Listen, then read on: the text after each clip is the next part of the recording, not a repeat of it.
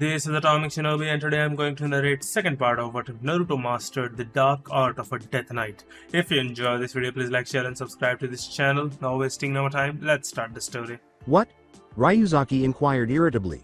Did you pay any attention to the code at all?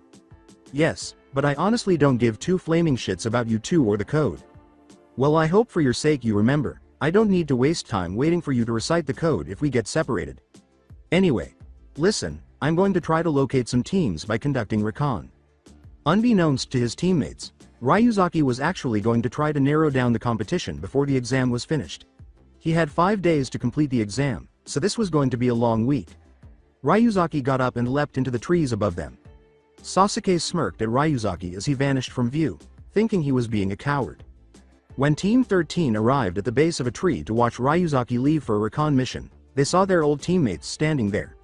Naruto motioned for Gaz to follow the pond, and he motioned for Mak to follow the left flank.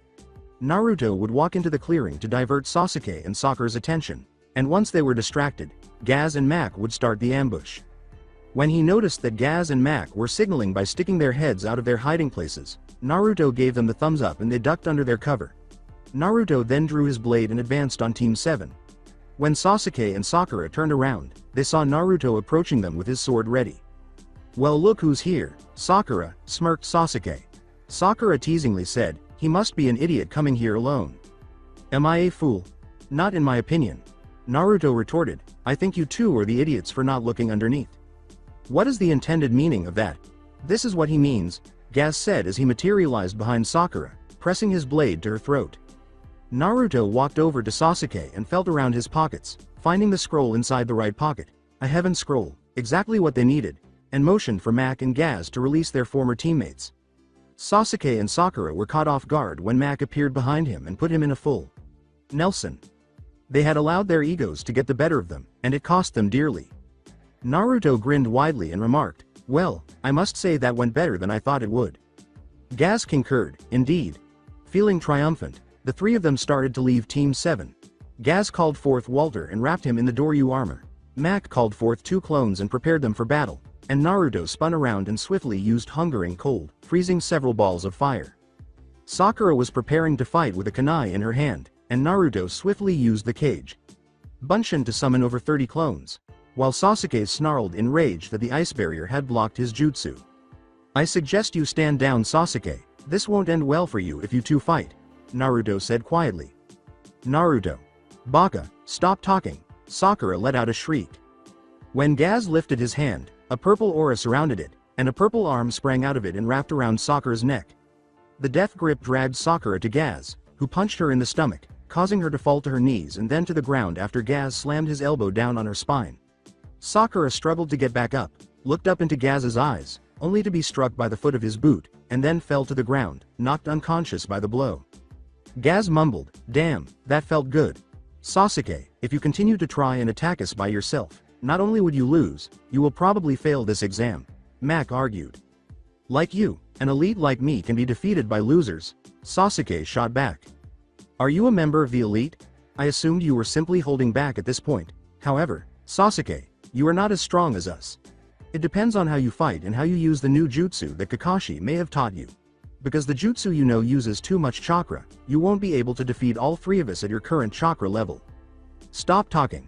The last thing Sasuke saw was Naruto, Gaz, and Mak pulling Sakura over to him with some rope. Sasuke rushed at Naruto but was quickly blasted back when 3 green balls of fire shaped like skulls slammed into his stomach, causing him to slam into the tree and slide to the ground in excruciating pain. A few hours later, Sasuke woke up with a throbbing head, looked around, and saw that it was late in the evening. Crickets were chirping, and a genin team's scream would reverberate throughout the forest. He tried to move, but was unable, and then he realized that he was tied to Sakura with a thick rope. He recalled that he had been knocked unconscious by Team 13, and that his team's scroll had been taken. He clenched his fists and trembled with anger at being so easily defeated and humiliated. He was a Uchiha damn.it. When Ryuzaki appeared in front of him, he said, "And you say I'm the one who will be getting in trouble? Stop talking and leave me alone," Sasuke yelled. "Why should I lend a hand to a jerk like you? Because I am the leader and, as your superior, I am giving you instructions." "Well then I think we need a new leader, namely me, because out of all of us I believe you are the least qualified." "My name is Uchiha." It's just a name, and I don't give a damn. Because of your name, Sasuke, not everyone will bow down and kiss your ass. Actually, it's people like you who are swiftly killed every time. Stop talking and let us go. And I already know that as soon as I left, you guys made a mistake and misplaced the scroll. I decided to steal 2 scrolls before the exam began because of this. When Ryuzaki reached into his pouch and produced 2 scrolls, one for heaven and one for earth, Sasuke's eyes widened for a moment before returning to his typical glare. Sasuke was internally incensed at Ryuzaki's talent and vowed to find out his secrets. You've had those for how long? Sasuke gritted his teeth and asked. Ryuzaki answered, before the exam started, like I just said a moment ago. After cutting the ropes open with his boot knife, he approached Sakura and Sasuke and slapped her across the face, causing her to sit up suddenly. She looked around bewildered before her gaze fell on Ryuzaki, and she brought her fist back to strike him before being knocked to the ground by a thrust kick from Ryuzaki. Stop trying to attack me every time, it will only make you feel even more ashamed. For heaven's sake, Haruno, act like the kunoichi you are. You are no longer a child, Ryuzaki scoffed. Sakura hung her head, and tears welled up in her eyes. Ryuzaki's words were harsh, but they were true. Only to impress Sasuke, not to serve Konoha as a shinobi, did she become a kunoichi. She shrugged it off, turned her attention to her broken nose, and started using her chakra to fix it. How did you avoid detection while stealing the scrolls prior to the test? Sasuke inquired. Ryuzaki answered, trade secret. That is dishonest. Sakura shouted. Haruno, that's how shinobi operate. You ought to be aware that they don't play fairly. However, your head is so far up your ass that the lump in your throat is actually your goddamn nose. Sakura became enraged and struggled to come up with a reply. Before he could warn his teammates, a sudden gust of wind hit them at full blast, sending them all off their feet and to the ground a few feet away. Ryuzaki, on the other hand, was not as fortunate, taking the full force of the wind and being sent hundreds of yards away from his teammates. Ryuzaki quickly withdrew his blade, kept it ready, and faced the direction he felt the chakra surge. Now that they had been attacked without warning, Sasuke was on high alert and drew out a kunai when he saw Sakura crawling towards him. When he saw that Ryuzaki was missing, he swore. Kun Sasuke, Sakura said, accelerating her pace. Cease. Sasuke gave a glare in response. What's wrong, Sasuke.kun? Can you tell me the password? Sakura repeated the code that Sasuke had previously given the team, and he relaxed his defenses. Now that Ryuzaki was the only person they had to locate, they were about to do so when he emerged from behind some trees, staggered over to them, and appeared to be quite distraught. How are you two doing? Ryuzaki inquired. Sakura appeared relieved to see that Ryuzaki was not far away from them. However, Sasuke abruptly released the kunai and sent it soaring towards Ryuzaki, who quickly swerved to the side, narrowly avoiding it. Sakura was both scared and perplexed by what Sasuke had just done. Sasuke narrowed his eyes suspiciously. Ryuzaki wouldn't have asked them that, he would have ignored them and simply told them to get moving. Why did you do that? Sasuke.kun, Sakura inquired. Who are you? Sasuke glared as he asked. Ryuzaki answered, it's me, Sasuke. You did something that Ryuzaki wouldn't have done, bullshit. He is right-handed, doesn't check on us, and doesn't call me by name. From your left, you must draw his sword. Ryuzaki's eyes turned from brown to yellow with black slits, he blinked, then smirked evilly, licked his lips slowly with an unusually long tongue, and chuckled, which turned into laughter. You caught me, Sasuke.kun. Ryuzaki grinned. Dizzily, Ryuzaki sat up and looked around, but his team was nowhere to be seen, and he immediately recalled that they had been sent back from that gale. Ryuzaki got up and started to move, but he felt something approaching from his right, and he flipped away just in time to avoid being sucked up by a huge snake. When he looked up, he saw the snake staring at him with its yellow eyes, its tongue protruding and hissing. Ryuzaki placed his hand on the hilt of his sword to draw it, but the snake launched itself at him once more, its massive fangs poised to pierce his flesh. With a sigh, Ryuzaki said, "Ah, fuck." Sakura had never seen Sasuke so scared in her life, and she wasn't doing well either.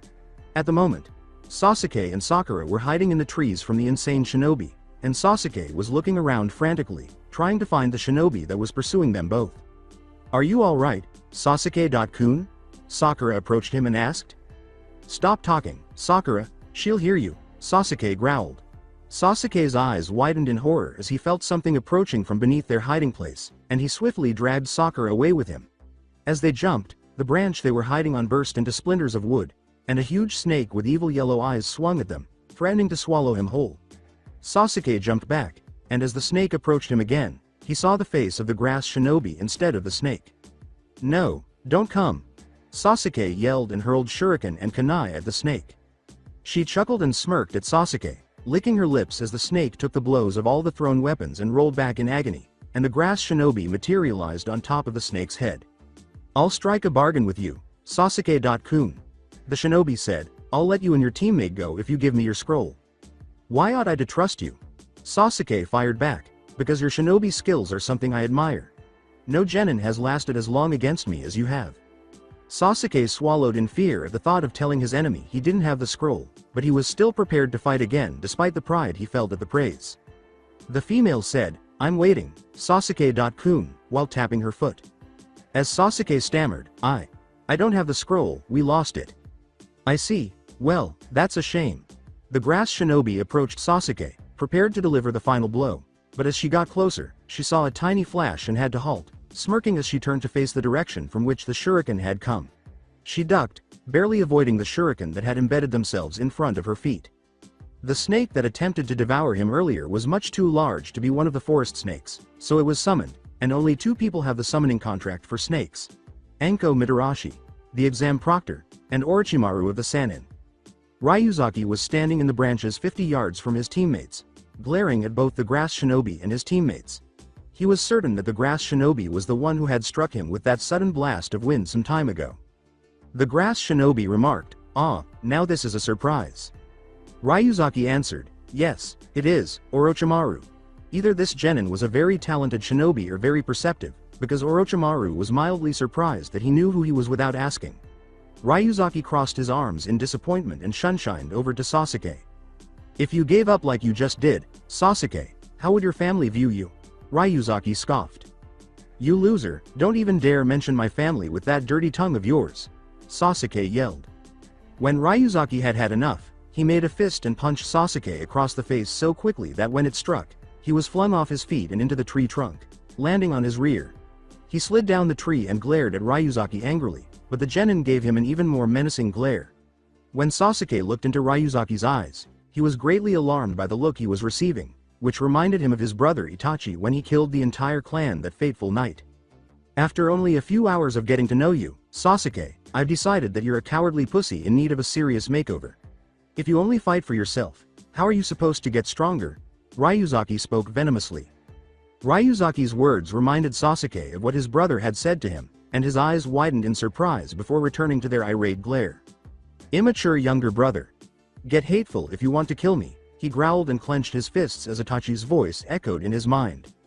Ryuzaki said, "Orochimaru, the proctors are on their way," as he slowly withdrew a signal flare. "You're playing a bluff. To keep its power from being revealed to everyone, I have used very little chakra. Here's why I'm not bluffing." Ryuzaki's fist returned and he started to bring the flare down to the tree branch. Orochimaru couldn't tell the color of the flare until he saw the stick was yellow. Orochimaru's eyes widened in surprise but went back to a glare, and he remained calm because he knew the proctors wouldn't come unless the flare was yellow. "Dude," Orochimaru thought as he frantically made hand signals. Ryuzaki had already slammed the flare into the tree when Orochimaru finished the final hand sign, and the flare whistled before launching itself skyward, where it exploded with a loud bang and a yellow fire appeared in the sky that remained bright to this day.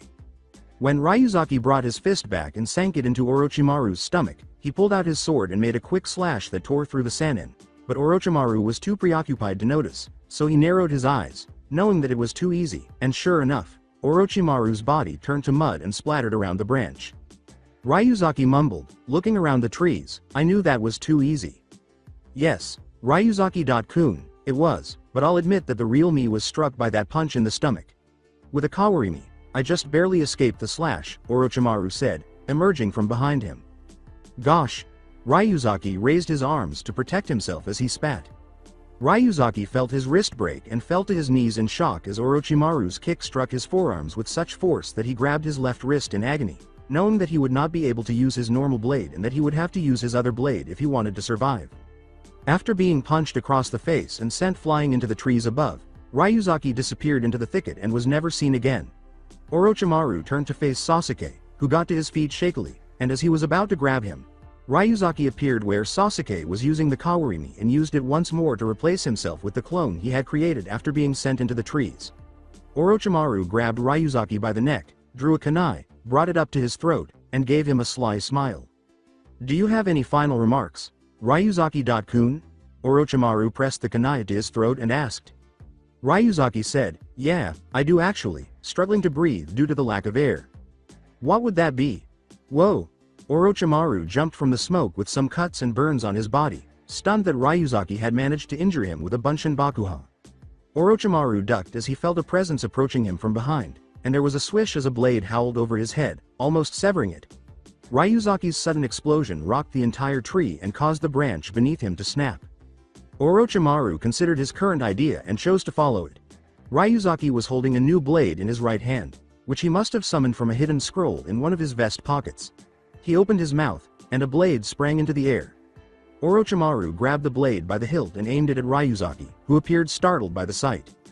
"Have you ever thought about appearing in a sideshow?" Ryuzaki snarled while firmly holding his blade. "You sly jerk, I'm going to murder you," Orochimaru glared as he thought. As they attempted to overpower each other, Ryuzaki swiftly raised his blade and deflected a blow from Orochimaru's blade, kicked at Orochimaru, and managed to strike him in the knee by shifting his weight. Ryuzaki then swung his blade, which clanged loudly against Orochimaru's, and it was then that Ryuzaki realized the blade Orochimaru was holding.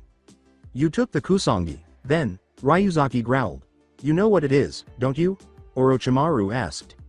"To think that an undeserving shinobi like you would possess one of the legendary blades I've read about. You just signed your death sentence. I know it's coated with poison, I just need to dodge it long enough until reinforcements arrive." Orochimaru cursed himself for forgetting the flare that Ryuzaki had used earlier. If he was correct, the flare had gone off about 10 minutes ago, meaning he had just under 5 minutes until the backup arrived. Orochimaru pushed his blade violently, putting stress on Ryuzaki's broken wrist, and Ryuzaki growled and barked his teeth before kicking Orochimaru's legs out from under him with a leg sweep.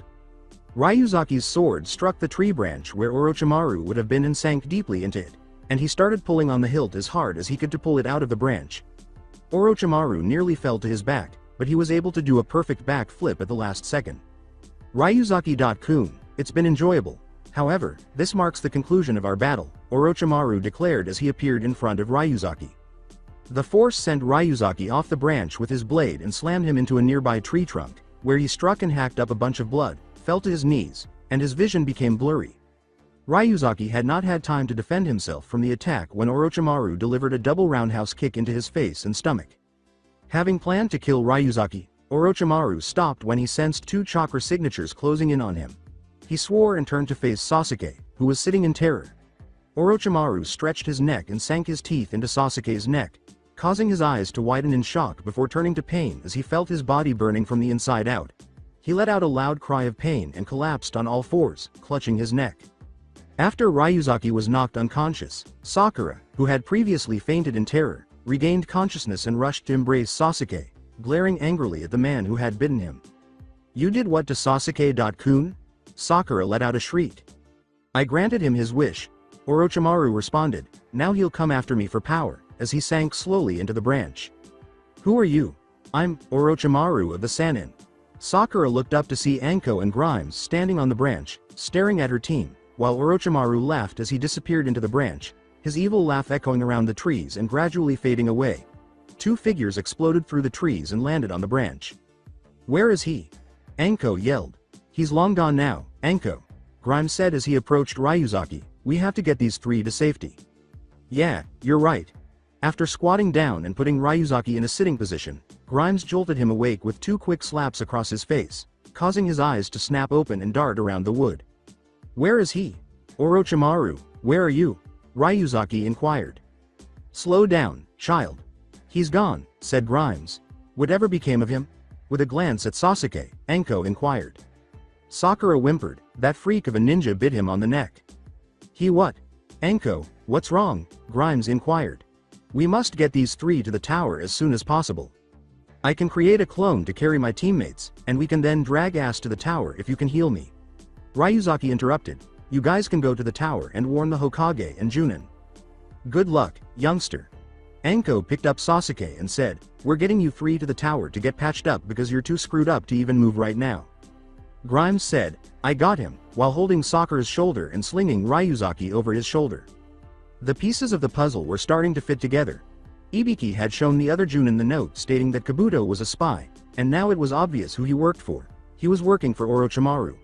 Anko and Grimes shunshine to the tower and left the testing site. The only thing left to do was to discover what they were planning. Even though the medics took care of them after their arrival from their encounter with Orochimaru, Sasuke and Ryuzaki's wounds prevented them from leaving their room until the last day, so they had to wait for their injuries to heal. The Genin team stood in front of the Hokage and the other Junin while they waited for the next part of the exam to begin. Team 7 arrived at the last minute after waking up late. The Hokage cleared his throat when he saw that Team 7 had arrived, and Hiruzen puffed out some smoke from his pipe and removed it from his mouth as the Genin turned to face the Hokage and waited for him to speak. Hiruzen looked around at the Genin and remarked, "Well, it seems that the rest of our candidates are here." Many of the Genin dismissed the statement with hand gestures and bored grunts. "You've all been significantly reduced, as you can see. 8 teams are left from the 72 teams that began the second exam. Does this imply that everyone advances to the third exam stage?" the plump blonde Kumo shinobi asked. "There are still too many teams, even though I wish I could say that. Preliminary matches will now be held to decide who advances. However, I'll give anyone who wants to quit the opportunity to do so now before we move forward. Does anyone want to leave now?" There was a pause, which was broken when Kabuto held up his hand and laughed nervously. Naruto looked at Kabuto, then at the Hokage, who appeared unimpressed. "I would like to give up right now, Hokage. Sama. I just got here after using too much chakra," Kabuto remarked. Hiruzen answered, "Very well, you are free to go." After Kabuto turned and walked out of the arena, Hiruzen waved his hand for an Anbu to come over and he told them to take 2 teams of Anbu and take Kabuto away for questioning. The Anbu nodded and shunshined away, leaving some Genin perplexed. "Is there anyone else who would like to stop right now?" Hiruzen inquired once more. As Team 7 watched Kabuto go, Sakura got an idea and pulled on Sasuke's sleeve, which caused him to turn and give her a leveled glare of annoyance. Sakura was preparing to be Sasuke and was pleading with him to stop the exam, but Ryuzaki wasn't too happy about Sasuke taking the test either, though his motivations were entirely different from Sakura's. Since Sasuke had been marked on his neck, Ryuzaki had observed that he had been more agitated than usual, and his body language suggested that he would become violent if provoked excessively, which was likely to occur if Sakura hadn't been careful with her word choice. "I think you should stop, Sasuke-kun. That mark on your neck lets me know you're in pain. So please, don't go any further," Sakura begged. "Why in the world are you telling me to quit?" Sasuke scoffed. "Sasuke-kun, you are important to me. I do not wish for you to suffer harm." Ryuzaki thought, gag me, and rolled his eyes. "Sakura, I'm an avenger. Nothing matters as long as I know I have the strength to exact my retribution, so I must do this. Don't talk. The only way I'll know is if I take these tests." Sakura's lip trembled and her eyes welled with tears. Ryuzaki gazed at the pitiful scene in front of him, and although he didn't mind Sasuke voicing his opinions, he was furious that Sasuke believed he should go on because he was an avenger. He started to say something, but stopped when Sasuke turned to face him.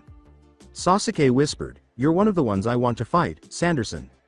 Ryuzaki turned away to face the Hokage, unable to find the right words to respond, and remained silent. Hiruzen started to say, "Well, since no one wants to go, I ask that the Genin," but stopped when he heard coughing. "Hokage. Sama, I would like permission to take over from here since I am the proctor of this exam." The ill Junin spoke. "Very well, Hayate." Hayate coughed a little and cleared the phlegm from his throat, then nodded and moved to the middle of the arena to address the other Genin. Hayate coughed once more and said, "Okay, now since I'm sure all of you want to get this over with, we're going to hop into the matches now." "So, how will this be accomplished?" Didino asked. "2 shinobi will compete against each other on .1. 2 shinobi will be chosen at random by the screen on the wall behind me to engage in combat in this arena. If you so choose, you are free to forfeit your match." "Is it acceptable to kill?" Gaara's voice was monotone as he asked. "It's acceptable because the tests here are meant to depict actual events, however, it is strongly discouraged." The names of each Genin started to scramble quickly on the screen for selection as Gaara grunted in response, a sly smile spreading across his face. Many of the Genin in the vicinity let out audible gulps when they heard Gaara ask that question, primarily out of fear of a fight.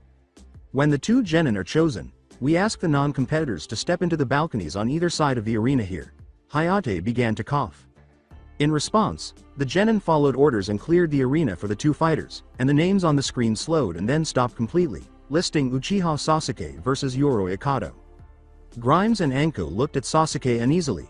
Anko was against Sasuke fighting at all for the preliminary round, but he was also worried that the council would lose if the last Uchiha wasn't allowed to participate.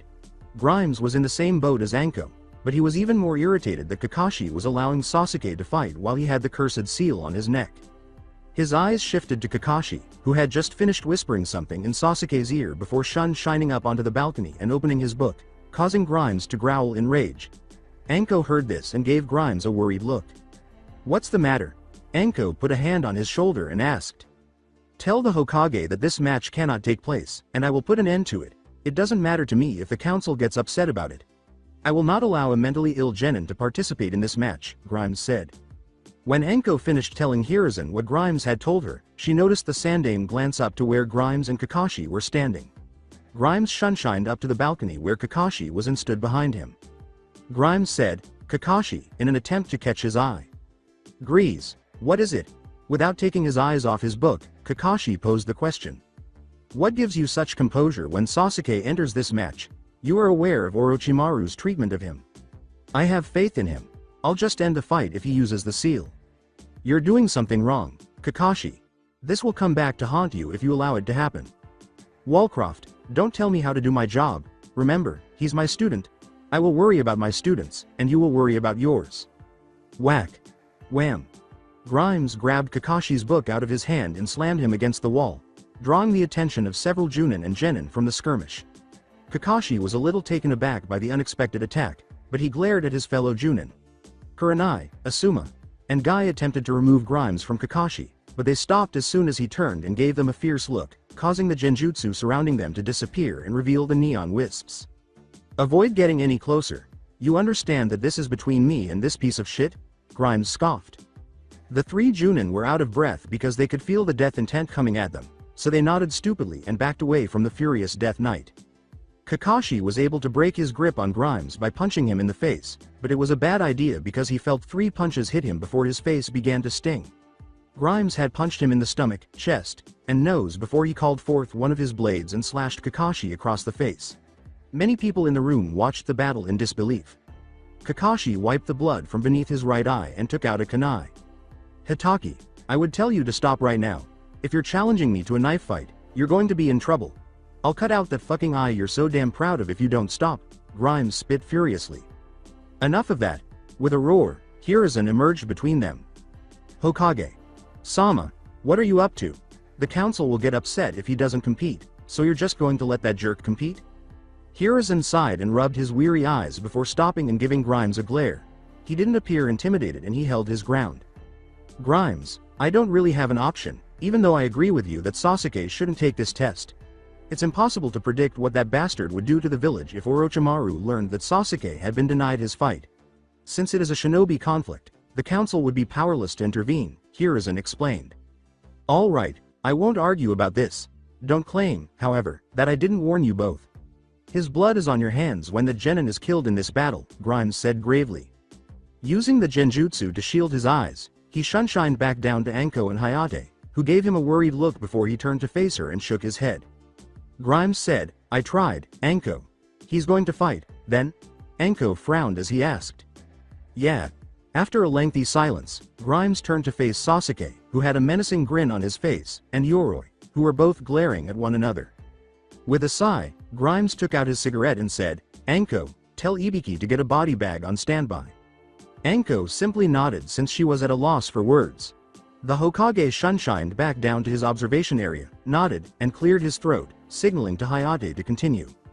"Let Akato Yoroi and Uchiha Sasuke start fighting," with a backward step, Hayate declared. "Up until now, fight is the same as the manga."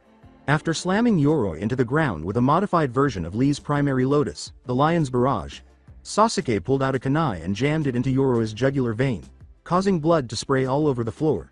This action infuriated Guy and Lee, who were upset that Sasuke had used his eyes to steal a dojo teaching without being in the dojo for training. The Grimes muttered, "Goddamn.it. There was no chance to save Yoroi now, so Grimes and Anko ran into the arena to stop the situation. Anko put her hand over Yoro's vein in an attempt to stop the bleeding, but blood started to seep through her fingers and covered her hand completely. Grimes pulled Sasuke off of Yoroi and slugged him across the jaw. Everyone in the arena held their breath in anticipation as the medic arrived with a stretcher and bandages. Anko took her hands off Yoro's neck so the medic could clean and bandage the wound, then suppressed the wound and looked for Yoro's pulse. The rookie 9 watched as the medic whispered something to Grimes and Anko, and even though their faces couldn't be read, they could all tell it wasn't good news. The medics carried Yoro's body out of the arena after Grimes placed it on the stretcher and zipped up the body bag.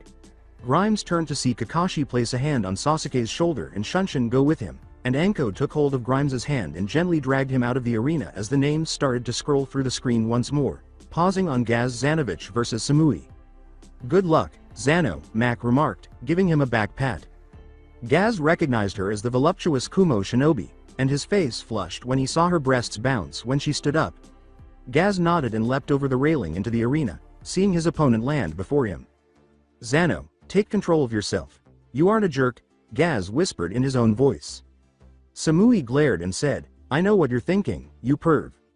I'm not a pervert, Hayate declared. "I'm going to start the match because we need to get moving here." "Fine. Start." When she threw some shuriken at him, Gaz barely saw her hands move, but he quickly twirled his blade and managed to parry all the projectiles. Samui was right in front of him and threw a punch, which Gaz caught in his hand and kicked into her stomach. She grabbed his leg with her free arm and threw him away. Gaz jumped back and summoned his rune blade, keeping it ready and watching Samui carefully. Gaz caught Samui off guard when he launched a death coil at her, causing her to make 2 buncheons and switch places with the one to her right. The death coil struck her clone, causing it to explode with a crack. The shockwave was so powerful that it caused Samui to lose her balance, so Gaz summoned his own buncheon and sent it to the other clone. Gaz narrowed his eyes and caught the final hand sign the Samui made, and a huge ball of fire formed and shot at Gaz, who blazed through his hand signs. Samui felt a punch hit her in the stomach and sent her skidding back, and she looked up and smirked. "Doryu Heki," Gaz muttered as he slammed his hands to the floor. Just in time, a wall of earth formed in front of him, and the ball of fire slammed into it. The arena was covered in dust from a small explosion, and when it cleared, the wall of earth was shattered, and Gaz was pinned beneath some of the debris. Samui approached Gaz, who coughed up blood, and Naruto and Mac could tell that Gaz was still conscious and must have been trying to divert her attention. "I thought you would present more of a problem. I suppose I was mistaken," Samui mocked. "Want to say that again?" Gaz glared at Samui and asked. "I said that you were pathetic," Grimes mumbled. "If I were her, I'd run." "Well, I have to let you know this. You know what happened when I tried to test your strength? You strike like an elderly woman." Gaz was smearing some of his blood on the ground, but Samui didn't notice it as he waited for Samui to approach before making his move. The rubble started to shake just as Samui was about to kick Gaz in the back of the head with an axe. "All right, Walter," Gaz snarled. Samui was taken aback and horrified by the creature before her when the debris exploded and an undead ghoul emerged from it. Walter threw Samui to the ground and slashed at her with his bony hands. Many of the genin stared at Walter in disbelief, simply wondering what it was, while teams 8, 7, and 13 appeared unconcerned. "This thing is what the devil?" Samui yelled in terror. "My personal summon, and at this rate, your worst nightmare," Gaz responded. When Walter didn't flinch, Samui tried the personal pervert removal by bringing her foot up and putting it to his groin. Then, she did the next best thing and used her foot to push him over her. Gaz and Samui both used their buncheons to overwhelm each other, with Samui using hers to deal with Walter and Gaz using his to attack Samui's buncheon. "I need to speak with Walter. This match will be mine if I can just get him to wear the Doryu armor," Gaz pondered. With a kunai in hand, Samui slashed at Gaz, who put his arm around her and kicked her in the stomach before dragging her over his shoulder and slamming her to the ground, where she hacked up some blood from the vicious slam and dropped her kunai. Gaz grabbed the kunai and threw it at Samui's buncheon, hitting it in the back. The buncheon exploded, allowing Gaz to cover Walter with the earth armor, then used the kawarimi to put his hand on Walter's shoulder and cover him with the heavy rock armor. Walter pushed Gaz away and was struck by a huge fireball. Gaz glared at Samui, who grabbed him by his shirt and threw a chakra-powered kick across his head, sending him skidding across the arena, kicking up pieces of the floor before slamming into the wall. Walter was struck so hard that his legs were severed from the fireball's blow, sending him airborne and landing in a heap. When Gaz was kicked across the room, Samui grabbed him by his shirt once more and started to throw chakra-powered punches at him, causing him to hack up blood with each blow. Samui then threw him into the air and gave him a final chakra powered kick in the stomach, sending him flying and crashing in the middle of the arena. Samui picked up his sword, which he had dropped earlier, and shunshined over to him. Gaz opened his eyes to find Samui standing taller than him, pointing his blade at his throat and glaring at him. Gaz saw Walter dragging himself over to Samui, who hadn't noticed him, and smirked inwardly at his opportunity, deciding to give Walter enough time even though he probably wouldn't win this match because he was certain Samui was far too strong to be a genin. "Has anyone complimented you on your attractive breasts?" Gaz inquired, aware that she was likely to cause him serious harm. "One too many, although I like the compliment that my body is desirable, I dislike perverts," replied Samui. "Oh, that's terrible. I could have given you a pleasant massage if you had allowed me to." Samui's face flushed a little, and she brought down Gaz's blade for a blow. Gaz spread his legs and scooted back, barely escaping neutering himself. Walter was right on top of Samui, reaching up to grab the back of her jacket. Gaz made his move, leaping up, pinning Samui's arms to her sides, and kissing her. Samui's eyes widened in surprise, as did many others in the room. Gaz broke away when he noticed Samui's distant gaze. "Corpse explosion, Walter," Gaz snarled. Then, realizing she had been duped, Samui turned to try to pull Walter away from her, but Gaz's arms encircled her, immobilizing her completely, and Walter, who had doubled in size and cackled maniacally, grabbed her jacket, giving her a toothy smile. "Go boom, Walter," white-faced, Walter cried. When the dust settled, two figures appeared inside a small crater. Gaz was lying on his side, covered in some severe burns and cuts, which surprised many of the shinobi in the room. He went out of his way to protect his opponent from serious harm by shielding her with his body. A thunderous explosion filled the arena, blocking everyone's view.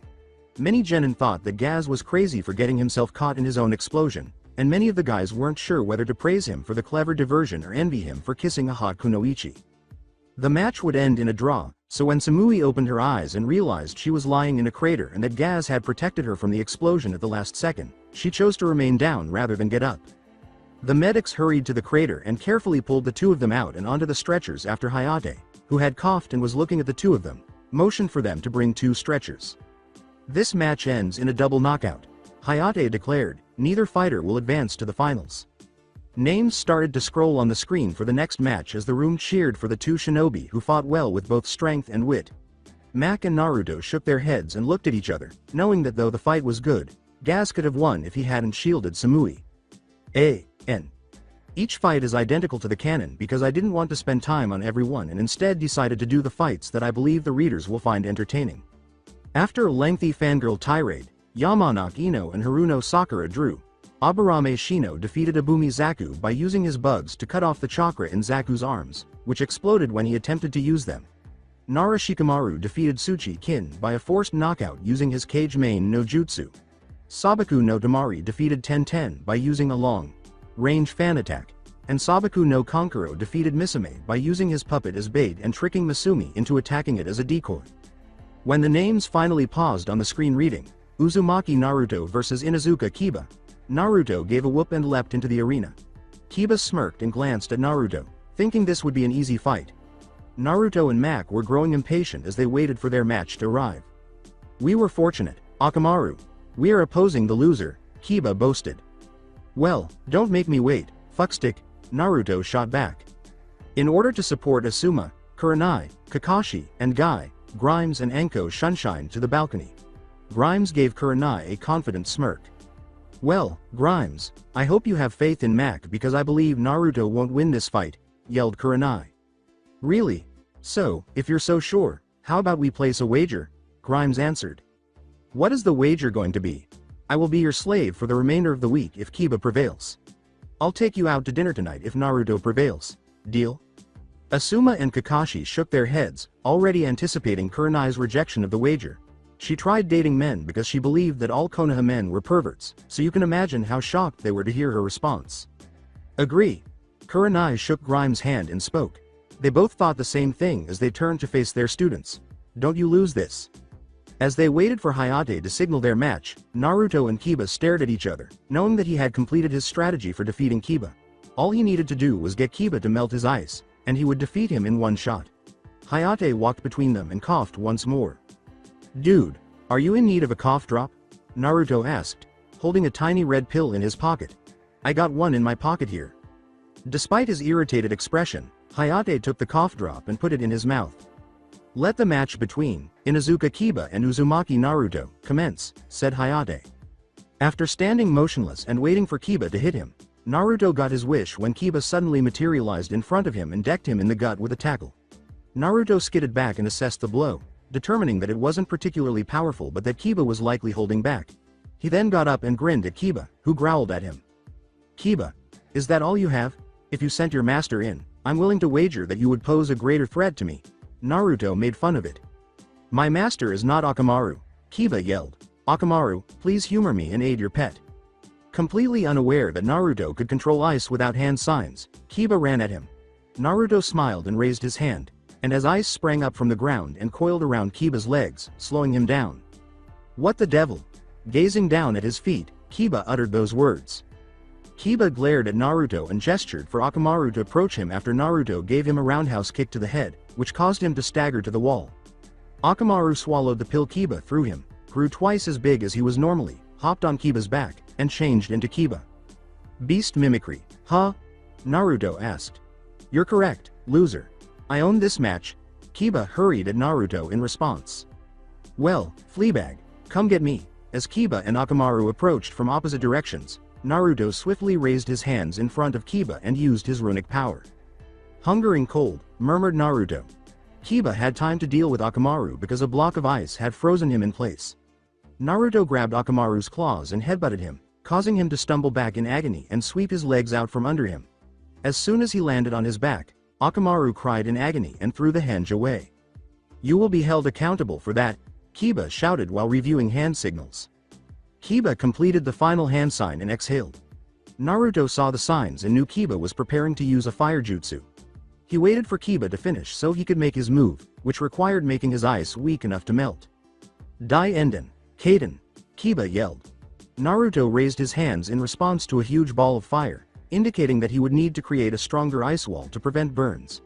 He waited for the fireball to approach him for maximum impact before casting another hungering cold and creating a huge wall of ice, which melted into a huge puddle of water as the ball struck it and hissed as it was absorbed. When Grimes finally realized Naruto's plan, he smirked. Naruto must have been planning to use a powerful water jutsu, and if he was right, it would involve the Suiryuden no Jutsu. Kurenai narrowed her eyes in suspicion as she tried to predict Naruto's plan. Back in the arena, Kiba smirked, believing his jutsu was more powerful than Naruto's after witnessing it melt so easily. He threw some kunai at Naruto, who avoided them all, and Naruto caught the final one before it passed him entirely, wrapping a piece of paper around it. Hi, Fleabag. Naruto called. What? Kiba glared at Naruto and asked. I believe this is a good moment to inform you that you simply gave in to defeat. I have an affinity for water, so I wanted you to turn the ice into it. Now that I have the terrain in place, I am in a better position. Here, you will serve as my new jutsu's first test subject. After making a sign with his hand, Naruto threw the kunai back at Kiba and closed his eyes. When the kunai exploded with a loud bang and a burst of white light, everyone was blinded and deafened. Gotta love the flashbang kunai. Lol.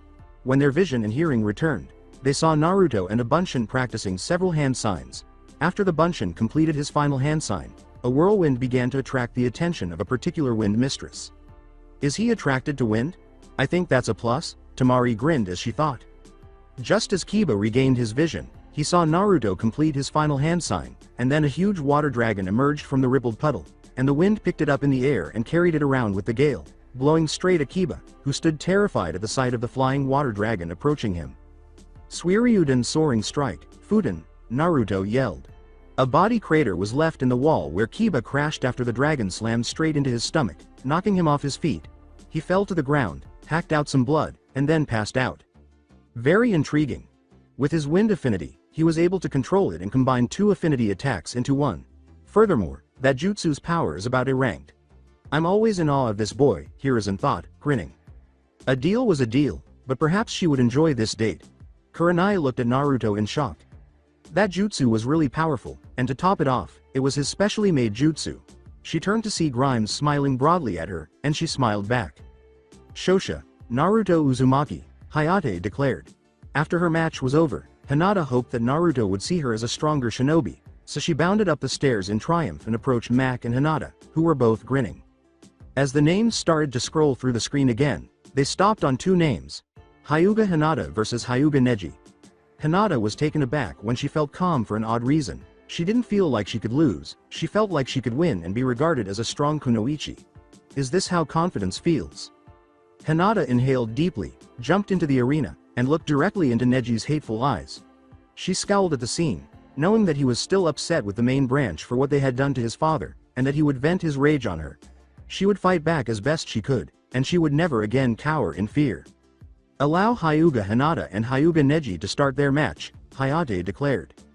Neji sank into the Juken stance, and Hinata watched. After closing her eyes and inhaling deeply, she lowered herself into the Juken stance. When her eyes opened, she saw the Byakugan in action, poised for combat. Neji tried to play mind games with Hinata because he didn't like that she wasn't displaying any fear about their match. He had no idea that Hinata no longer took mind games seriously and that, to be honest, he would be the target of his own trick. Just give up, Hinata. You and I both know that you don't stand a chance against me. Even your own father knows you're too weak to beat me. Then of course, you can't even beat your little sister. Neji chided. Hinata thought, okay, now I'm mad. Did it ever occur to your pea-sized brain that I was just going easy on my sister? I'm not one for violence against my own family, unlike you, dear cousin. Hinata grumbled with venom. What did you just say? You heard me. I'm not the one who gets hostile against my family when reminded of something that was completely out of their control. Careful, Hinata. You're treading a dangerous ground with Neji with those taunts. Kurenai was thinking. Hinata grinned at Neji's response. With his Byakugan blazing, he charged at her. Hinata was hit with quick palm strikes. Hinata avoided all of Neji's blows by closely observing his movements. Neji became so enraged by this that he left himself vulnerable to assault. There, thought Hinata. Hinata dodged beneath Neji's arm and struck his ribs with two palms. Incredulous, Neji jumped back and coughed up some blood. He cursed himself for creating an opening, and he was shocked that Hinata had managed to hit him. Neji produced a few shuriken and hurled them in Hinata's direction. Knowing that they were too swift to be avoided, he grinned, but he was shocked by Hinata's next move. Kaden, mumbled Hinata. She started spinning quickly, forming a chakra shield for protection. After bouncing off the shield, the shuriken fell to the ground. Neji was so taken aback and incensed that he failed to recognize Hinata as she made several hand signals. The water on the floor rippled slightly as her hands came together in the last sign. Hinata said, "Let's see how you like this, Neji." Neji saw several globs of water flying at him before he could even process what Hinata had said. He dodged each bullet with a growl of rage, but as he landed to avoid one, another bullet struck him squarely in the chest. He let out a cry of agony as he was flung from his feet and landed hard on the ground. Slowly rising to her feet, Hinata squinted at Neji, waiting for him to rise. Since he harbored a grudge against her and would do everything in his power to cause her as much pain as possible, she knew he wouldn't go down that easily. Neji got up and gave Hinata a hateful glare. At this, she shook her head and prepared to defend herself. Neji ran forward and started hitting Hinata with more palm strikes, but she continued to gracefully dodge them. Neji made the decision to slightly alter his strategy after realizing this. Hinata blocked his two palms with hers as they were directed at her chest. After exchanging brief glares, Neji grinned and kicked Hinata in the side with a roundhouse kick. She jumped away as soon as she saw this. If she was struck, it could quickly result in her defeat because Juken kicks were twice as damaging as palms. She jumped, but not quickly enough. Hinata winced in agony as the kick struck her right in the arm. She put a hand on the zipper of her jacket and cursed herself for not being quick enough. Hinata thought, blushing slightly, "I need to lose some weight to move faster, I just hope I don't draw too much attention." Holding her jacket in her hands, Hinata ripped it off after unzipping it. Many men experienced nosebleeds as a result, and some female genin were envious. She concealed herself in her jacket because she was mature for her age. She blushed brightly when she caught a glimpse of Naruto's face. His nose was bleeding and his jaw was lowered as he stared at her. Naruto exclaimed in astonishment, "Those things are freaking watermelons, no wonder she wore that jacket." Naruto received a backhand slap from Kurenai for that comment. Nevertheless, she was pleased that he appeared to take notice of Hinata's gender. "Show off," Ino urged himself. Sakura raged, thinking, "Those breasts should be mine, not that slut's." With her hands resting on her flat torso, inner Sakura pondered, "Perhaps that's why Sasuke-kun doesn't look at us." Hinata wondered, "Why'd I suddenly want to hurt, Sakura-san?" When Hinata looked up, Neji was hurrying her. She leapt at him with a flying kick and flung her jacket at him. Neji did not see Hinata above him as he ducked under the jacket. When he looked up, the heel of her foot was there. His nose was heavily bleeding as he staggered back from the blow. Hinata was struck by a couple of kunai that Neji threw at her. One embedded itself in her forearm, and the other in her shoulder, accidentally slicing her shirt open a bit. Pulling out the kunai in her shoulder, she winced in agony. She aimed it at Neji, but he avoided it. After removing the one in her forearm, Hinata licked the blood from the kunai slowly. Neji felt a little uneasy and shivered at this. Many of the men in the area actually shuddered at the sight. However, since it was something she enjoyed doing a lot, Anko found herself smiling at that. Hinata smirked and said, "Come on, Neji. Let's have some close combat fun." A slash from Hinata was parried by Neji, who then produced a kunai. The room was filled with clangs as the kunai struck one another. After retrieving their kunai, Neji and Hinata stabbed one another. To avoid getting stabbed by the sharp knife, they both grabbed each other's wrists. They both released their hold on one another and swung at each other. Neji was holding his chest as Hinata knelt down. Hinata used her fist to wipe some blood from her cheek. Neji withdrew his hand to reveal a blood-stained palm. "You bitch." Neji glared at his cousin and whispered. Hinata shot back, "Oh, did I cut your perfect skin? Boo.who? What's with you all of a sudden? What happened to the old weak Hinata?" "I was never weak, Neji. In fact, you should know shinobi love to hide their abilities and potential to fool their enemies. Or have you forgotten that?" Neji snarled and leapt to stab Hinata. Before bringing her head back and slamming it into Neji's, Hinata ducked his stab and put her arm around his. Hinata gave her forehead a slight rub as he staggered back from the strong headbutt. It appears that she erred and struck Neji's forehead protector by mistake rather than his face. "Oh dear, I think I may have gone a little overboard with this fight. I must have been too bent on proving to Neji I could beat him that I completely forgot that I was just fighting to prove to everyone that I'm a good kunoichi. This has just become a brutal slugfest," Hinata reflected. She completed another hand sign by bringing her hands together. Bullets of water were fired at Neji once more as the water rippled. After getting over his sudden headache, he looked up to see Hinata's water bullets flying in his direction once more. With a furious curse, he positioned himself to block the blow. "This weakling is forcing me to use my strongest defense," Neji roared in his head. "Kaden!" exclaimed Neji. When Hinata saw Neji use the Kaden to block her water bullets, just as she did with his shuriken, her eyes widened. Although Neji was the Hyuga clan's prodigy, she was surprised that he had learned the Kaden. During one of his many private training sessions, he must have observed her father performing the Kaden and learned it. Hinata praised Neji, saying, "I'm impressed, Neji. You mastered a main branch technique at such a young age." The question Neji posed was dangerous. "Are you mocking me?" "No, not at all." "Well, I've fooled around long enough. This match ends now." Hinata's eyes widened once more as he sank into another position. The Hyuga family employed that as one of their most potent attack stances. Neji grinned at Hinata as he looked up. Here and now, he would prevail in this battle. "We both thought, Hake Rokujui and Shuo, Hinata and Neji." Neji whispered, "You are within my divination range, Hinata." Dodging both, Hinata exclaimed, "2 palms." She avoided 3 of them and exclaimed, 4 palms. Hinata dodged half of them and exclaimed, 8 palms. 16 palms. 30. 2 palms, 60. 4 palms. When the volley of blows had stopped, Hinata slid back onto the ground. While she was able to avoid some of them, most of them sealed many of her tenketsu points. She hacked some blood onto the floor after coughing. She could still use some chakra, but not much, because she was able to avoid some of the blows, and Neji glared at her angrily. Hinata gritted her teeth and thought, "I need to stop this now. I'm almost out of chakra." "Don't bother continuing, Hinata. You lost this fight. I closed off most of your tenketsu to the point you can't use any jutsu," Neji replied. Hinata retorted, "No, I've come this far. I'm not going down that easily, Neji." Neji sighed and shook his head, closing his eyes. To land the last blow, he directed chakra into his hands. Hinata followed suit and started running toward Neji. They both threw their blows as Neji closed the distance between them. They both came to a complete halt and turned their heads away. Gaggling, Hinata stumbled backwards and glanced at Neji, who was staring at the ground. She was struck in the stomach by Neji's attack. After saying, "Now you're gonna," Hinata stumbled and collapsed onto her back. Her vision was becoming blurry, and she cursed herself for not using enough force in her blow to eliminate Neji. Hinata thought, "Damn.it, just before she passed out. Hayate approached Hinata to see if she was unconscious. He cleared his throat when he was certain she was. He started, but stopped when he noticed that Neji had also fallen to the ground. The winner of the match, Hyuga Neji. This match is a draw. Neither participant will proceed to the final round, Hayate said. Hinata! Shouted Naruto and Kurenai, leaping to her. With a smile on his face, Naruto lifted Hinata into his arms. In all his life, he had witnessed some of the most amazing fights. More incredible than his battle with Gato.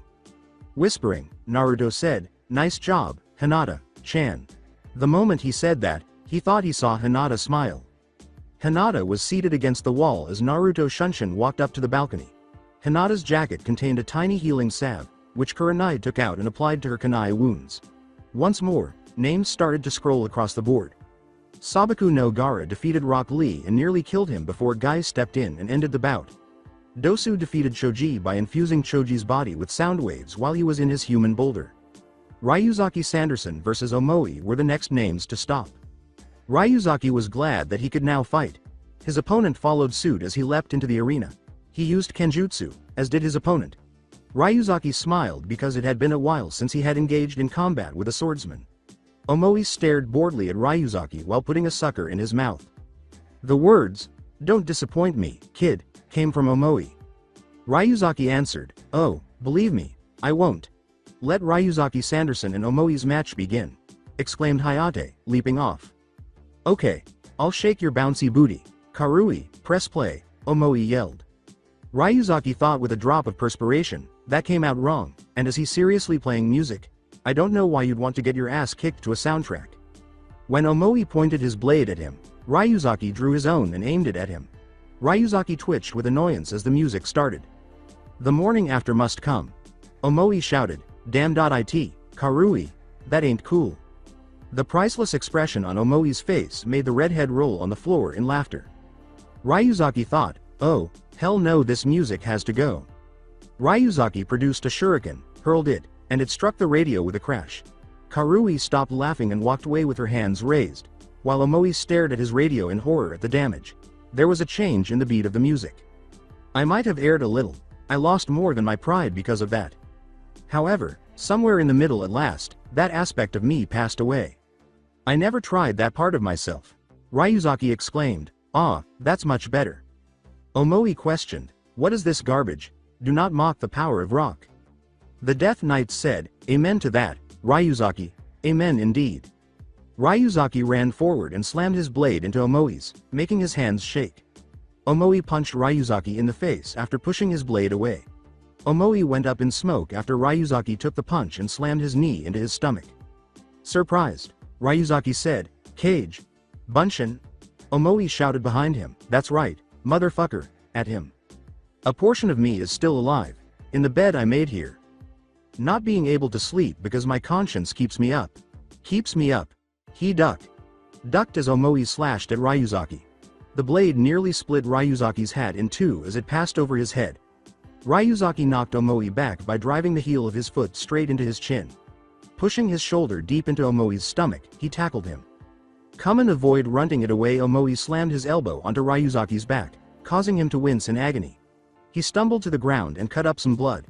At this moment, Ryuzaki realized his hat was missing. His eyes grew wide and then squinted. That was the first rule pertaining to him. Refrain from touching his hat at all. Omoi was holding his hat over his fist when he looked up. When he produced a kunai, Ryuzaki became agitated. Ryuzaki cried, "Put down the hat, now. I've always wanted to make a hat carving," Omoi said, using his kunai to cut the accessory. "Yes, karma is bittersweet. You own it now that you've completed it. Recognize that it will arrive. Don't make a pointless change. Now, we all sense karma."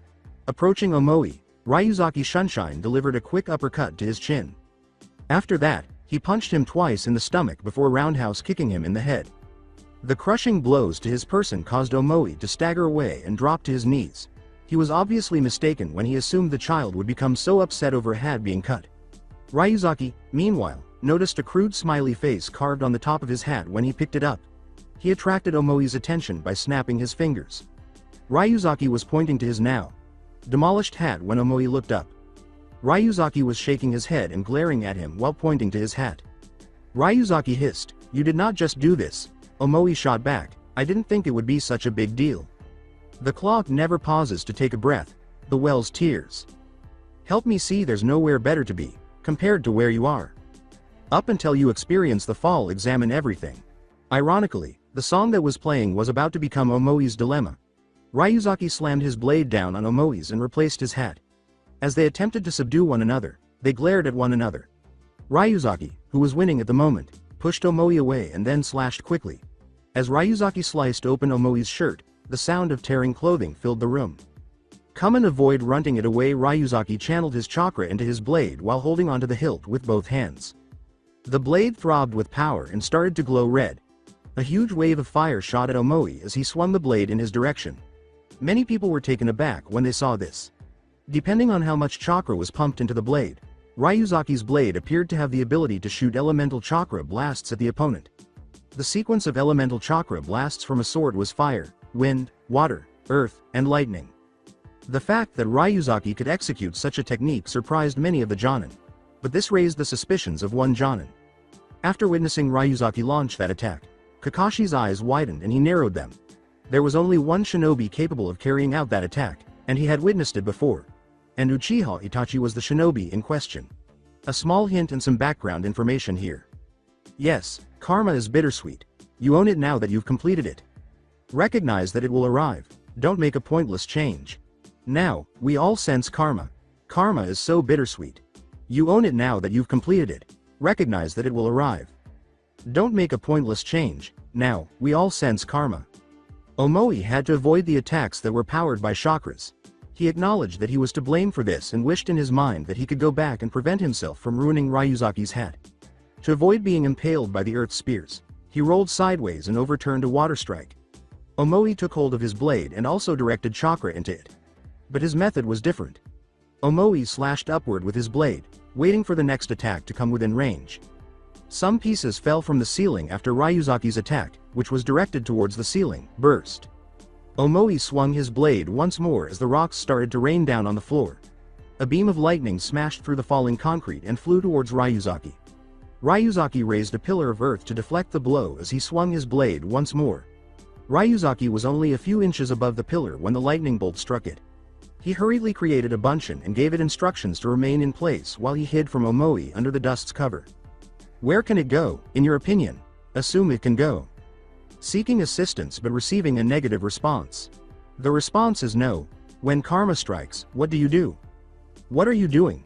Can you do what do you think you can? When the dust settled, Omoi could see that he had blasted a hole all the way through the earth pillar. He thought he had gotten Ryuzaki, so this made him smile. He approached the pillar with his sword ready to fight him. He arrived to find Ryuzaki lying there, covered in dirt and cuts. He grinned and aimed his blade at Ryuzaki. "Well, I must admit you did give me a bit of a workout," Omoi replied. Ryuzaki coughed and said, "I told you that I would. And you kept it. I'm impressed. Same here, but by the end of this song, you'll be paralyzed." Huh, yeah, you're kind of caught right here. Yes, it appears that my karma is here, always one step behind me. Oh, I can fix that, no problem. Proctor, call the match. I have him caught right here. It's not over until I say it is, and according to my senses, he's got the upper hand at the moment, replied Hayate. What? He means this. In front of him, Omoi saw Ryuzaki ascend in a cloud of smoke. When he felt Ryuzaki's chakra surge behind him, his eyes widened in realization. When he turned, he saw Ryuzaki running toward him, lightning crackling on his blade. When Omoi directed chakra into his blade, electricity started to crackle through it as well. Their blades met as they struck each other. The room shook as loud thunderclaps started to reverberate throughout it. The two fighters' blades stayed joined as the lightning started to engulf them.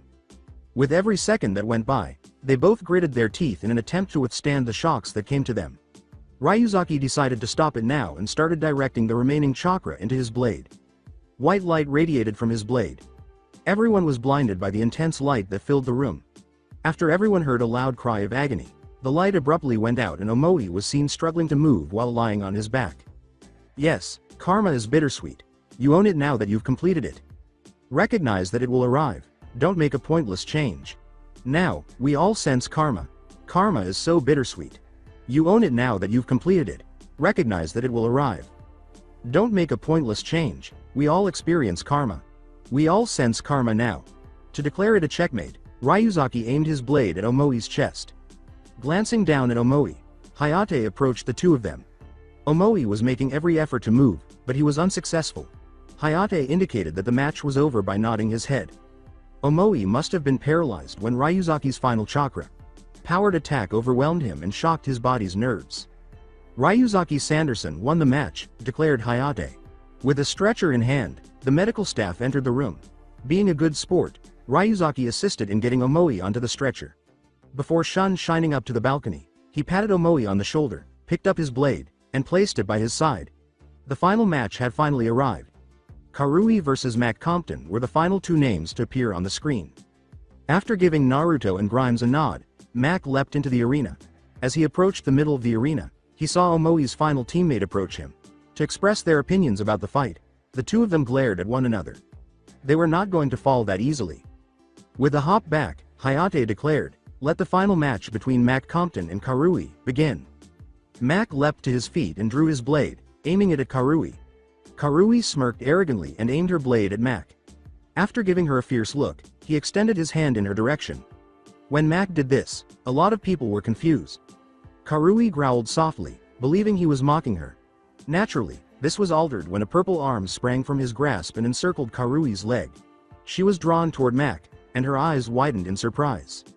With quick thinking, Karui used Kawarimi and made two bunchins, just like her teammate did during her battle. Mac realized that he had placed himself in Gaz's shoes during their altercation. He charged the three, making two bunchins in a flash as well.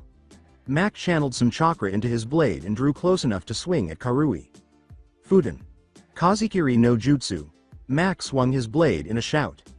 The clones of Mac all swung their chakra, filled blades in unison. Wind discs that were razor-sharp rose in Karui's direction. Even the original Karui, who used Kawarimi with the bunchin on her right, made contact with every bunchin. Blood poured down Karui's stomach, pressing against the wound. Mac made a very smart move there. It was very wise to use a long-range attack at point-blank range because it was quick.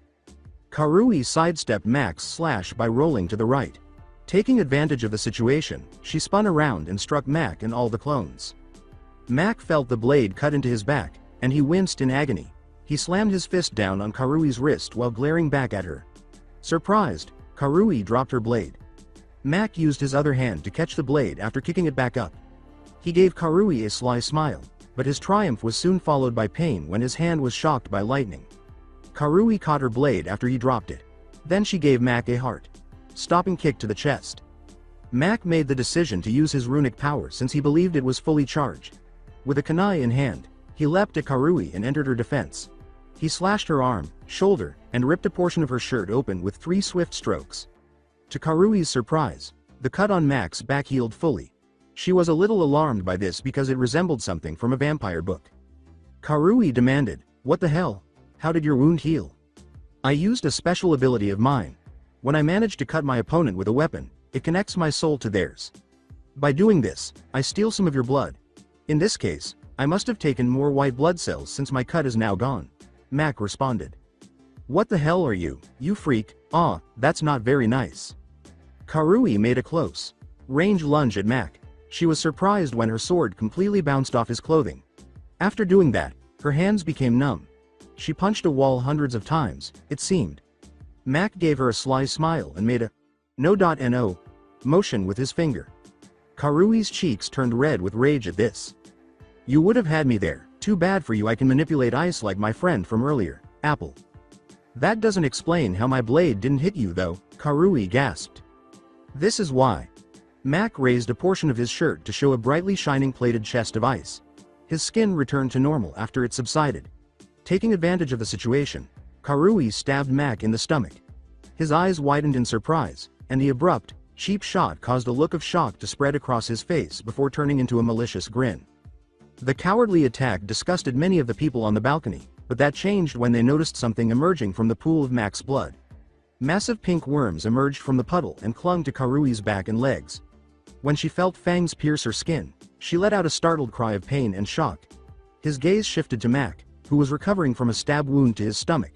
She had been angry, but now she was afraid. The genin in front of her couldn't have been human.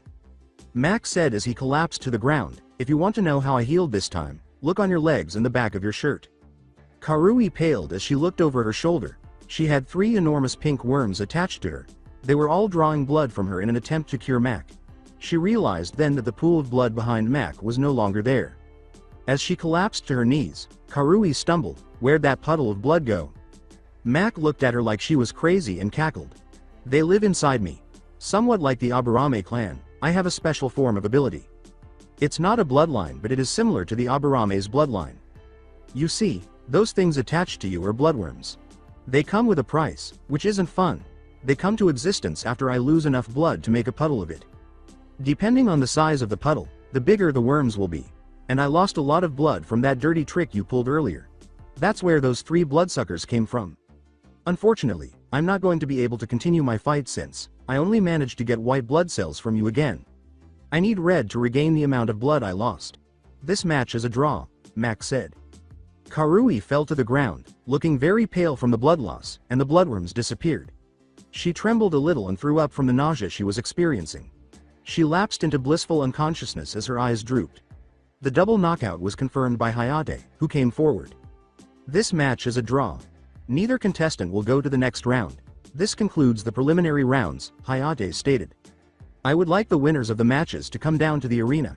We will now decide the order for the finals, which will take place a month from now." Hiruzen answered the phone. To the arena went Naruto, Temari, Kankuro, Shino, Ryuzaki, Gaara, Shikamaru, Dosu, and Kakashi. In order to decide who Sasuke would face in the finals, Kakashi would be his replacement.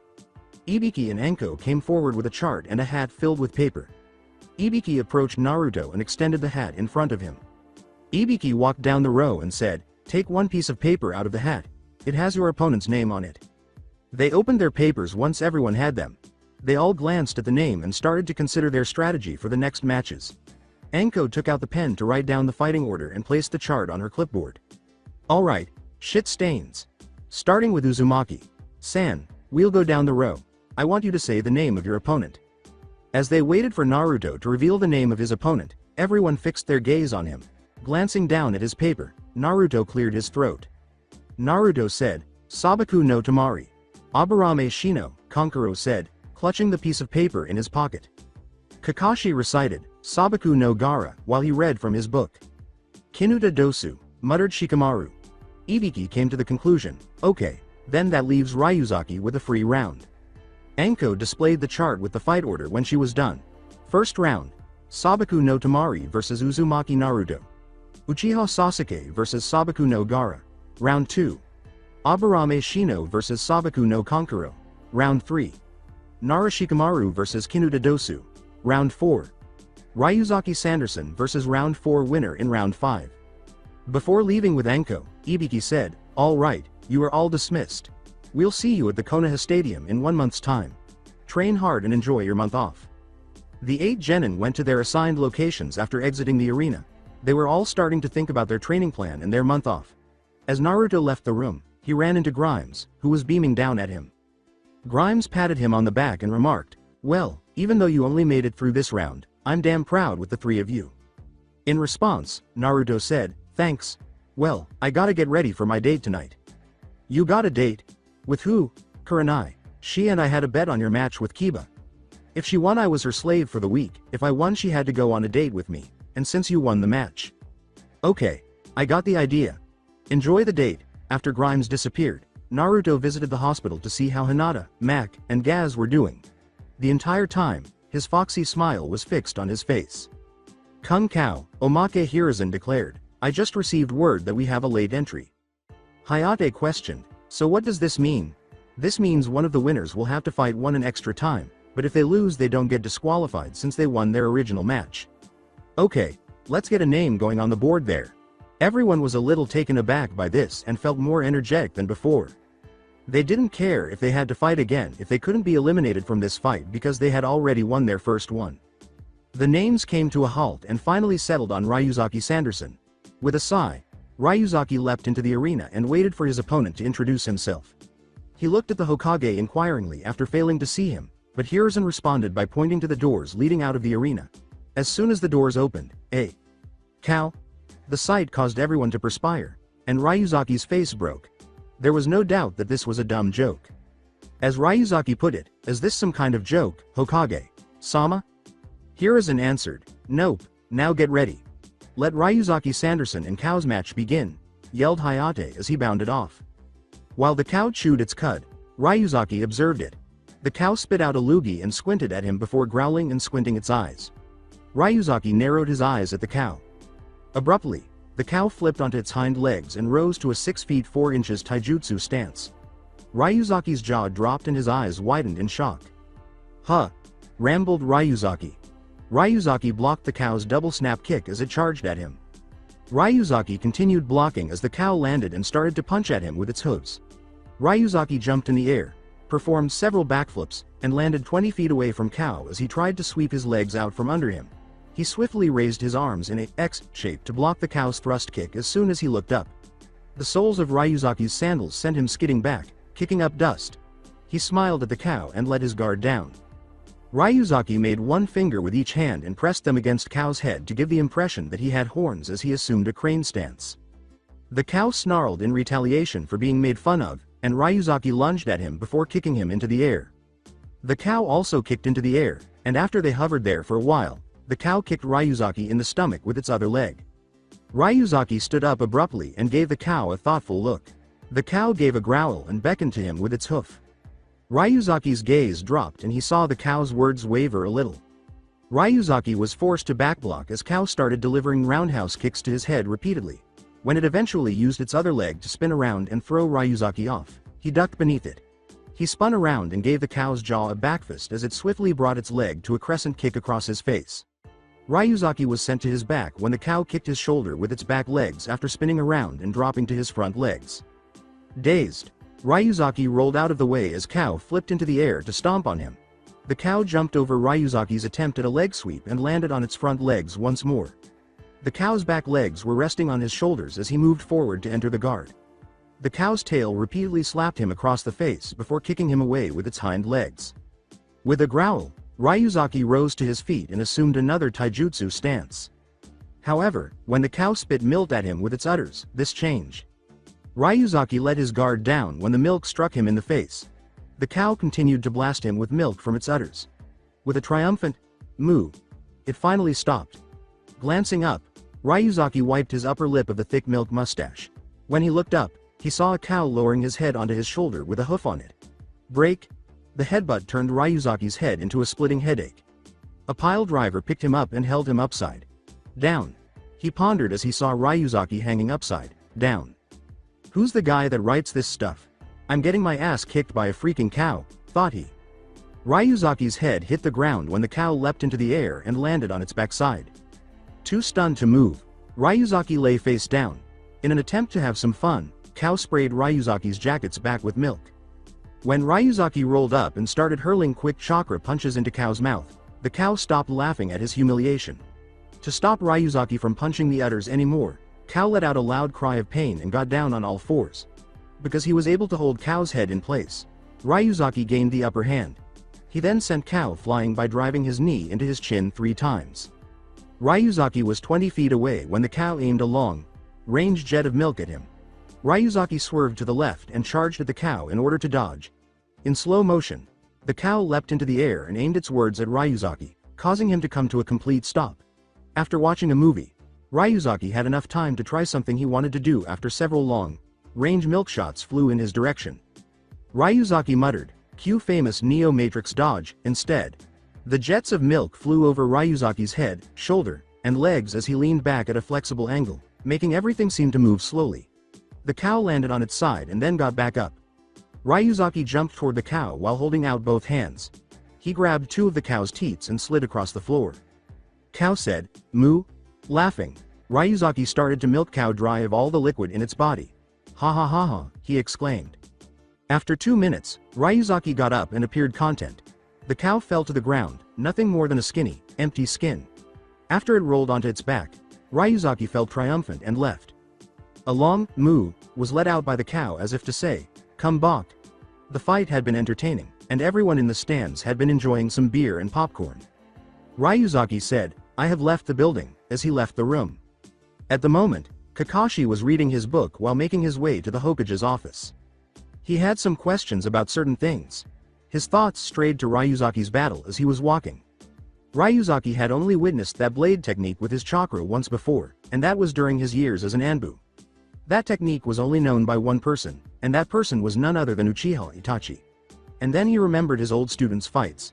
They all shocked them with their tactics, and he was enraged that Grimes appeared to have more students than he did.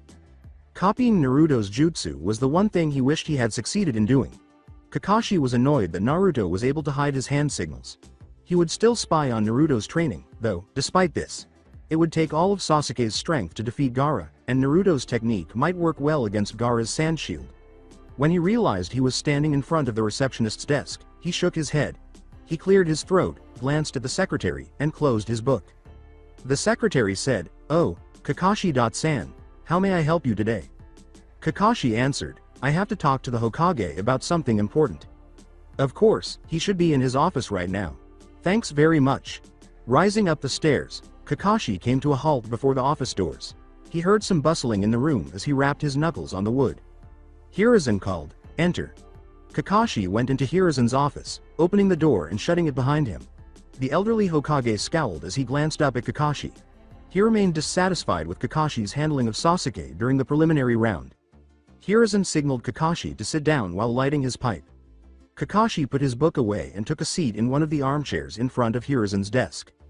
Hiruzen said, "So what did you need to speak to me about, Kakashi?" Kakashi answered, "I wanted to talk to you about two things, Hokage-sama." "Well, I'm listening. But we need to be brief since I have a meeting with the council about other matters." Then I'll cut to the chase.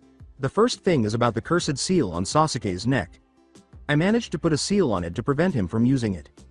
Hiruzen chose to remain silent after nodding. Even though Kakashi had some seal-making skills, he would have preferred to have Jiraiya's curse mark seal.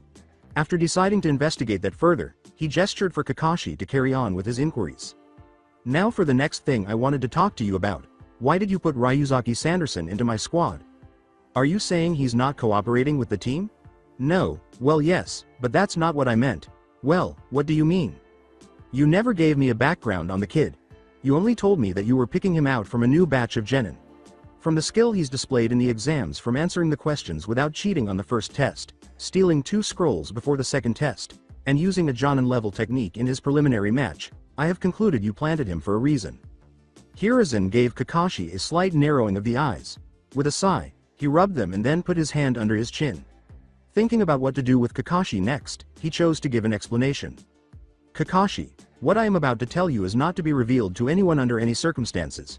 If you speak of this, I will remove your Sharingan eye, seal your chakra, and throw you in prison faster than you can piss. Do I make myself clear?" Hiruzen asked. In response, Kakashi said, "Clear.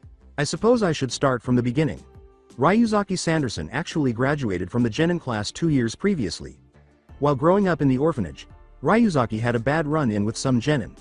They attacked him, but he was saved by another shinobi. That shinobi was none other than Uchiha Itachi." Kakashi's eyes widened a little before returning to their usual size. He chose to remain silent and listen to the remainder of the story even though he could already tell where it was going. "Ryuzaki was brought to my office shortly after he was attacked by the genin. Itachi told me what happened, and I decided to give him a secret assignment. I made him leave the Anbu to teach Ryuzaki since I saw a hidden potential in him. I felt it could be awoken if Itachi trained him." Hiruzen was inhaling smoke from his pipe. Kakashi thought to himself, "I did wonder why Itachi quit the Anbu so early after joining. Yes, well, I thought he could use a bit of a break. Anyway, Itachi trained Ryuzaki in secret from his family so they wouldn't question him about coming home early after his Anbu duties, and he could still make it seem he was being kept busy by my orders. When Ryuzaki entered the academy, he became the class prodigy just like Itachi. He, too, graduated early because his skill was so great thanks to Itachi. So then what happened? I put Ryuzaki under Itachi as a single student.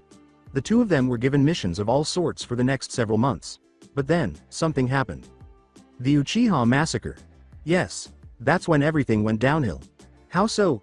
Well, the night Itachi killed his family, he encountered Ryuzaki. Ryuzaki ended up witnessing the event from afar and confronted Itachi about it. Is that kid insane? I questioned that myself after I heard the story from him. After Ryuzaki confronted Itachi, they ended up having a skirmish. Hitachi won easily and stabbed Ryuzaki through the stomach, leaving him for dead. My Anbu found him and Sasuke in the compound the next day. Both were traumatized, but for different reasons. So what happened after Ryuzaki told you about witnessing the event? He escaped the hospital later that day after he woke up and attempted to leave the village. He wanted revenge against Itachi for betraying him and trying to kill him. My Anbu caught him and subdued him, then brought him to my office. I thought it was in the best interest to seal off Ryuzaki's memories about Itachi and training with him. So I had Jiraiya and Yamanaka Inoichi go into Ryuzaki's mind and seal the memories in his subconscious. We wanted to prevent Ryuzaki from remembering anything about Itachi in fear he might try to seek him out to kill him. So what happened after that? We told Ryuzaki he had been in a coma for years after being attacked by the genin. After we released him from the hospital, we sent him back to the academy to relearn everything from square one. But we decided to have the techniques he learned from Itachi previously written in a book for him. I gave him the book as a birthday gift and he relearned the techniques again. He learned the techniques again throughout his years at the academy, but at a slower rate without Itachi's assistance. He graduated about 6 months ago and I had him accompany some other teams for a bunch of missions as support to complete the same ranked missions he did with Itachi to remake his record since we erased it after we sealed his memories. I see. After a brief period of silence, there was a knock on the door. Hiruzen cleared his throat and looked up. Yes? Called Hiruzen. His secretary answered, Hokage. Sama, your meeting is about to begin. Alright. Tell them I'll be right there. Hiruzen and Kakashi got up and stretched. Hiruzen extracted a file from a closed cabinet on his desk. Kakashi swiftly accepted it after he handed it to him. Ryuzaki Sanderson was written across the upper right corner of the file as his eyes scanned it. Flipping through the records, he opened the file. Read that and learn about him, Kakashi. I want you to keep an eye on Ryuzaki because after his memories were sealed, Jiraiya told me the seal he used was a prototype. He believed that the seal would weaken over the years. So I want you to monitor Ryuzaki during your spare time and watch for any difference in his behavior. Hiruzen advised. Kakashi said, I will. Thank you for your time, Hokage. Sama, and then disappeared. Outside Hinata's hospital room, Naruto paused.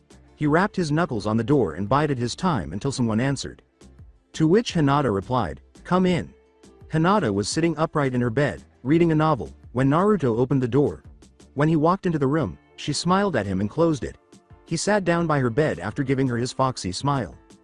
Hinata questioned, So what brings you here, Naruto-kun? Naruto leaned back and remarked, Just wanted to see how you were doing. Ah, that's sweet. At that, they both laughed together and fell silent. Unsure of what to discuss, Naruto started to come up with a topic. He considered how he should use his training and how he ought to approach it. He initially considered going to Grimes to see if he had anything he could teach him, but he decided against it. With the exception of one Death Knight attack, Naruto had already learned nearly everything from Grimes, and he wanted to be able to learn some new things. Hinata inquired, What are you thinking about? Naruto answered, I'm training for the finals. Ah, I see. Yeah, that's one of my main priorities at the moment. With a nod, Hinata leaned back against her pillow. She wrung her hands nervously, wondering what Naruto thought of her fight. When she felt Naruto put his hand over hers, she gave a little start. Naruto said, What's wrong, Hinata? In a worried tone. Naruto-kun, how do you think I did during the preliminary rounds against Neji? Replied Hinata. After a brief blink, Naruto smiled. He squeezed Hinata's hand reassuringly, hardly observing her flush. Hinata, I honestly believe you did great in your fight against Neji. I mean, he was Rookie of the Year last year, and you were able to make him use some of his strongest techniques. I highly doubt anyone could have done any better than that. Naruto said with a sincere voice. The admiration Naruto showered Hinata with made her face flush. The fact that he was truthful in his statement gave her even more comfort. She gave Naruto a look before doing something that startled them both. Hinata leaned in and kissed Naruto's cheek. Like a deer caught in headlights, Naruto sat there for a moment before grinning lopsidedly. When Hinata heard a knock on the door, she looked up and giggled at his expression. A man said, Hinata, may I please talk with you? Hinata said, Come in, as she turned to face the door. When the door opened, a man in his early 40s entered. Hinata's eyes briefly widened before returning to their usual size. She felt uneasy as she gazed into her father's expressionless face. An older Hyuga was standing in the doorway when Naruto turned around. He got to his feet suddenly and met his eyes. Heishi. Sama, Naruto nodded in greeting. Heishi stood there, staring at Naruto in a slightly bewildered manner. He was aware of the boys well. known lack of regard for people he didn't know well. However, he was taken aback by the abrupt shift in attitude. Naruto. San. Heishi returned the greeting. I suppose I should leave so you can talk with your daughter, huh? Naruto asked. I guess if you want to put it bluntly like that, then yes. Naruto gave the head of the Hyuga a sheepish smile before leaving the room. Heishi smiled slightly and said, Naruto. San, you don't need to be formal with me. You have my respect. Naruto answered, if you say so, old man. Don't push it, kid. After giving a nod, Naruto departed to look for Grimes. Grimes was visiting Gaz and Mac in their room, so it wasn't too long to find him. They were all discussing the preliminary rounds when Naruto entered. As he settled into a nearby chair, they greeted him. So, how do you feel about being the only guy on the team to make it to the finals? Gaz responded. Lonely. Naruto grinned and said, you could be joining me in it if you didn't play hero at the last second there, you asshole. The four of them laughed together at the clever comment. Mac inquired, so how do you plan to train then? I'm not sure. I already learned everything from Grimes except for one attack. So I plan to learn that after learning some new things. But the problem for me is I don't know anyone who can train me. Grimes inquired, did you try to speak to Hokage-sama about it? I was planning to do that, but I could use a break. You want a job? Not really. I'm already aging about 5 years a day thanks to you three. Gaz grinned and said, so that would make you around 12,775 years old since you started training us. Grimes gave Gaz a fierce look and then tugged at his ear. Gaz's nerves ached so much that tears started to trickle down the side of his eye. Taking a deep breath, Grimes shouted into his ear. Grimes shouted, yes it would. Smartass. Ow. Fucked. Exclaimed Gaz, massaging his ear. Well, I'm going to go to the hot springs to relax. Any of you want to tag along? I'd go, but I still need to get the burns treated, Gaz replied. Mac answered, I need to get some more blood back. Grimes got up and said, I suppose I'll go since I need to get cleaned up for my date with Kurenai. After giving a nod, Naruto got to his feet and walked away with Grimes. For a while, Mac and Gaz sat there and gazed at one another. Gaz took out a scroll and smeared the seal with blood. His iPod and a radio fell out with a crack. After plugging it in, he hit play. When some rock music erupted from the speakers, the two of them smiled. Gaz tapped his fingers in time with the music, saying, even though I dislike hospitals, this helps me cope with them. Mac answered, I hear you on that one. Sitting in the springs, Grimes and Naruto relished the soothing warmth. Something that sounded like giggling reached their ears. It returned, and this time they were aware of its location. Grimes indicated a tree that provided a view of the hot springs women's and men's areas. Naruto questioned, should we expose him? Grimes answered, yeah, but let me do it. Grimes clambered out of the water and slipped along the fence so the pervert wouldn't see him. At last, he stood beneath the tree and, peering through the branches, he saw the pervert. The pervert's face was marked in red, and he had long, white hair. A scroll was affixed to the back of the uniform he was wearing. When Kakashi reads the Icha Icha books, Grimes recognized the author of the Sannin, Jiraiya. As he jotted down notes, Jiraiya exclaimed, oh man, this is the jackpot, red-eyed babe, and two purple-haired hotties. Grimes growled and thought, what the hell? He's peeking on Karini, Anko, and Yugo. Grimes yelled, pervert, and struck the tree with a tackle powered by chakra. Shit. Jiraiya swore as he landed on the fence after falling from his perch. Grimes and Naruto watched with laughter as the fence was torn down. The fence crushed Jiraiya, and the three angry kunoichi attacked her. When they were finished, they got to their feet, appreciating the harm done to the corrupted Sannin. They saw Grimes and Naruto standing there at that moment. Yugo grinned and said, thanks, Grimes. Grimes answered, no problem, he had it coming. Red-faced, Kurenai looked down to see that she was still wearing the towel but was standing in front of her date, essentially nude. But Anko smiled and leaned down to give them both a good look at his cleavage. As Anko looked at Grimes, he teased, you like what you see, sexy. Grimes grinned in return and asked, if I answer that, would you kill me? Since it's you, no, then in that case, yes, so sexy it hurts. Anko smiled and blushed at the comment before returning through the demolished fence. But not before hearing another giggle and stomping on Jiraiya's face one last time. Yugo brought her foot down on the fence over Jiraiya's crotch, just like Anko had done. Grimes and Naruto flinched at that action, holding theirs in sympathy without realizing it. When Kurenai saw that Yugo and Anko were gone, he ran through the fence. Jiraiya moaned and abruptly got to her feet as if nothing had happened. With a glare that would have temporarily stopped the Lich King in his tracks, he turned to Grimes. Jiraiya walked briskly towards him and poked his finger into his chest. Jiraiya demanded, "Why? Why did you ruin such great research?" Grimes stood his ground and retorted, "You were being a creeper, Jiraiya. Sama. That's a no.no. Oh, so you know who I am? Yes, but not the way you should be known for. Am I missing something?" a bewildered Naruto inquired. "Naruto, this man before you is one of the 3 strongest shinobi in the world, Jiraiya of the Sannin, also known as the Toad Sage," Grimes responded. "He seems to be more of a pervert than a sage." "I'm not a pervert, kid, I'm a super pervert. You have no shame, do you?" With a grin, Jiraiya shook his head after placing a hand to his chin in contemplation. Naruto and Grimes will always be baffled by the man in front of them. Jiraiya noticed Naruto's headband when she looked at him. Seeing the child in front of him train to become a powerful shinobi for Konoha made him smile. Jiraiya said, "Hey, kid, what's your name?" Naruto answered, "My name is Uzumaki Naruto." Should have guessed it, he's got his mother's attitude, but he is a carbon copy of his father, Jiraiya was thinking. "Where are you currently in your shinobi career?" "I just succeeded in the preliminary rounds for the Chunin exams, so now I get to partake in the finals next month." "I see." Grimes briefly glanced at Jiraiya before turning back to Naruto. He started to question whether he could convince Jiraiya to help Naruto prepare for the Chunin exams. He had just finished destroying Jiraiya's research, so it would probably be challenging, but he would have to try.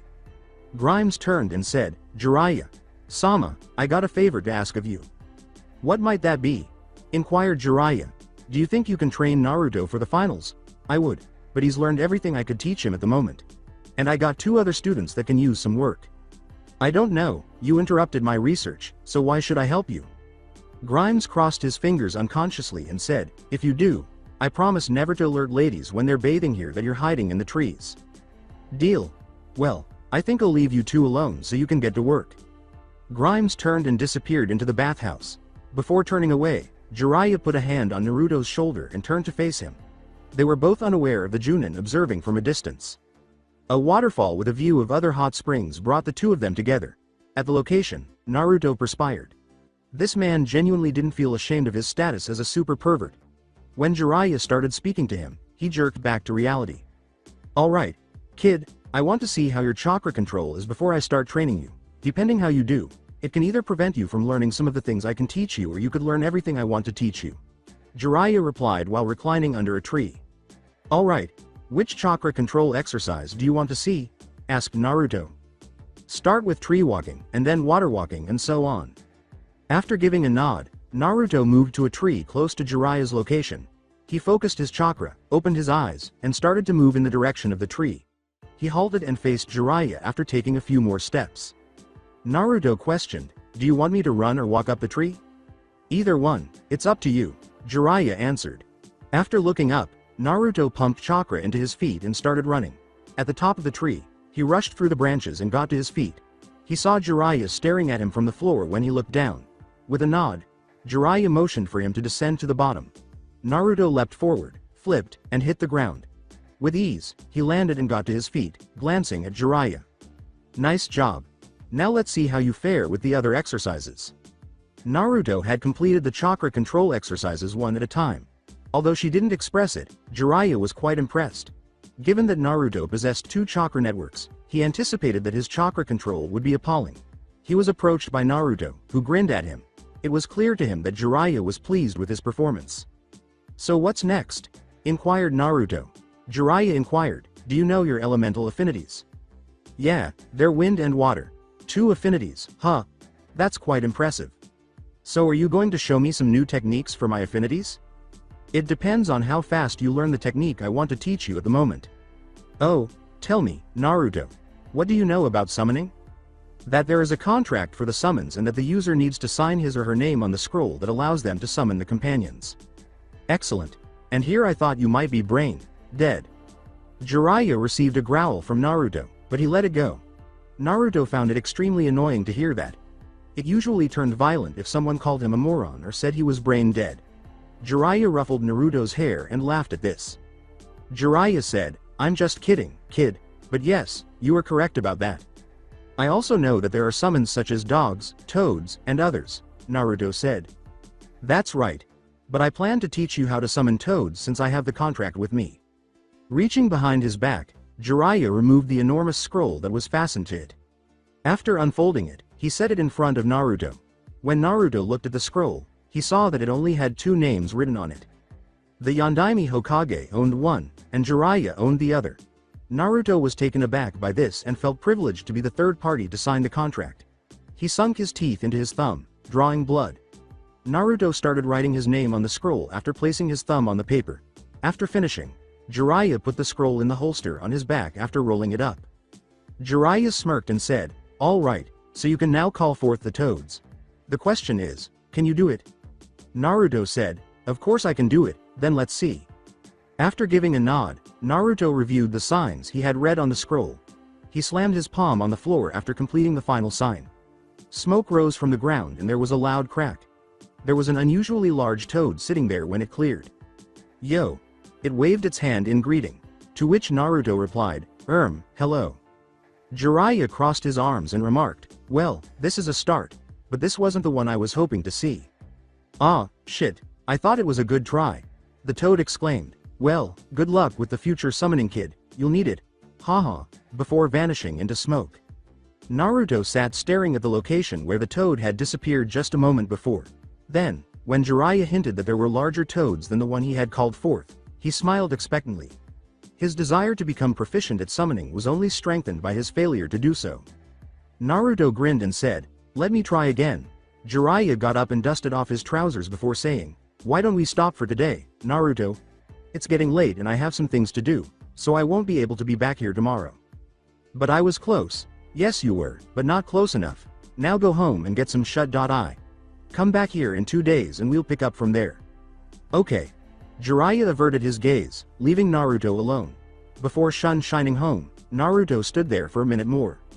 When the following day arrived, Naruto was standing beside his teammates who had just recovered. Even though they had the ideal amount of food and sleep in the hospital, Gaz and Max still appeared exhausted as they stood there looking sleep-deprived and hungry. Grimes appeared in front of the 3 of them, wearing a shunshin and beaming broadly. Gaz said, "Enjoy the date?" "Yes I did, but I'll tell you about it later. Right now, we need to focus on some more training. Granted you guys have the month off, this is the perfect time to polish up on some techniques," Grimes responded. Max said, "So what are we going to do today?" "Today I want to focus on your speed work. No offense guys, but you're too slow on your attacks. You need to be faster to take down your enemies." Naruto questioned, "Shinobi or Scout?" "Both. Although I'm willing to make an accept Ion that Shinobi will be more difficult. But I want you all to be able to demolish the Scourge forces as quickly as possible." Gaz inquired, "So how will we train for this exercise?" "Tell me, do you remember the labyrinth?" Grimes asked with a maniacal smile. "Vividly." They all said together, "Well, I'm taking us back to the Abenhold today to train there." Grimes called forth the Death Gate with a raised hand. After he gave the gate a nod, the 3 of them went inside and left the field behind. Grimes did the same, and behind him the portal disappeared. The 4 of them ended up on a hilltop with a view of the 7-year-old ruins of New Avalon. It evoked memories of the training simulation for Naruto, Mac, and Gaz. However, it reminded Grimes of the people he had personally murdered while a mindless slave to the Lich King. When Grimes arrived here, things always got worse rather than better. He shook his head and smiled instead of frowning. Grimes said, "All right, let's go," as he slid down the muddy embankment.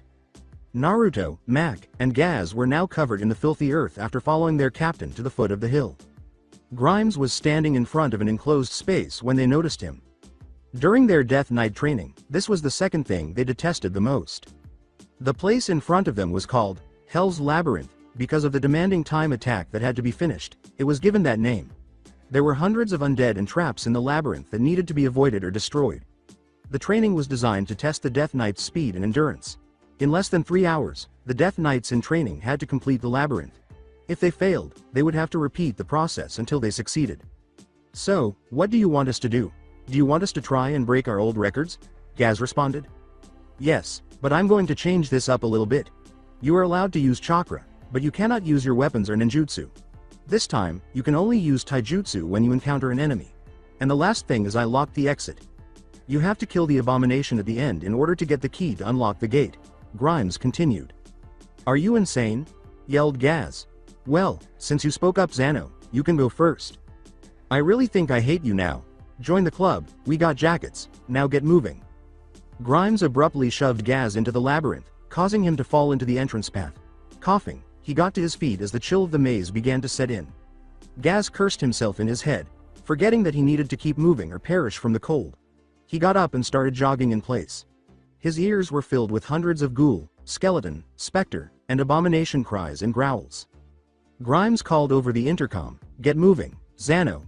It's been 30 seconds, and last I checked, your best time was 45 minutes. That was sufficient to cause Gaz to run with a speed that would have made the Yondaime proud down the path to the first fork. For a while, Grimes, Mac, and Naruto stood there, waiting to hear Gaz's tirade of rage. Mac inquired, "How long do you think it will take him?" Naruto sat on a nearby rock and said, "I think he'll get it on his first try. He failed this test 3 times, so he should have a pretty good memory of the maze." Gaz let out his first string of curses as Mac took a seat next to him. "Oh, you've gotta be fucking kidding me. Since when the fuck were fucking invisible walls placed in the fucking maze? I swear to God, if I get out of here, the first thing I'm going to do is carve my goddamn initials into Grimes' back with the fucking key I used to unlock that piece of shit gate," Gaz shouted. Naruto remarked, "Then again, this may take a while."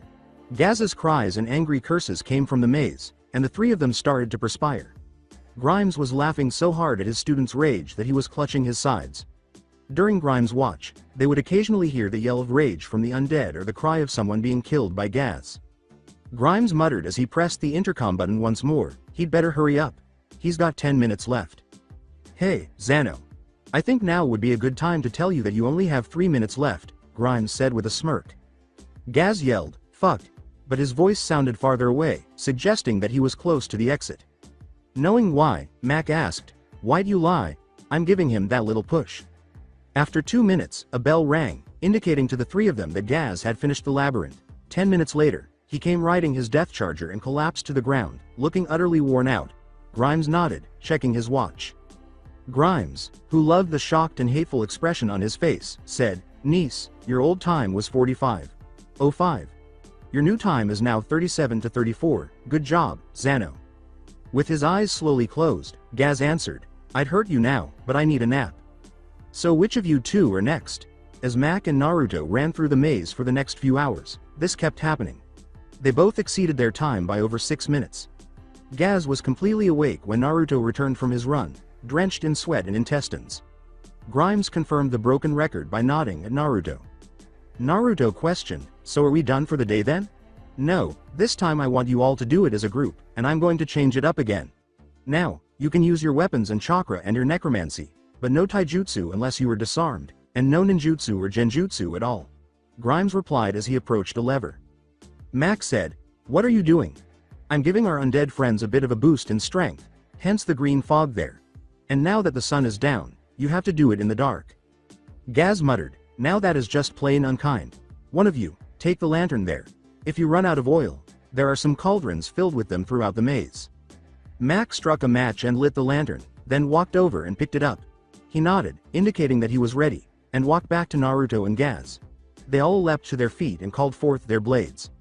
Gaz was in the rear, Mac was in the center, and Naruto was in front. Grimes opened the gate, and they waited for the new minute to begin. Grimes screamed, "Go!" and opened the gate. The 3 friends made their way swiftly to the maze's first fork.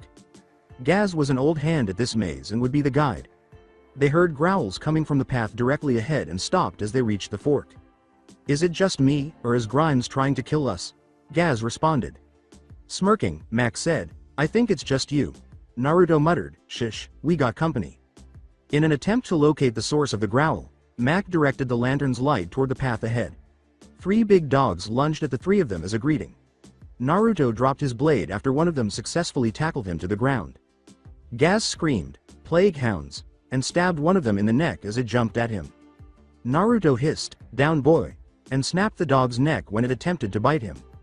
As Mac withdrew his blade from the hound he had killed, he asked, "You guys okay?" "I'm still in one piece. What about you, Naruto?" "I'm fine. Let's go." With Mac and Gaz following closely behind, Naruto snatched up his blade and started down the left path. Gaz narrowed his eyes, searching for enemies and roots in the shadows. They moved quickly down the passage, prepared to tackle their next task, after he indicated the path on the left. A razor. Sharp hook swung over their heads, and the three of them barely avoided it before diving to the ground. A massive monstrosity loomed over them and started to lower its axe. Naruto used icy touch to freeze the abomination's internal organs while Gaz deflected the blow with his blade. Gaz crushed the abomination from the waist up with a chakra. Enhanced punch to the stomach as they froze. With green blood slowly seeping out, the bottom half of the abomination walked forward a little before collapsing to the ground. Mac said, "That was a close one," and brushed himself off. In response, Gaz said, "No kidding." Naruto walked forward and remarked, "We better keep moving. The longer we stay here, the more time we waste trying to get out of here." "Okay, we need to take a ride up here, and be careful. There's a rope we have to cross by balancing. If you fall, you die," Gaz advised. Mac inquired, "What's at the bottom?" "A pit of plague hounds." "Really? I don't remember that rope when I did the test earlier." Naruto held up his hand and remarked, "Gaz's route is the fastest, but it's also the most dangerous." A tightrope that spanned a 20-foot gap was in front of the three of them. They appeared to be able to cross with ease if they applied their chakra. With a stealthy step, Naruto planted one foot on the rope and followed it with the other. He started to wobble as he started to cross, redirecting his chakra to his feet. He saw more than 20 plague hounds fighting over some rotten flesh when he looked down. Halfway across the rope, he signaled Mac and Gaz to follow. The lamp was low on oil and flickered once Gaz was safely across. Mac muttered a curse and looked around for a cauldron. Gaz indicated the dark path in front of them by tapping Mac's shoulder. Gaz walked over to the path and said, "I say we make a break for it before we lose the light. There's a cauldron of oil at the end of the path there." Naruto followed Gaz and said, "Okay, on 3, we'll run to the end of the path here. 1, 2, 3. The three of them started running as fast as they could to the path's end. The lamp went out as soon as they were on the trail. Desperate to reach the oil before the undead discovered them first, this only made them run faster. At this point, Gaz lost sight of the drop-off that was right behind the cauldron. "Oh, shit, slow down," yelled Gaz, bringing the machine to a grinding stop. Unfortunately, the cry was too late because Naruto lost his balance after running into Gaz. When he extended his hands to try to grasp something, he discovered nothing. He started to fall, his stomach sinking. Naruto caught his wrist as he fell, preventing him from falling out of reach. "Gotcha!" A grinning Naruto exclaimed. "Mac, pull us up, quick!" exclaimed Gaz and Mac. As a massive undead water snake materialized in front of them, Mac tugged on Naruto's free arm, and they were able to extract Gaz. The near miss left the three of them sitting there in shock. Gaz got to his feet and said, "Thanks, I owe you guys." After some searching, Mac located the cauldron. He unscrewed the lantern and poured oil into the bottom. He screwed the bottom on and lit their beacon with a match. They could proceed with little difficulty now that the light was back on. Naruto started guiding them along the sole route that led to the left. They arrived at a sizable drop-off after nearly an hour. The exit, which was guarded by a massive abomination that they later identified as Patchwork, was directly across from it. Naturally, this was merely a fake of the original Patchwork. In Dragonblight, the necropolis of Naxxramas was home to the actual Patchwork. The one in front of them was simply a powerful abomination known as Patchwork Jr. In search of a different path, Mac remarked, "So how are we going to get across? The bridge is out, and we got to be careful of that giant snake now. Look at that branch there. If one of us can hold on to it using chakra, they can swing back and forth like a monkey and we can hold on to their feet then jump when we got enough momentum," said Naruto. As if he had grown a second head, Mac and Gaz gazed at Naruto. The "just a thought" expression on his face was followed by a shrug. They looked at each other and sighed, unable to think of anything else to do. Naruto ran to the bridge and said, "Okay, I'll hold the branch. You guys grab my feet when I swing to you when you're ready." He managed to cling to the branch after leaping as high as he could. Naruto knew the bark wouldn't last much longer because it was rotting. He tightened his chakra grip on the branch and started swinging back and forth. After gaining sufficient momentum, Mac approached the bridge. He noticed the ripple in the water, which was a sign to the snake below. He leapt to his feet and grabbed Naruto's legs. Utilizing all of his strength, Naruto swung Mac and himself to the opposite side. Mac rolled across the bridge after jumping and landing on the other side. After saying, "I can't believe that worked," Mac got to his feet. Naruto swung back to Gaz and said, "Neither can I." Like Mac, Gaz leapt and grabbed Naruto's ankles. As Naruto swung to the other side, He clung on for dear life. As he landed, Gaz released his grip and rolled across the floor. The success of Naruto's plan astounded him as well. As he turned, he saw Naruto also leap and roll across the floor. Naruto grimaced as he looked down at his hands and shook them off. Mac approached him and asked, "Your hands okay?"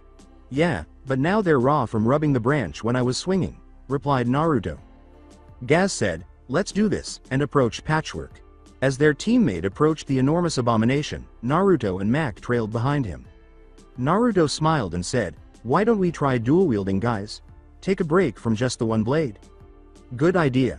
It also might give us the upper hand since we will be able to do twice the damage quicker," Mac said. Their hands started to glow white as the three of them extended them. The three of them now each held one blade, and there were a series of loud cracks. I won't go into detail about their blades, but if you'd like to see a picture of them, visit my profile page, click the View in 3D button, and follow the links. They all grinned wildly as they charged the monstrosity and glanced up at Patchwork. When they finally emerged from the shadows, Patchwork roared with laughter. Patchwork shouted, "Patchwork want to play," and rushed towards them. After fighting for more than 10 minutes, Naruto ended up having to balance on Patchwork's shoulders. With both hands, he retrieved his other blade and sheathed his first. Naruto used all of his strength to stab down. His blade sliced through the top of Patchwork's skull with a crunch that was sickening. Naruto leapt from Patchwork and landed between Mac and Gaz in front of him. Patchwork gazed up at the sky and swayed. Patchwork said, "What happened to Patch, AAAHRR," as he collapsed. Patchwork's landing at the feet of the three Death Knights caused the ground to tremble. Pale brains began to leak out of Patchwork's skull as Naruto pulled his blade out. There was a tiny silver loop inside the brain. Gaz moved forward and pulled on the loop, exposing a silver key the size of a hand. Mac walked to the gate and said, "Let's get the hell out of here." Gaz turned the lock, and as he inserted the key, it clicked. Slumping out of the labyrinth, the three of them fell to the ground. When they looked up to see Grimes smiling down at them, they heard footsteps. Grimes called the portal back to their home and said, "Well, that was a good day of training. Now, why don't we go home to get some sleep?" Gaz yawned and said, "So what are we doing tomorrow?" "Probably one-on-one sparring. But Naruto has to go back and train with Jiraiya." Mac questioned, "So it'll just be me and Zano?" "Yeah." Naruto rubbed his eyes and remarked, "Well, as much as I'd love to talk right now, I really want to go to bed." After 3 weeks of speed training in Hell's Labyrinth, Team 13 had made significant progress. In addition to learning 2 new elemental techniques, Grimes had taught Gaz and Mac how to use Obliterate, one of the most potent Death Knight attacks. After attempting to summon Gamabunta for nearly a week and a half, Naruto had finally succeeded. When he wasn't training with Jiraiya, Grimes taught him Obliterate as well.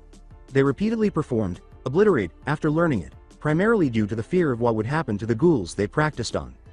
The ghoul lived up to its name when it was hit by Obliterate, and infected with numerous other Death Knight powers.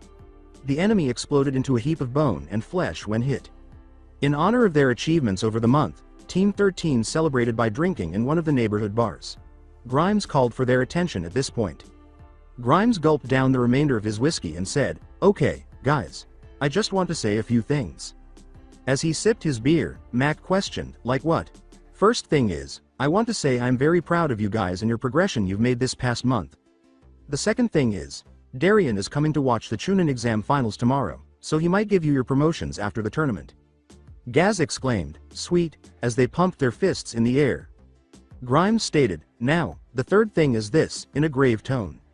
He glanced around to see if anyone from the civilian world was overhearing them. After concluding that none were, he resumed his speech. "Do you remember when the Hokage ordered his Anbu to capture Kabuto at the beginning of the preliminary rounds last month?" Grimes asked. "Yeah, why?" answered Naruto. "Well, Anko and Ibiki managed to make him talk, and evidently, there is supposed to be an invasion during the finals tomorrow.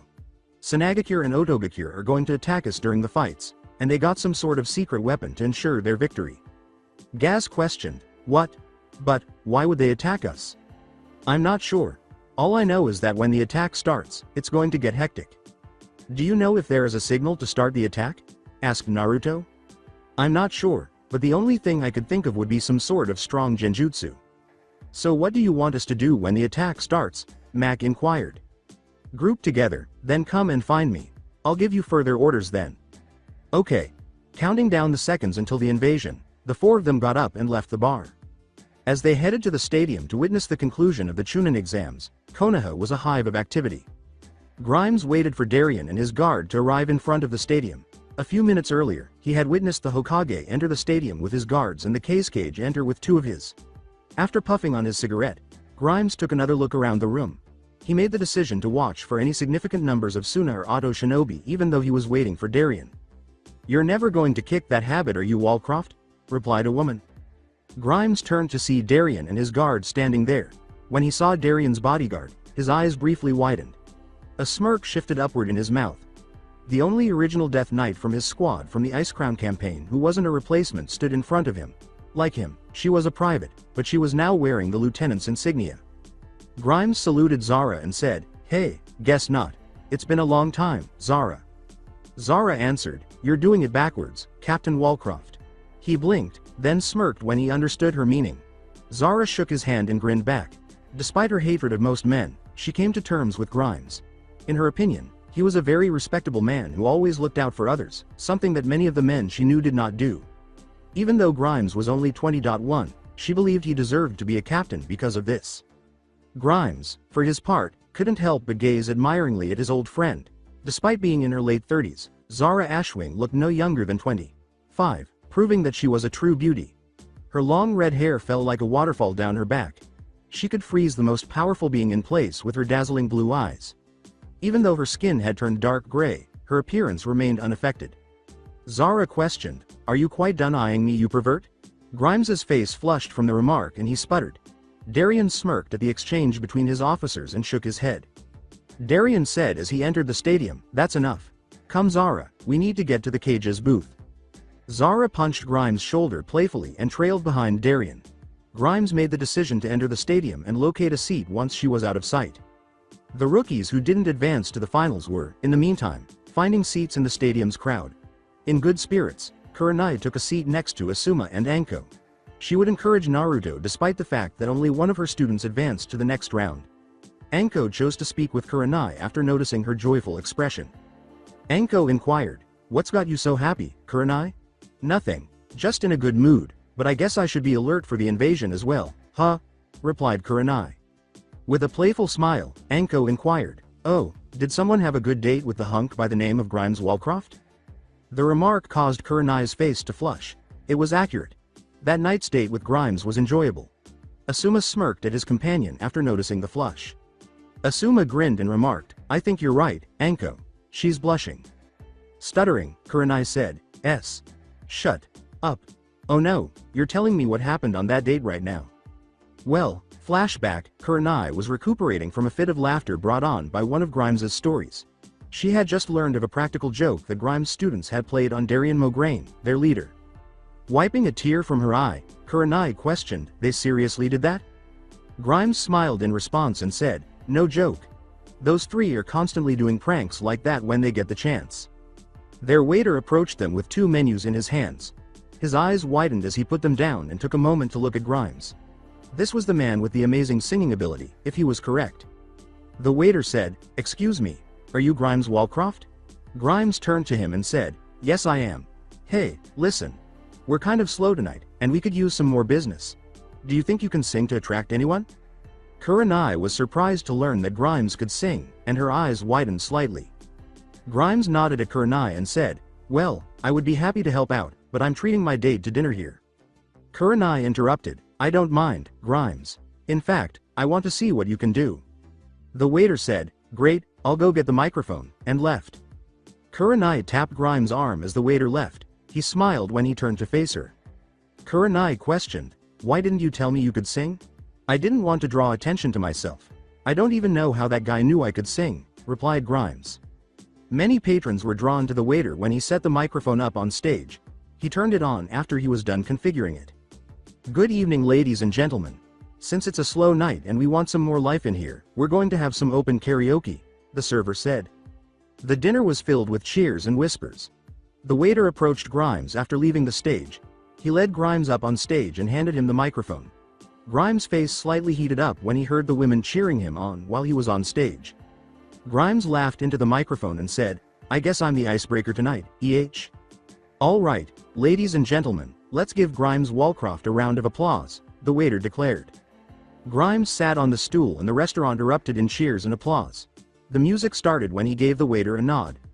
As Grimes heard the guitar strum, he inhaled deeply a few times. He waited a few seconds before starting to sing. Perhaps the babies are surrounded by falling sky. Perhaps the world will spiral out of control. I no longer give a damn. What would happen if I left the man's job today? Perhaps I can, but who said I have another? Because everything will end eventually. Doctor, please tell me the remedy for the wicked man's blues. Grimes started singing, and the audience cheered and clapped. A bit more volume was added to the guitar's playing. Take flight, dragonfly. Take flight, dragonfly. Take flight, dragonfly. Take flight, dragonfly. When some of the guests finally recognized the song Grimes was singing, they started to cheer more loudly.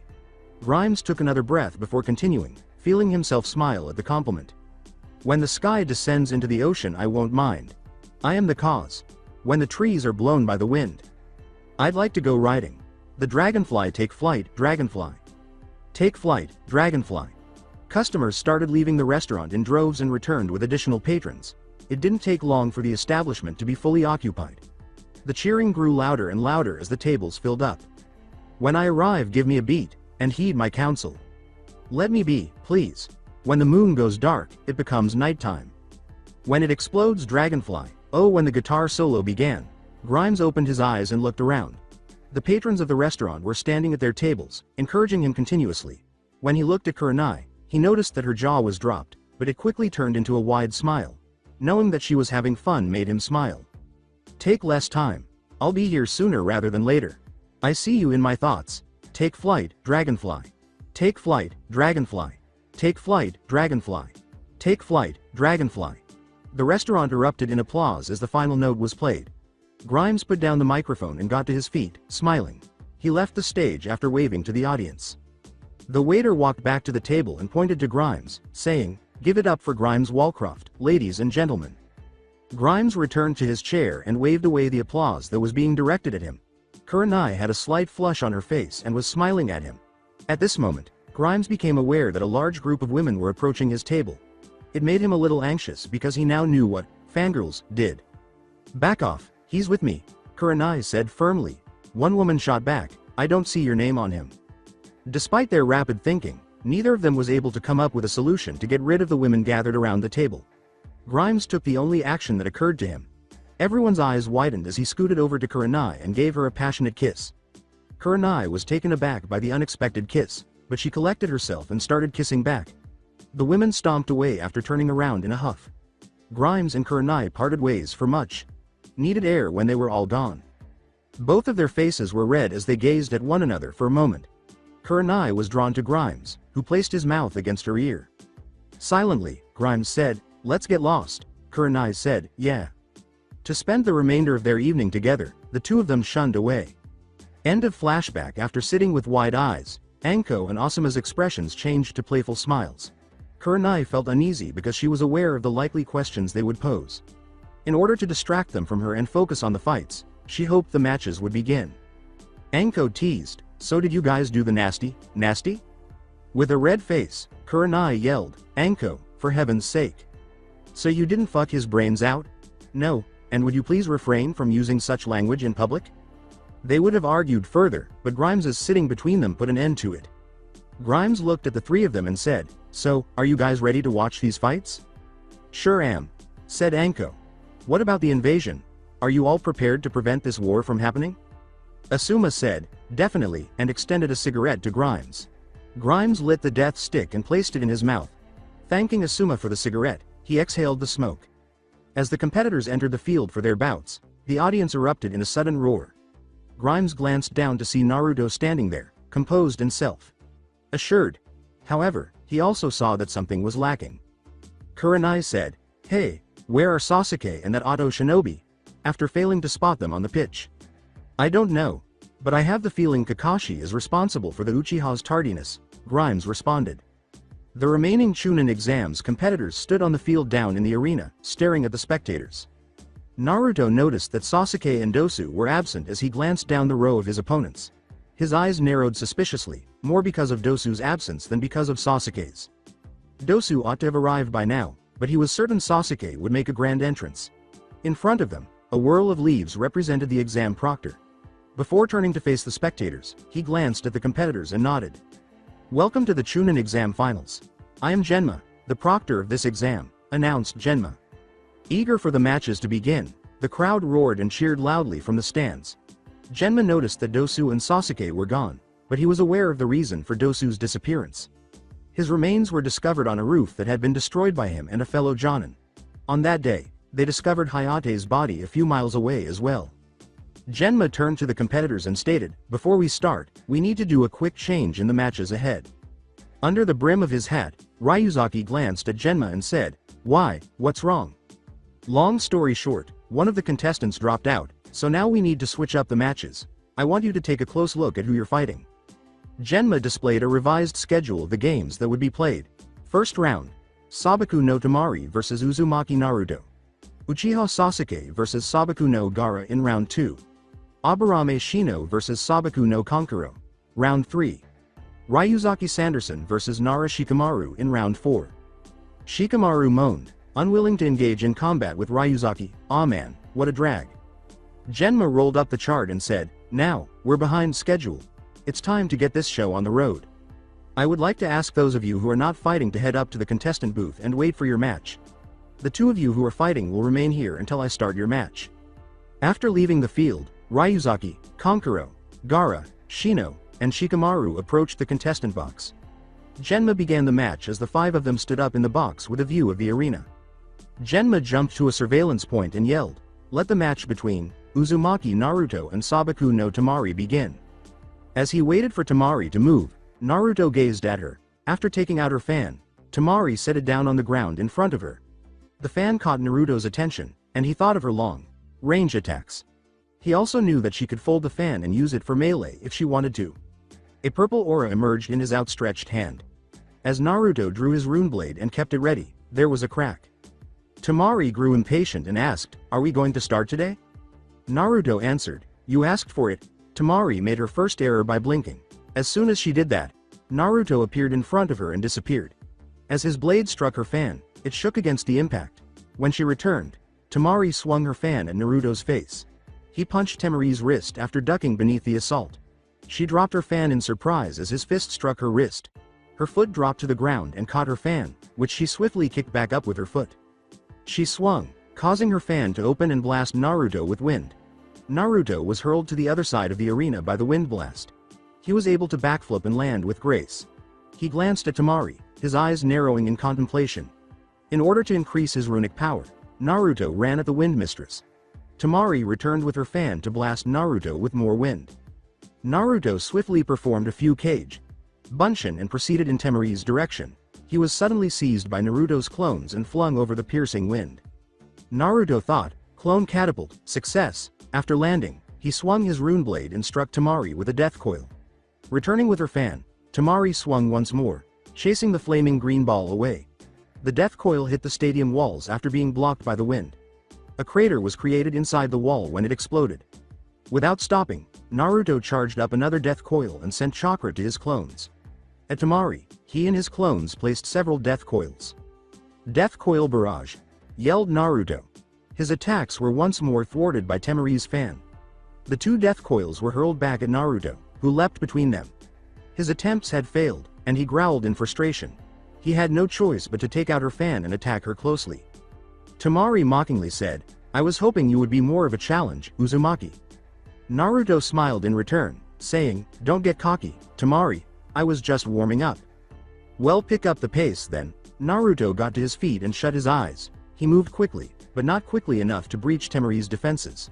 It would be useless to rely solely on his speed. "Hey, Kyuubi?" In response, Kyuubi said, "Yes, Kit? Think you can give me a speed boost?" "Yeah, I can. I'll give you some of my chakra to increase your speed and power. You've got about 2 minutes." "That's long enough. Go get her, Kit." Naruto opened his eyes and let out a long breath.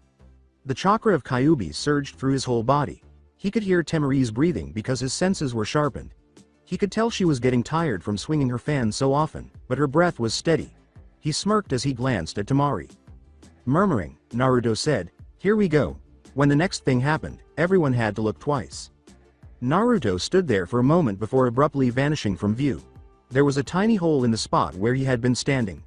Suddenly alert, Temari's gaze swept across the stadium in search of Naruto. She sidestepped to the right after feeling a sharp surge of chakra behind her.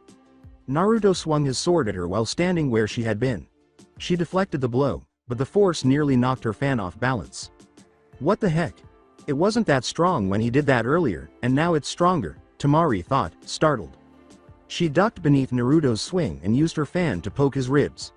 Naruto was struck by the attack, but he did not recoil in pain or shock. She became enraged by this and swung her fan more forcefully. After avoiding the blow, Naruto put his arm around her and twisted his body downward. Temari dropped her fan and gasped in pain from the strain on her arm. She became aware of Naruto's scheme at this point.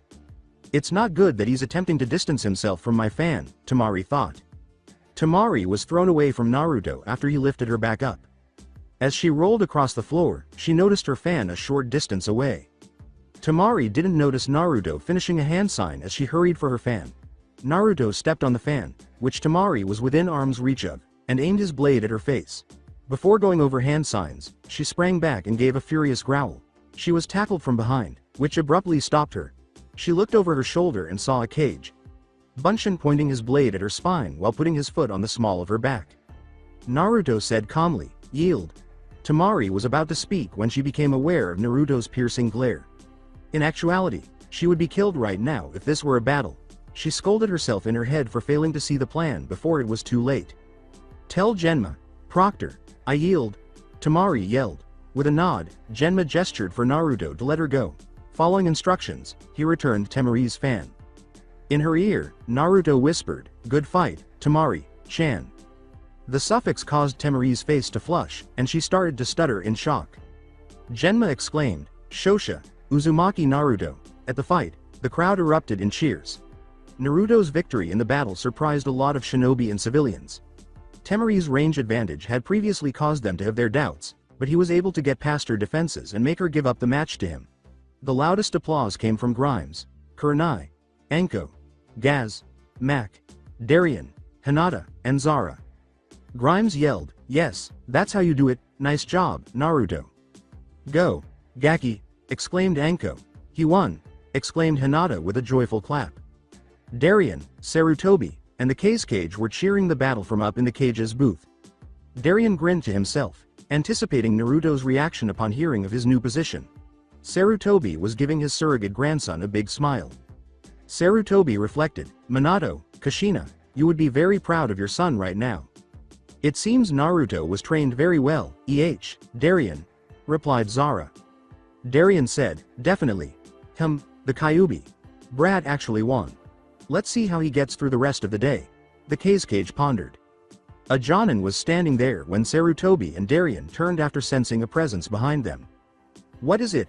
inquired Sarutobi. "Uchiha Sasuke hasn't arrived yet. Should we wait for him or disqualify him?" asked the Jonin. The Cage said, "Hokage Sama, if I may, go on. Many people came here to see the Uchiha's fight, and canceling it will obviously make them upset. Besides, I want to see my son fight the last Uchiha. Perhaps we could push it back until later?" "Bullshit. If he isn't here for his match, he should be disqualified.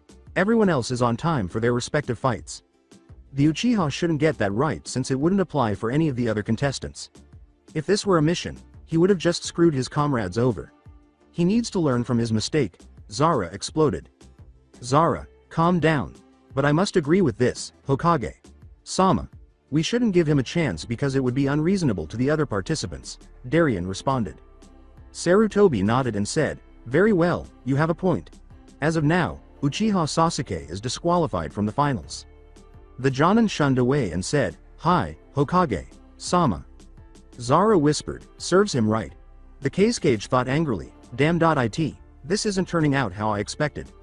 Naruto and Temari returned to the railing and went back down into the contestants' booth. Before making their way to their fellows, they both nodded or waved to the others. Naruto stood between Ryuzaki and Shikamaru, surveying the throng. He was concerned because he couldn't see any Suna or Oto shinobi in the crowd. Ryuzaki spared Uzumaki-san a glance and remarked, "Nice fight, Uzumaki-san." To which Naruto replied, "Thanks Ryuzaki." Man, if that was my fight I would have given up as soon as it started. This month has just been really troublesome for me," noted Shikamaru. Ryuzaki shot Shikamaru a look that was irritated. Ryuzaki glared and said, "You better not throw in the towel for our fight, Nara." "Meh, I don't care. But I guess I can humor you for a bit." Ryuzaki shook his head and muttered something that sounded like, "fucking pussy," while turning to face the field.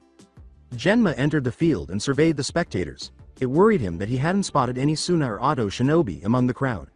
The Konoha shinobi were all aware of the impending invasion, but they were uncertain of its beginning. This led Genma to believe that they were awaiting an outside signal to launch an attack.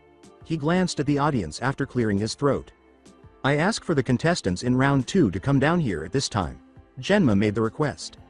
With a sand shunshin, Gaara materialized before him. He looked around the stadium with a look of bloodlust on his face. Genma cleared his throat without seeing Sasuke yet. "Uchiha Sasuke, come on down.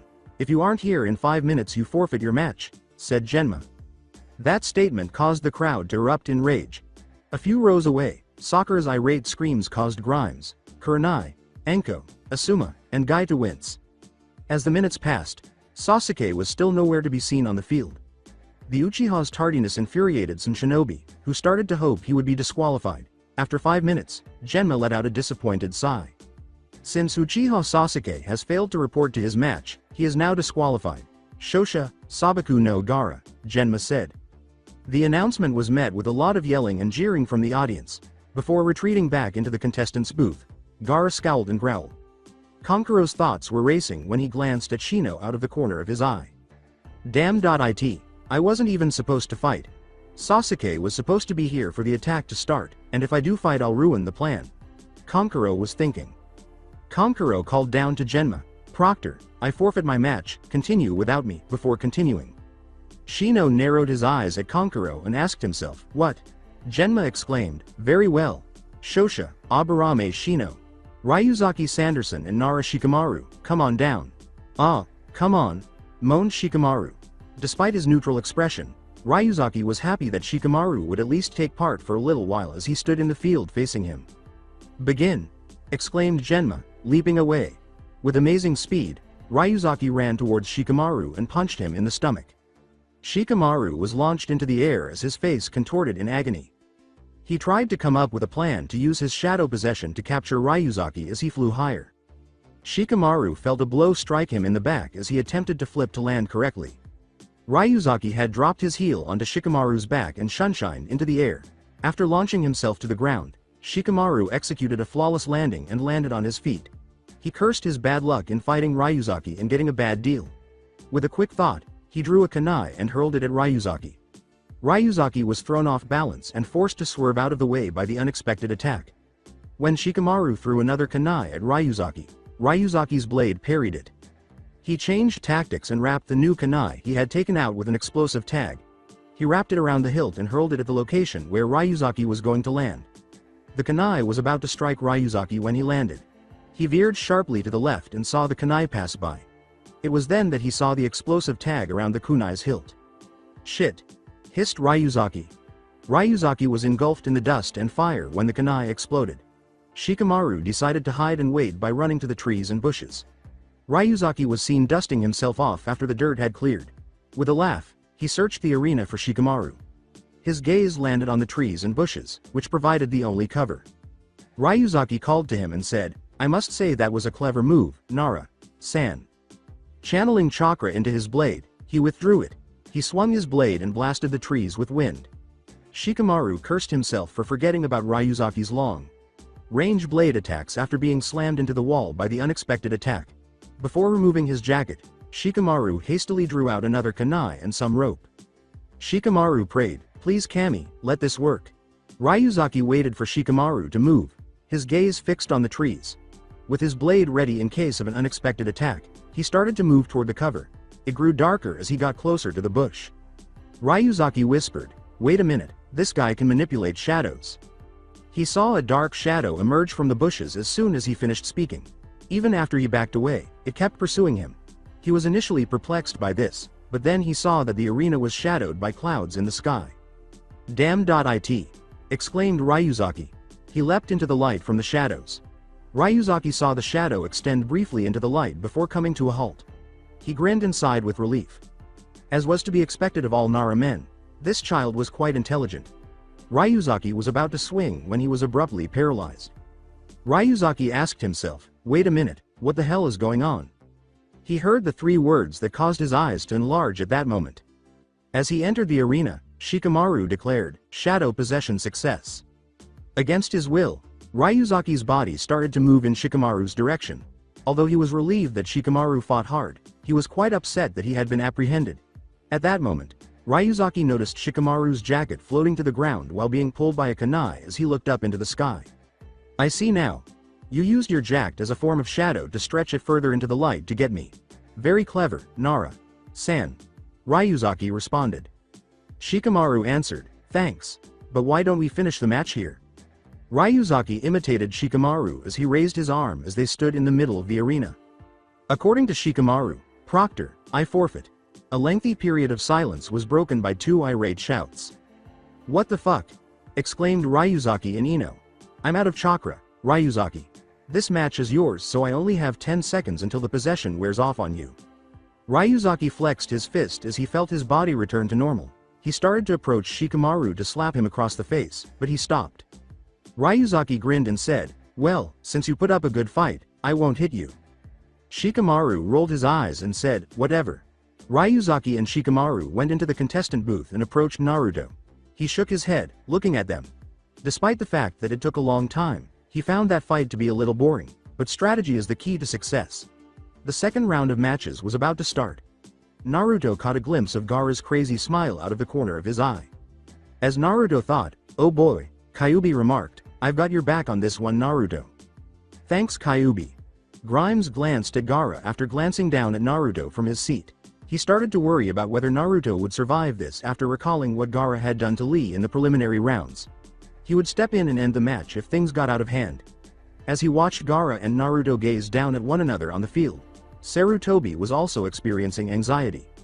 As Sarutobi pondered, be careful, Naruto. Naruto and Gaara stood glaring at one another down on the field. When Gaara turned to face Naruto, Genma saw the blood. Crazed expression on his face.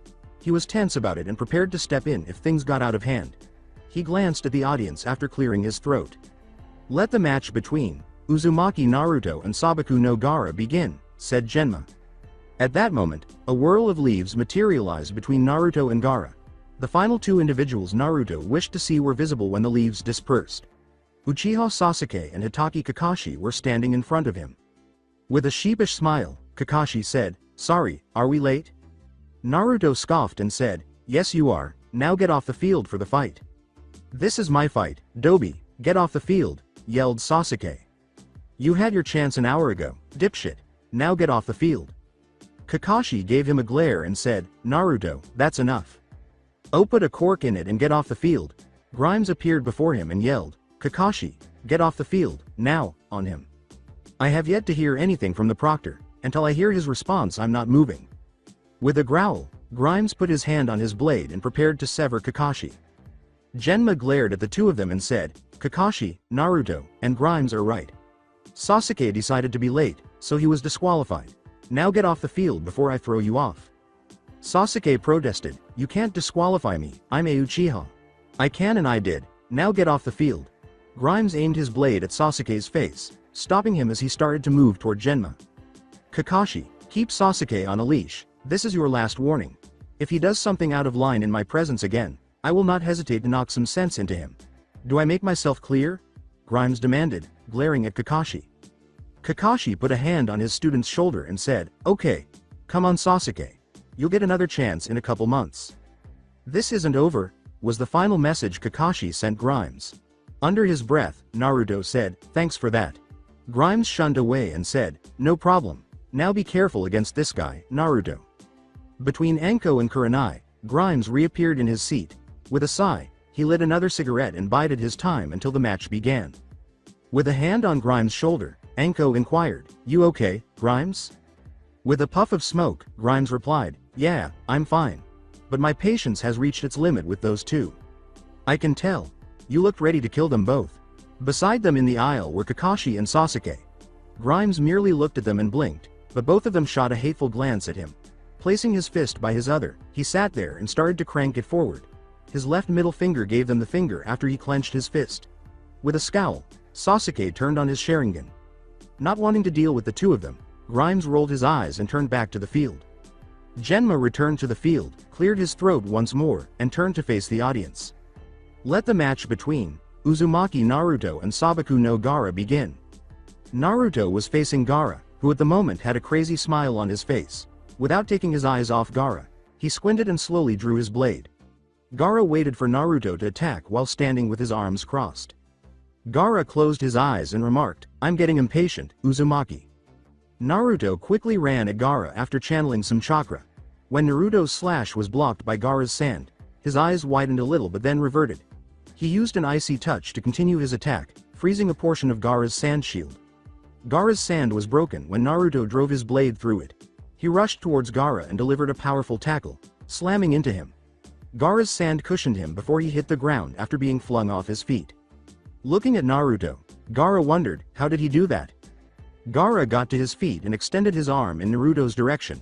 With amazing speed, a huge arm of sand formed and blasted toward Naruto.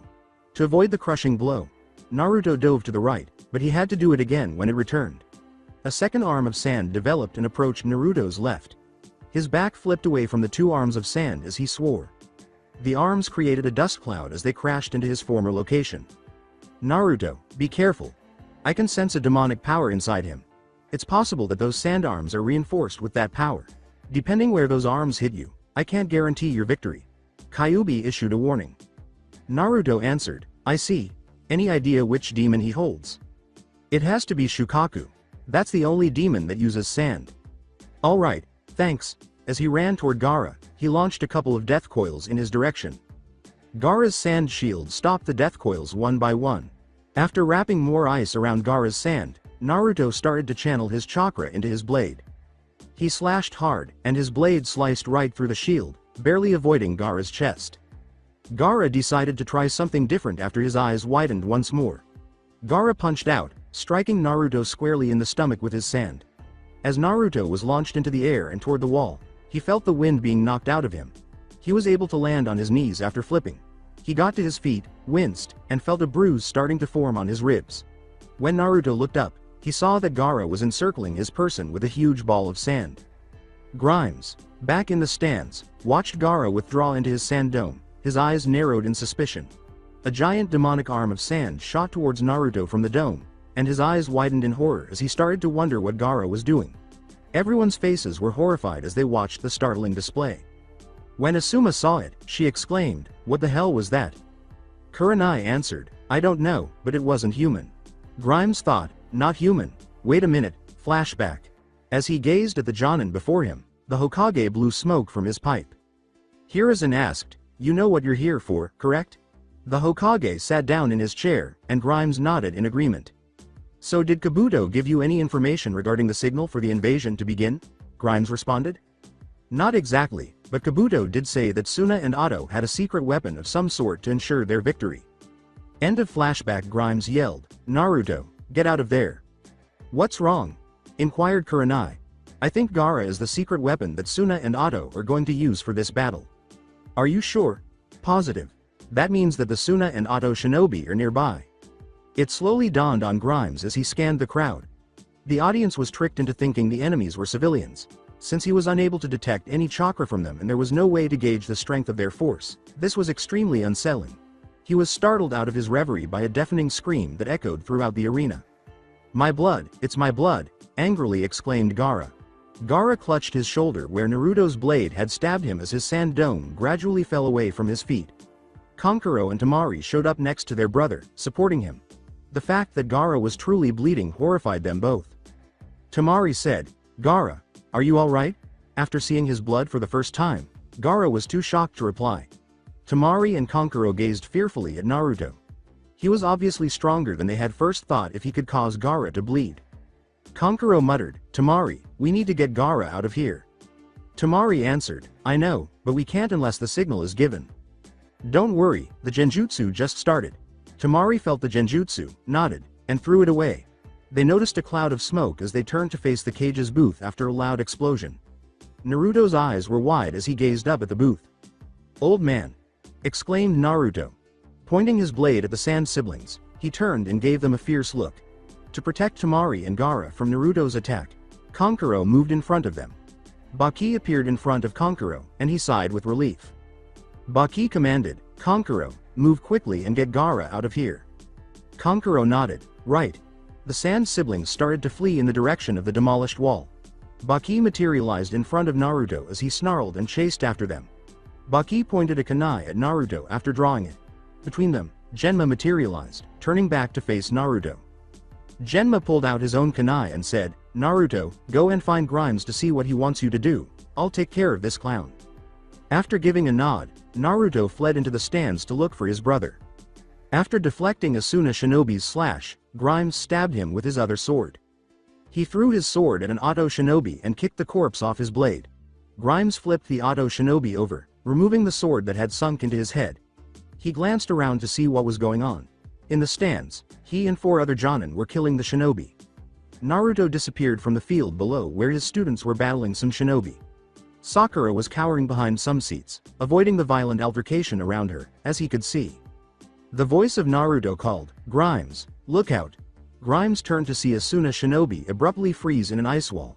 He exhaled in relief as Naruto emerged, slicing through the disabled shinobi with his blade. Grimes asked Naruto, "Where's Gaara?" as they walked back to back. With a death coil aimed at an unwary Auto Shinobi, Naruto responded. His team carried him off towards the forest for safety. "Alright, Naruto, I need you to listen closely. Go ahead. I want you to go and stop Gaara. I think he's the secret weapon that they are planning to use for the invasion here." "Yeah," Kyuubi said that something was off about Gaara.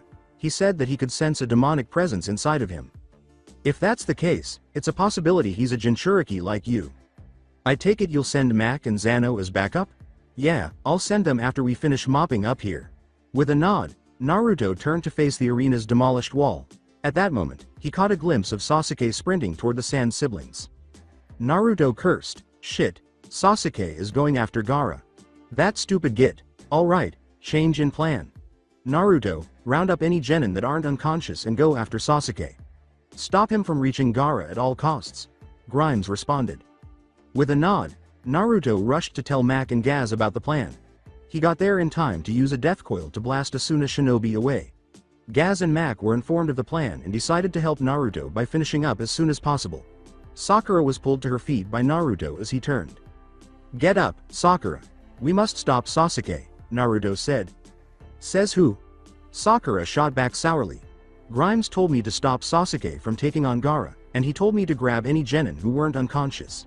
So that means you. Sasuke.kun can take Gaara on, and it will be a cold day in hell before I take orders from you." After running out of patience, Naruto did something he had been wanting to do for a while. Before slamming Sakura against a nearby pillar, he swiftly spun around and hit her across the face. "Listen here, Haruno. I am doing my job as a shinobi by taking orders from my commanding officer and putting them to use. And that order was for me to take any genin who wasn't unconscious or currently fighting to intercept Sasuke and stop him. So I am your current commander whether you like it or not, and you will follow this order. Because if you don't, I'll make sure your ass is reported for going against a command that was given to you. Do I make myself clear?" Naruto growled. Sakura nodded stupidly as tears welled up in her eyes. Naruto disbanded his group and looked back to see Shikamaru and Shino standing there. In a monotone, Shino stated, "We heard the order." Naruto answered, "Good, so I don't need to repeat myself, do I?" Naruto gestured for them to come with him to the wall that had been destroyed. Now that Sasuke was nearly 5 minutes ahead of them, they had limited time. To stop Sasuke, the 4 of them started chasing into the forest. The final shinobi to attack them was eliminated by Gaz and Mac in the stands. To his chagrin, this meant that Mac had 13 kills and Gaz had 12. Grimes was standing with the other Jonin in a semicircle, and they rushed over to him. Mac said, "Okay, we finished off the last one." Grimes said, "Nicely done." Gaz said as he turned around, "We're going to help Naruto and the others." "Hold on, Gaz. There's been a change in plans." "How so?" "We just received word that there are still enemy forces throughout Konoha. We need to liberate them." "But then we need to inform Naruto of this," said Mac. "I'm way ahead of you. Asuma, do you think you can go catch up with Naruto and inform him of the change in plans?" "Leave it to me." Asuma answered as follows. Kakashi put his palm down on the ground and said, "Here, I'll summon one of my dogs to help you track them." A tiny brown dog materialized in front of them as there was a crack. It said, "What's up, Kakashi? Pakun, I need you to lead Asuma here to some genin that are tracking down another genin." As he ran in the direction of the demolished wall, Pakun exclaimed, "Very well. Follow me, Asuma-san." When Asuma and Pakun discovered Naruto's scent, they vanished from view. Grimes gave Kakashi a fierce look but refrained from snapping at him. Once this was over, he would speak with Hiruzen. Gaz inquired, "So what's the plan? I want you both to find the remaining rookies, wake them up, and form groups of 2. When you do that, I want you to perform a 360 liberation of the village. There should be other Jonin and Anbu on this already, but I want you to help them out. If any Jonin or Anbu give you an order, follow it." "Hi," Mac and Gaz said, avoiding the spotlight to locate the others. Kurenai questioned, "What about Hokage? Sama, Grimes?" "There's not much we can do, Kurenai. That barrier that's surrounding him is impenetrable. We just have to have faith in him." Zara said, "He's right," as she appeared next to Grimes. Grimes inquired, "Where's Darien?" "He's helping the Hokage with Orochimaru, so they shouldn't have many problems." "Alright, that means you're helping with the liberation, I take it?" "That's right. Did you pair any of us up yet?" "No, I was going to have us go around by ourselves to cover more ground. It's come to my attention that most of the shinobi we're fighting are around Chunin to low Jonin level." With a nod, Zara drew her blade and ran her finger along its side. After drawing his greatsword, Grimes turned to face the other people. "Same plan, choose a direction and liberate the village. When you finish, report back here and set up a checkpoint." To help clear the village, everyone outside the stadium shunshined and nodded. Hinata and Kiba were discovered on the ground by Gaz and Mac. They released the genjutsu by pressing their fingers to their temples while channeling chakra into them. With a start, Hinata sat up and turned to face the wounded and dead shinobi. She slowly got to her feet and shook her head to shake off her sleepiness. Mac touched Hinata's shoulder and said, "You all right, Hinata?" Hinata answered, "Yes, just a little disoriented, give me a moment." "What's going on?" complained Kiba. Gaz dragged him to his feet and told him, "The invasion started and we have to repel it." Hinata inquired, "What are the orders?" "I'll explain when we find round up Ino, Choji, Tenten and Neji," Mac responded. Gaz questioned, "What about Ryuzaki?" "That won't be necessary. He followed Naruto once he left the stadium with his group." Choji and Ino were unconscious when the 4 of them dashed to the next rows. They went to the stadium's upper floor to look for Neji and Tenten after waking them up. They were both up and taking down Asuna shinobi together, so it didn't take long to locate them. Gaz smiled slightly and said, "Good to see you both are in one piece." "Likewise," Tenten said with a nod. Ino said, "So what do we do now?" "We split up into groups of 2 and liberate the city of any enemy forces. There are 8 of us, so we'll do the 4 standard directions such as north, south, east and west first. When we clear the enemies from those directions, we'll continue with southeast, southwest, northeast, northwest. After that is done, we'll report back here where a checkpoint should be set up," Mac explained. Neji said, "Sounds like a plan," while crossing his arms. Kiba inquired, "What are the groups?" "Mac and I will be 1. Tenten and Kiba. Neji and Hinata. Then Ino and Choji," Gaz responded. "Okay, let's move out." Desperate to catch up to Sasuke, Naruto, Shino, Sakura, and Shikamaru were flying through the trees. Sasuke could have already caught up to the Sand siblings by now, but it didn't help that he had a 5-minute advantage. Shikamaru ascended to Naruto in order to speak with him. Shikamaru looked back and said, "I think we're going to have company, Naruto. I can sense some chakra signatures coming from our rear." "I can sense them too. There's about 5 of them, and if we stop to fight, we won't be able to stop Sasuke," replied Naruto. "I have a feeling we have backup coming as well. I'll stay behind and try to bide some time for you." "Okay, just try not to get killed." Shikamaru landed on the next branch, grinned, and stopped. He pivoted and produced some explosive tags and kunai. Shikamaru vanished from view as everyone turned to look behind them. "Keep going, guys, we're almost there," Naruto exhorted. Shikamaru came to a halt and buried the final explosive tag in the underbrush. To protect himself from the approaching adversaries, he drew another kunai. 5 auto shinobi appeared in the clearing ahead of him as he looked up. They all gathered around him and produced a variety of weapons, including swords, trench knives, and kunai. One auto shinobi said, well, look what we have here." Another shouted, "This one's mine," and ran over to Shikamaru. Shikamaru thought. Kaboom! Shikamaru planted explosive tags that detonated, filling the area with 10 explosions. He took advantage of the situation and performed his family jutsu using his hand signals. Shikamaru's shadow sprang forth in several directions to halt the enemy as the final sign was formed. Shikamaru could see that he had successfully captured all 5 of his adversaries in his shadow after the smoke and dirt had cleared. His chakra was still low from his battle with Ryuzaki, though, so he knew he wouldn't be able to hold them for very long. An auto shinobi yelled, "You little shit, once I get out of here, you're as good as dead." Shikamaru shot back, "By then you'll all be dead and I'll be napping against that tree there." Another growled, "Cocky little brat." Shikamaru could sense his chakra nearing the end of its rope as time passed slowly. The backup still hadn't come, so he gritted his teeth and started to question whether anyone was coming at all. His arms dropped to his sides, jutsu dispelled, and he grunted. With ominous smiles, the auto shinobi rose and started to approach him. Pressing himself against the tree, Shikamaru reflected on his life. Shikamaru thought, "I guess I'll never get that wife or kid's dream accomplished." "Game over, kid," a shinobi from Auto said, lowering his sword. Shikamaru waited for the impending blow while closing his eyes. He sensed that his problems were gradually going away in the back of his mind. When he opened his eyes and saw Ryuzaki landing right behind the auto shinobi, they widened. He raised his blade and struck the ground with it. Ryuzaki mumbled, "Raiden." Lightning surge. White streaks of lightning were sent in all directions, causing the ground to tremble and dust to rise. The auto shinobi let out a painful cry and struggled to turn around in time to spot Ryuzaki. They gave him a fierce look and started to approach him. Ryuzaki whispered, "Now you die," and disappeared. One exclaimed, "What the hell? Where'd he go?" When a knife struck his spinal cord and killed him, he received his response. Ryuzaki yanked his blade from behind the shinobi and hurled it at another who was turning away. The knife sunk into the shinobi's skull, causing a sickening squelch. A shinobi was about to kill Ryuzaki with his kunai when he unexpectedly killed his comrade instead.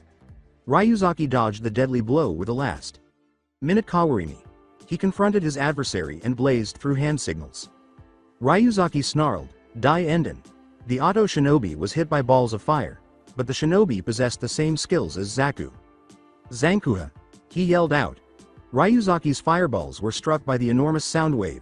2 kunai emerged as the fireballs dispersed. Shit! The auto shinobi dodged between the kunai by doing a backflip. He was unaware of the explosive tags on the kunai's hilt. The kunai exploded with a loud bang, shattering the shinobi's neck as it struck a tree face first. Asuma appeared and cut down the final auto shinobi just as he was about to run away. Shikamaru yelled, "About time you guys got here." Ryusuke shrugged and said, "Sorry." Asuma approached Shikamaru and inquired, "Are you alright, Shikamaru?" "I'm still in one piece, but I'm out of chakra." Ryuzaki jumped into the trees and said, "Asuma Sensei, I'm going to continue with Pakun and give Naruto backup. Make sure to bring Sasuke back when you stop him. We don't need him to do anything foolish," replied Asuma. With a nod, Ryuzaki vanished from view, with Pakun trailing closely behind. Sakura, Shino, and Naruto proceeded on their forest journey. It was their mutual hope that Shikamaru would live long enough for reinforcements to show up. They heard a loud explosion as they kept moving forward. It was approaching directly from the front. Naruto wasted no time in leaping toward the scene and pumping his chakra into his legs. Naruto's gaze landed on a rather large crater as he broke through the trees, and there was Tamari, not far from the crater. Naruto leapt to his feet and ran to Tamari. He started to check her vitals after sliding across the floor. Shino gazed down at Tamari as he landed next to Naruto. As he watched Naruto tend to an enemy shinobi, he raised an eyebrow in surprise.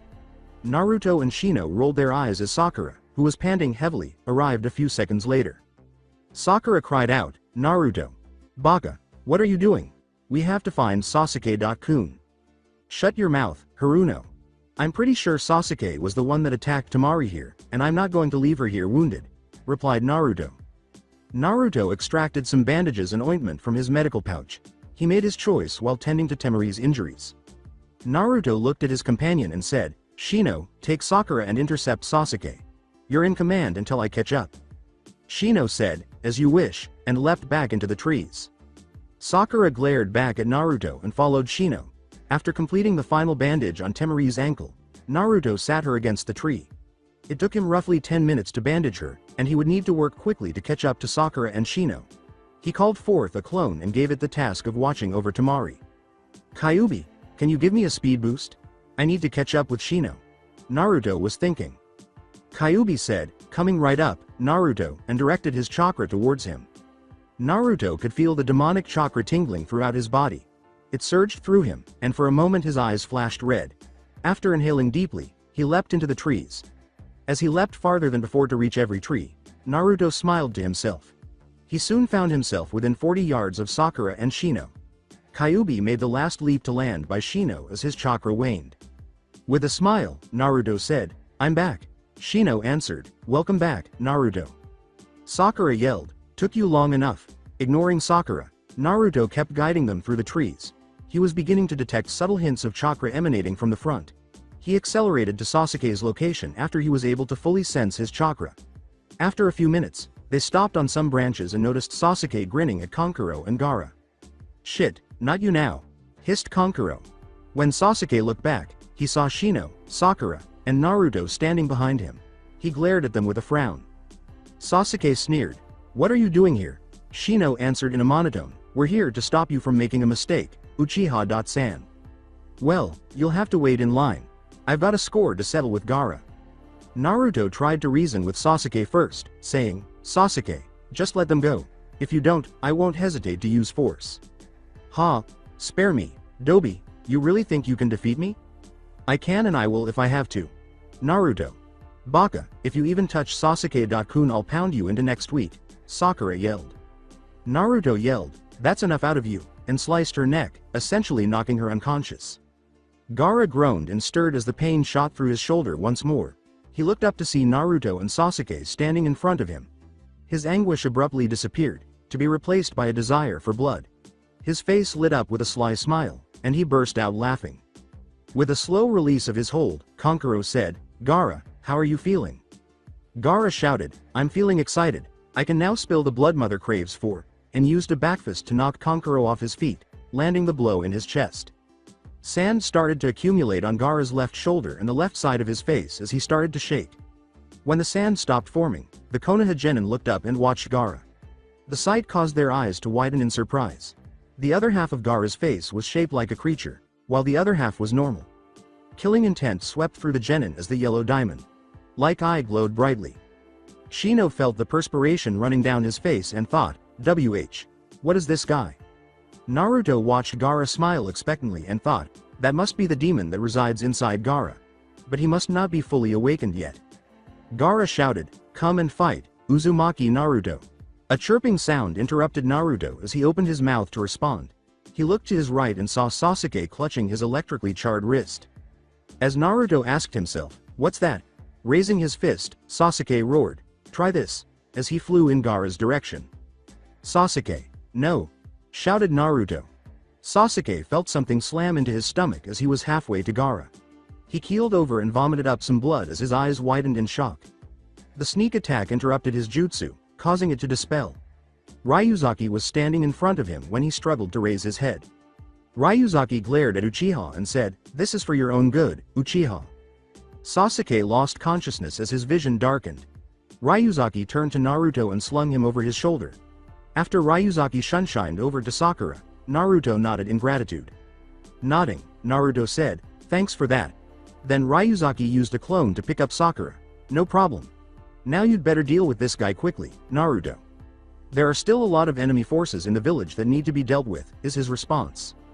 Alright, I'll try to mop up here as fast as possible. With a nod, Ryuzaki disappeared along with Sakura and Sasuke. Naruto drew his blade once more and turned back to face Gaara.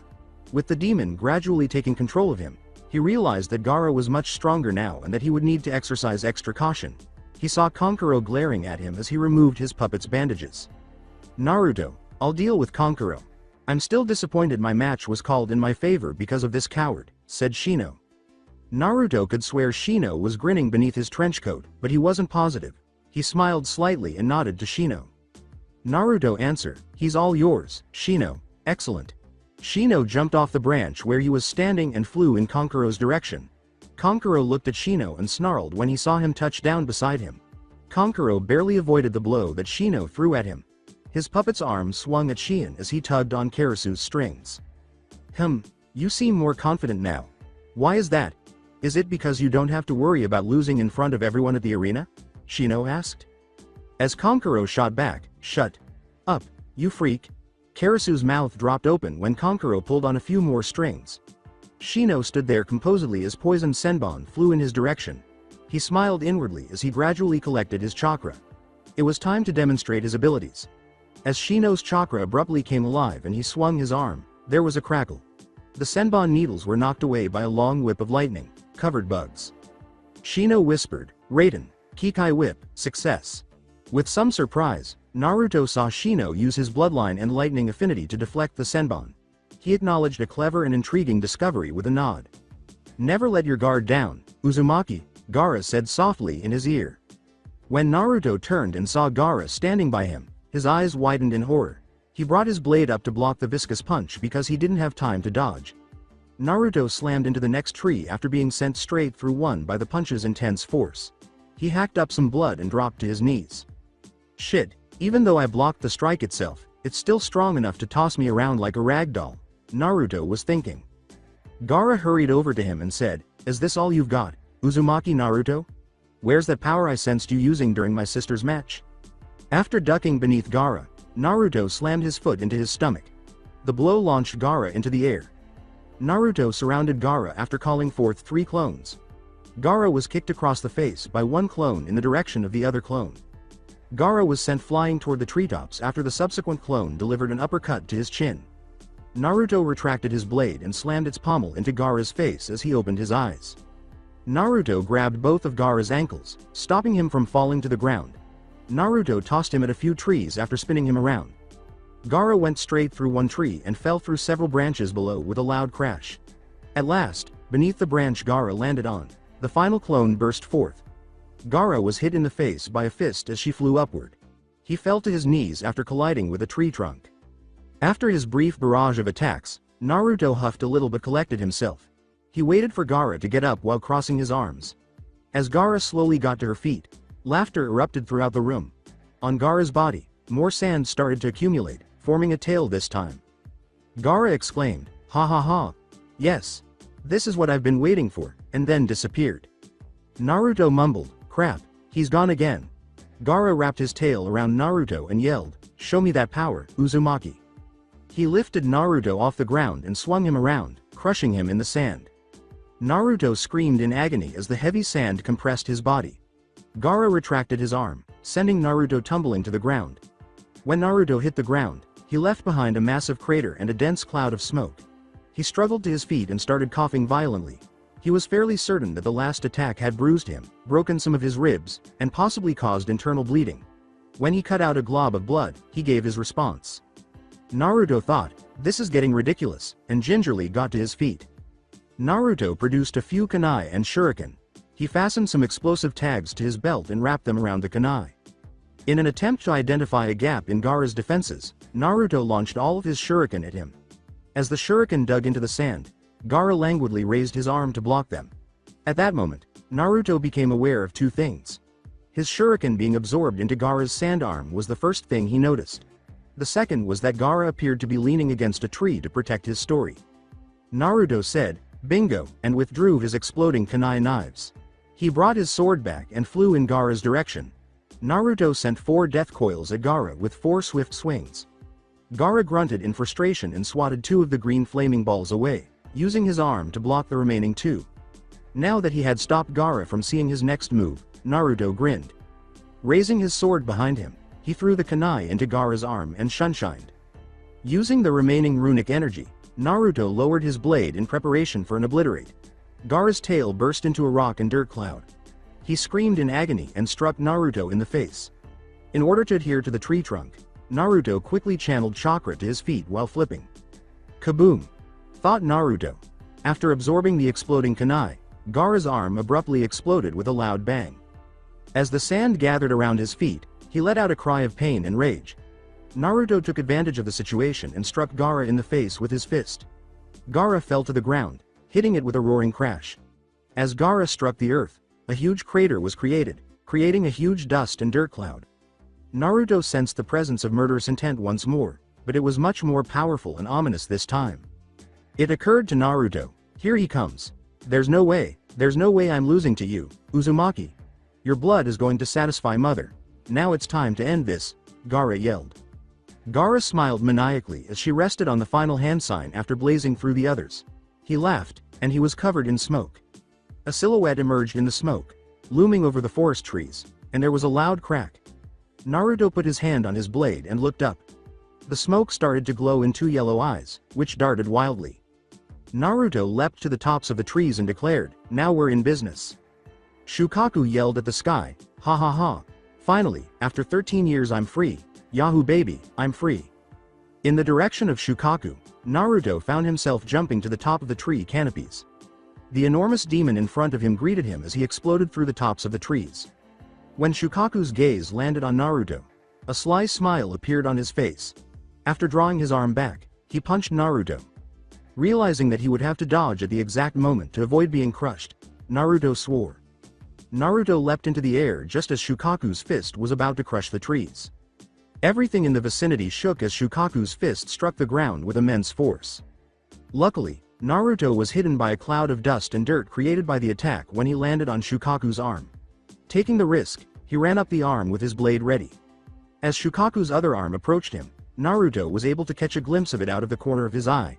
He made his signature sign. Around him, 5 cage Bunshins materialized and seized his arm. To prevent him from being crushed, they threw Naruto to Shukaku's other arm, which was within range. Shukaku screamed, "Stand still, I want to crush you." Naruto kept running toward Shukaku's head, up his arm. It was time to start somewhere because he had no idea where Shukaku's defense was at its weakest. His body's runic power had accumulated to its maximum potential and was just waiting to be released. As Naruto approached the top, Shukaku's arm abruptly started to ripple and rock spikes started to emerge from it. With a quick thought, Naruto froze in each spike as it approached him by holding his palm out. He sent a death coil at Shukaku's head after casting Icy Touch once more. Shukaku was struck squarely in the eye by the flaming green skull. Shukaku turned to face Naruto and let out a furious roar. After taking a deep breath, he bided his time. Naruto arrived at Shukaku's shoulder, then bounded into the air, flying straight for Shukaku's face. He discovered that he had made a serious error at this point. "Fuden! Renkuden!" yelled Shukaku. Naruto was struck by the wind blast with such force that he lost his breath. The attack sent him to the forest floor, where he rolled across the ground, kicking up a trail of dirt. His back struck a tree trunk, bringing his body to a halt. He collapsed to the ground, coughing hard as blood spattered the floor. Kyuubi reassured him, "Hang in there, Naruto. I'm patching you up quick." Naruto reflected, "I don't think this is going to work if I keep approaching him like I just did. I have an idea, but we'll only have one shot at this. You willing to hear it? At this point I'll take any suggestions that you give me. I'm not the most knowledgeable person when it comes to fighting demons." "Alright, listen closely." Back at the stadium, Hiruzen and Darien were engaged in combat with Orochimaru, a former pupil. They had been engaged in combat for nearly 30 minutes, and there was no indication that it would soon come to an end. The Shodem and Nidaime Hokages had been brought back by Orochimaru using Edo Tensei. Both of them were now nothing more than shells of the people they used to be, with no emotion at all and no life in their eyes. When Orochimaru brought his predecessors back to life to serve as his puppets, Hiruzen was filled with rage. Furthermore, Hiruzen was unable to kill either of them no matter what he tried. Once they were seriously damaged, the two of them would heal themselves. Orochimaru's sly smile said, "As you can see, Sarutobi Sensei, you cannot win this fight. I'm sure you've realized this technique I used can't be disrupted." "Orochimaru, I now realize my foolishness for not ending your life on that day all those years ago," Hiruzen grumbled. "And now you are paying for your mistake by going against the jutsu I stole that day. You have no one to blame but yourself, Sarutobi Sensei." Sarutobi asked Darien in a whisper, "Do you have any ideas?" Darien answered, "I have one, but I need an opening." "What's the plan?" "We need to dispose of those two Hokages first, so what I need you to do is distract them, and when I get the right opening I'll use a technique of my own." Hiruzen heard Darien's suggestion and nodded. He chose to comply even though he had no idea what Darien would do. He raised his battle staff once more and leapt forward to retrieve it from his predecessors. The former Hokages jumped away as the staff crashed into the roof. Hiruzen took advantage of this and leapt back in their direction. He took a deep breath and blazed through hand signals. Dragon flame bullets were fired at them by the Karyu Enden after he let them go.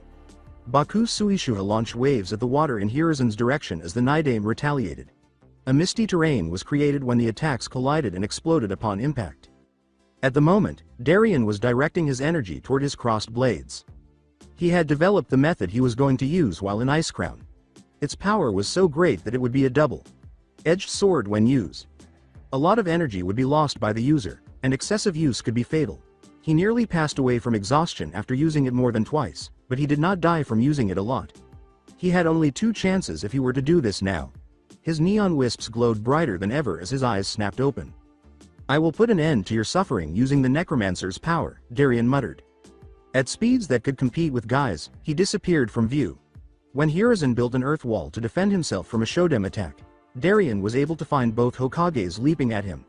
When he arrived at the 2 Hokages, he crossed his arms and swung his now black glowing blades. "Reaper's strike!" exclaimed Darien. Glancing back at the 2 Hokages, he rolled across the rooftop. They both came to a halt, and their faces briefly took on a shocked expression. The chests of the former Hokages showed 2 slices. Both of them were getting pale, and strangely, they were grinning pitifully. The Shodem turned to face Hiruzen and said, "Well, it looks like this is where our battle ends, Hiruzen." "Indeed, it seems our time is up," the Nidame concurred. Before soaring to Darien's blades, 2 gray silhouettes emerged from the wounds Darien had just caused. Darien's blades briefly glowed dark blue as the souls disappeared into them. The elder Hokage then collapsed to the ground and started to turn into sand.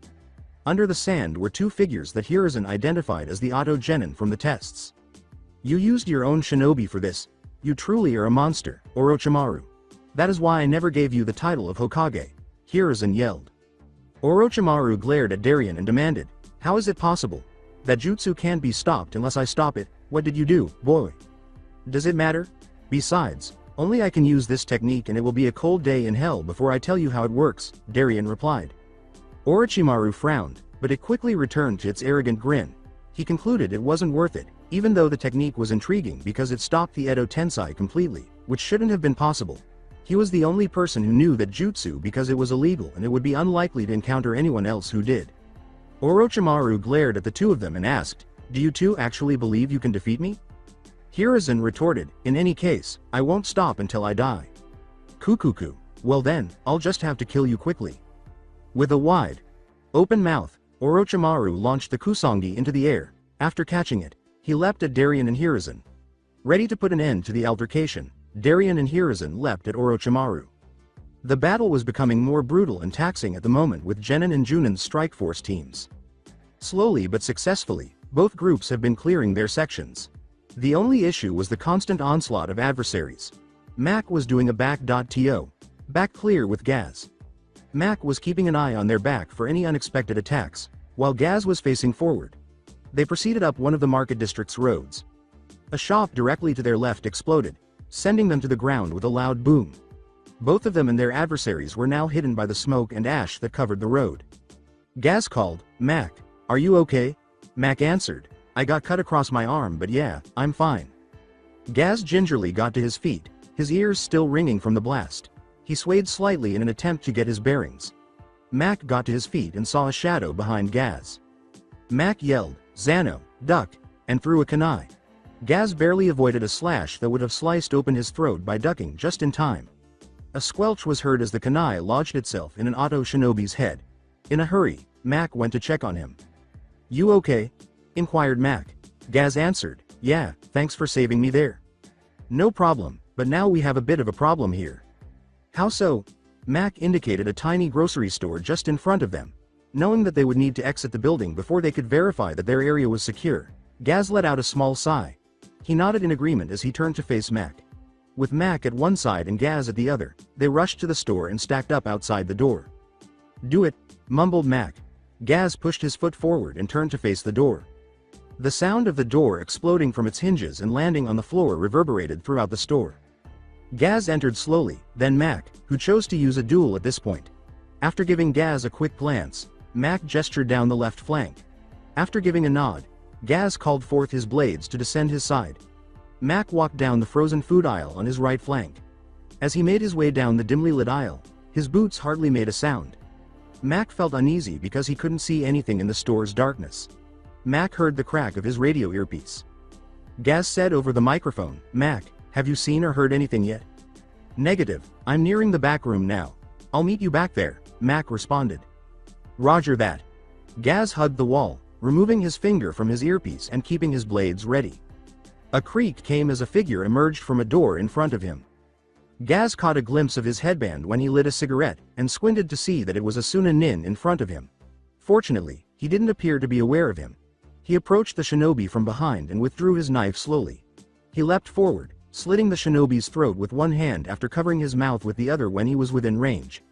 With a thud, the body hit the ground, and Gaz proceeded to the rear room. When Gaz eventually arrived at the back room, he carefully pushed the door open. He looked around the room, but Mac was nowhere to be seen. He proceeded to the back door and left the store, assuming he had gone outside. Someone exploded through the store's back wall as he was finishing that. Gaz was alert at first, but when he saw it was Mac, he lowered it. Gaz inquired, "What happened to you?" Mac answered, "I got my ass kicked." "By who?" A tall, heavy auto shinobi emerged as the wall exploded open once more. The height of the shinobi in front of Gaz caused his eyes to momentarily widen. The man was enormous, roughly the size of an ogre. Grabbing Mac by the neck, the shinobi used one hand to start strangling him. Gaz slashed at the shinobi as he charged. But the giant stopped it dead in its tracks by grabbing Gaz's blade with his free hand. Before hurling Mac at him, he raised his arm, sending Gaz flying. They fell to the ground in a heap after Mac struck Gaz's stomach. Gaz questioned, "What is this guy?" Mac got to his feet and remarked, "He's like one of those Vrykle berserkers from Icecrown." The shinobi that resembled a juggernaut stooped to charge at them, headfirst. He destroyed an empty stall, and the Death Knights leapt away to watch. If they were struck by it, the sheer force of it would most likely kill them. After turning around, the shinobi charged at Gaz. Gaz was prepared for him this time, and he returned with both of his swords. They were stopped in their tracks as he stabbed forward with both of them. The giant grabbed Gaz by the neck with one hand and forced him to drop his blades.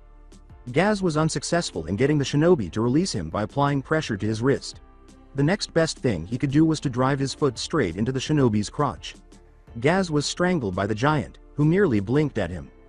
Then Gaz choked. "What the fuck?" Mac yelled, "Heart strike," and slashed his blade at the giant's chest, but the giant's arm stopped it.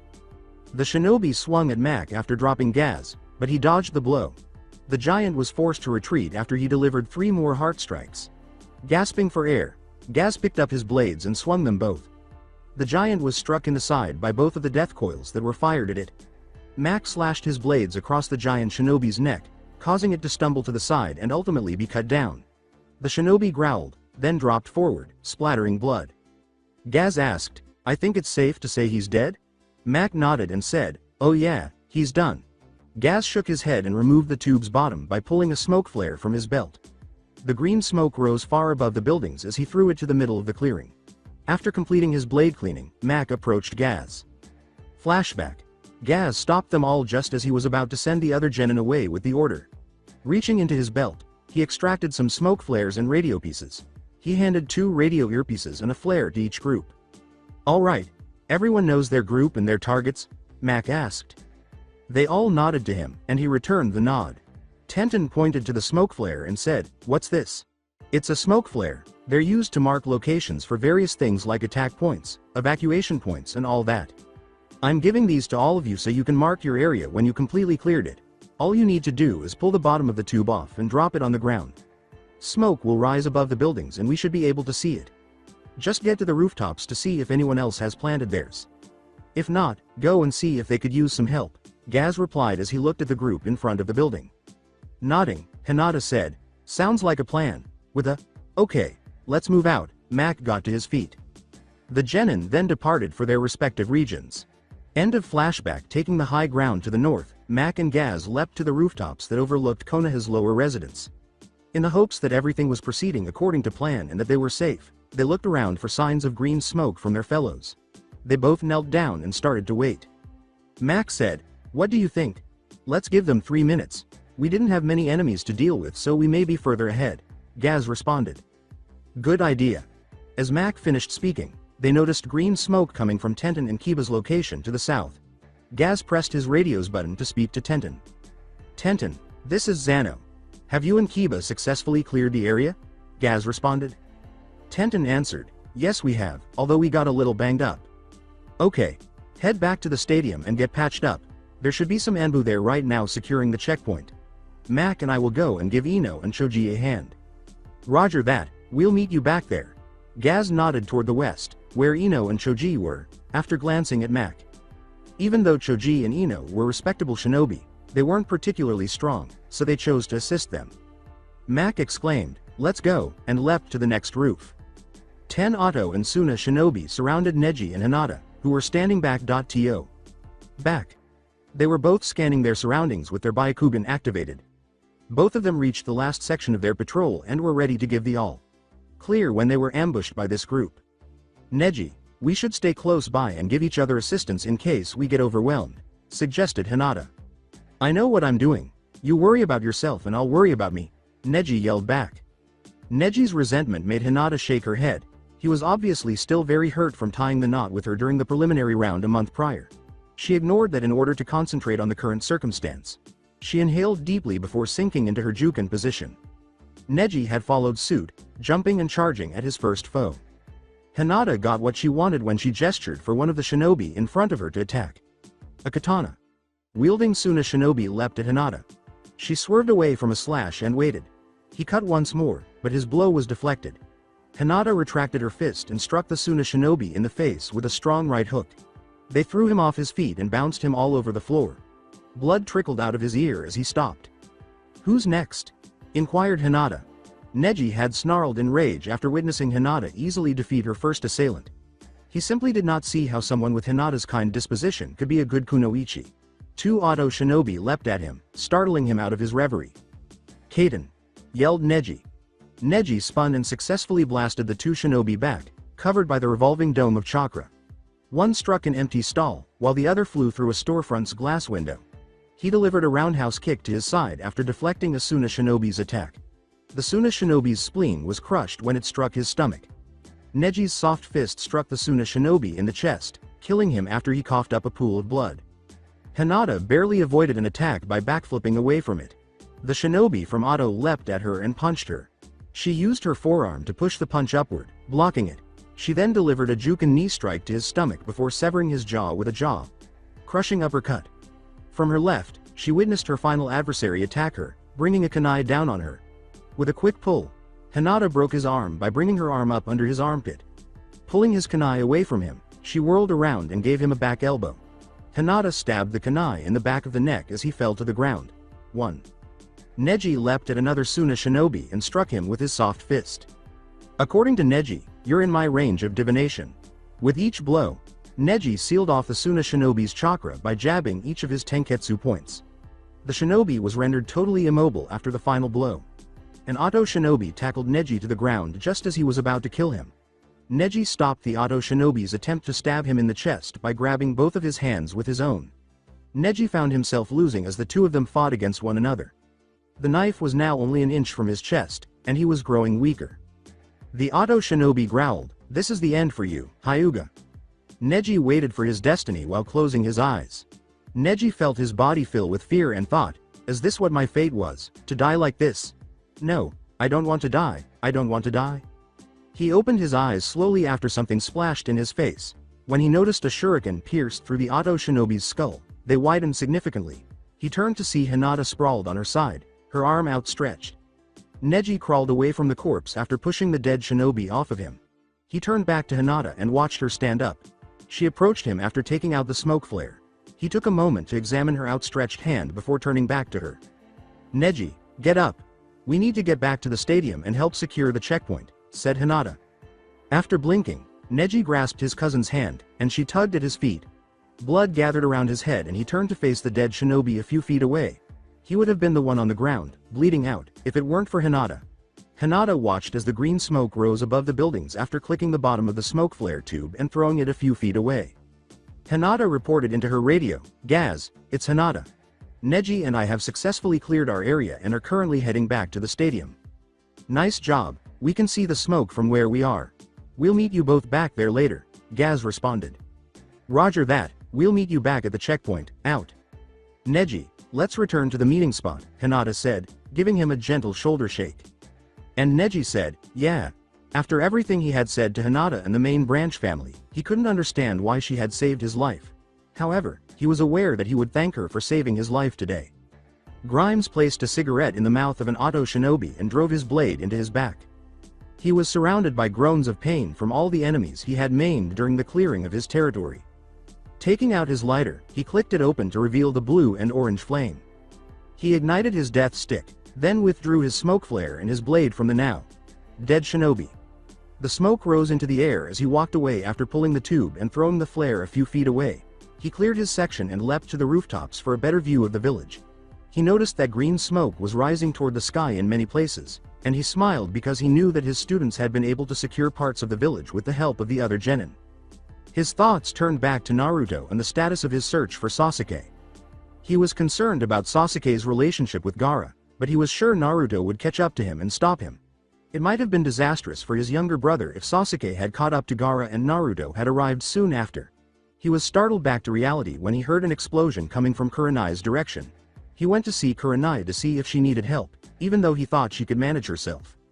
When Kurenai opened her eyes, she saw that she was staring up at the sky. She realized she wasn't alone as smoke filled her nose and she coughed. There was currently no way out, and 4 shinobi were standing over her.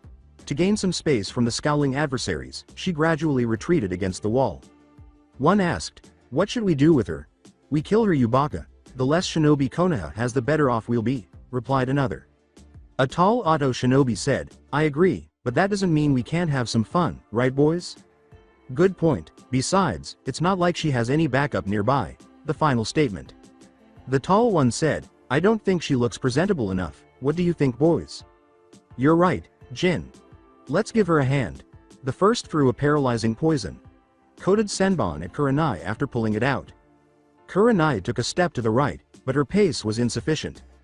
She was struck in the left arm by the senbon, which caused her to fall to the ground without moving.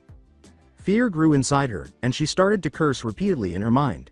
With a kunai, the tallest one, now known as Jin, approached her. With a quick movement, he set the tip on top of Kurenai's dress bindings and lowered it. The bindings ripped between her breasts and down to her stomach.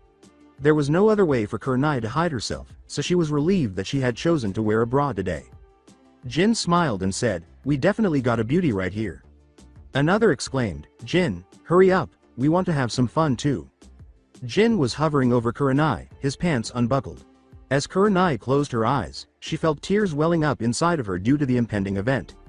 When Jin heard a metal clang hit the ground behind him, he halted his attempt to push in. He looked over and saw a kunai lying there with a white piece of paper wrapped around the hilt. Kurenai closed her eyes just in time, seeing it too. With a loud bang and a blinding flash of white light, the kunai exploded. Kurenai could hardly hear her captor's cries of confusion because her ears were ringing so loudly. One yelled, "What the hell was that?" Another exclaimed, "I don't know, but I can't see anything." Kurenai's captors were covering their eyes in agony when she opened her eyes. Slowly, she saw a silhouette move into the alley. Kurenai watched as the man threw a shuriken and brought his arm back. Blood collected around Jin's head as it sank into it, causing him to fall to the ground. The man went on to the next enemy and snapped his neck, continuing his silent killings. He dropped the body without fanfare and slipped over to the next shinobi. With a knife drawn, the man cut the other shinobi's throat and covered his mouth. When his senses returned, he finally got close to the final shinobi. The man's knife pierced the side of the shinobi's neck, causing his eyes to widen as he looked around in disbelief. The final shinobi covered his wound by slumping into a fetal position, but it was useless because blood was still leaking out while he coughed and gagged. Before sheathing his knife, the man swung it to remove any blood that might have been dripping. He rushed to Kurenai to see how she was doing. When Kurenai looked up, she saw that Grimes was her savior. "Kurenai, are you okay? Did they manage to, Grimes responded. Kurenai answered, "No, you got here just before they did." "Can you walk?" "No, they hit me with a paralytic poison." Grimes acknowledged Kurenai's attire and nodded. His face flushed a little, but the thought of that made him feel ashamed right away. He found himself staring at Kurenai after she nearly raped him. Before handing it to Kurenai, he took off his fleece shirt and vest. With some difficulty due to Kurenai's paralysis, he helped put the fleece on her and put his vest back on. Grimes left the alley after picking Kurenai up bridal style. After searching his vest pocket for another flare, he lit it and let it fall to the ground. After saying, "Let's get back to the stadium," Grimes started to run. Kurenai said, "Yeah," as she put her head on Grimes' shoulder. At the moment, Zara was climbing to the civilian area of the upper city. Blood was crimson on her blade, which dripped with every step she took. Her hand landed on the flare and moved to her belt. She felt uneasy even though she was almost at her goal. She was on guard because it had been nearly 5 minutes since she had last seen a shinobi. In the square, Zara stopped and surveyed the other streets. Every now and then she heard the screams of a dying shinobi or the loud explosion of a paper bomb. She heard voices coming from a tiny side alley to her left just as she was ready to throw her flare. Zara slipped into the alley and heard the children nearby crying. As she accelerated and turned the corner, she noticed 4 enemy shinobi looming over a group of children. At the moment, one was tightly holding a young girl's hair. The scene in front of Zara caused a frown to appear on her face. If there was one thing she detested, it was witnessing kids suffer. To get their attention, she whistled sharply and pursed her lips. Leering at Zara, the 4 shinobi wheeled around. "Let the kids go. Your fight is with me," Zara said, giving them a fierce look. "Well, look what we have here, a fine-looking woman all alone against us," spoke one. "I say we teach her a lesson, and then have some fun with her," another person responded. Zara shook her head, raising an eyebrow in laughter at the thoughts of her adversaries. She twirled her blade in her hand after slowly drawing it out. "Hey boys," Zara said, giving them a fierce look. "What?" they asked. "Is that any way treat a lady?" One of the Suna ninja in the group leapt at her, prompting her to respond. Zara waited until he was within striking distance of her blade, closely observing his movements. She drew it back and deflected the blow intended for her face. Zara broke the Suna shinobi's arm by grabbing his fist and spinning him around in an arm-bar. Then, splattering blood across the floor, she drove her sword right through the shinobi's back. She smirked at the 3 jaw, dropped shinobi in front of her and pulled her sword away. Zara began running at the other shinobi after slashing her blade, sending blood splatters to the ground. In an attempt to gain the upper hand, the 3 charged Zara simultaneously. When the first swung a kunai at her, she ducked under it and kicked up with her plated boot. The man's hand cracked and he let out a painful scream. The second shinobi leapt at Zara from above, and she ducked beneath him. Then she impaled the shinobi by stabbing upward with her blade. She slammed him into the ground after heaving him over her shoulder with her momentum. Zara raised her blade to parry the third shinobi's kunai as it leapt at her. With a growl of rage, the shinobi swung his kunai once more. Zara used her runic power to turn it to ice, then caught it in her hand and crushed it.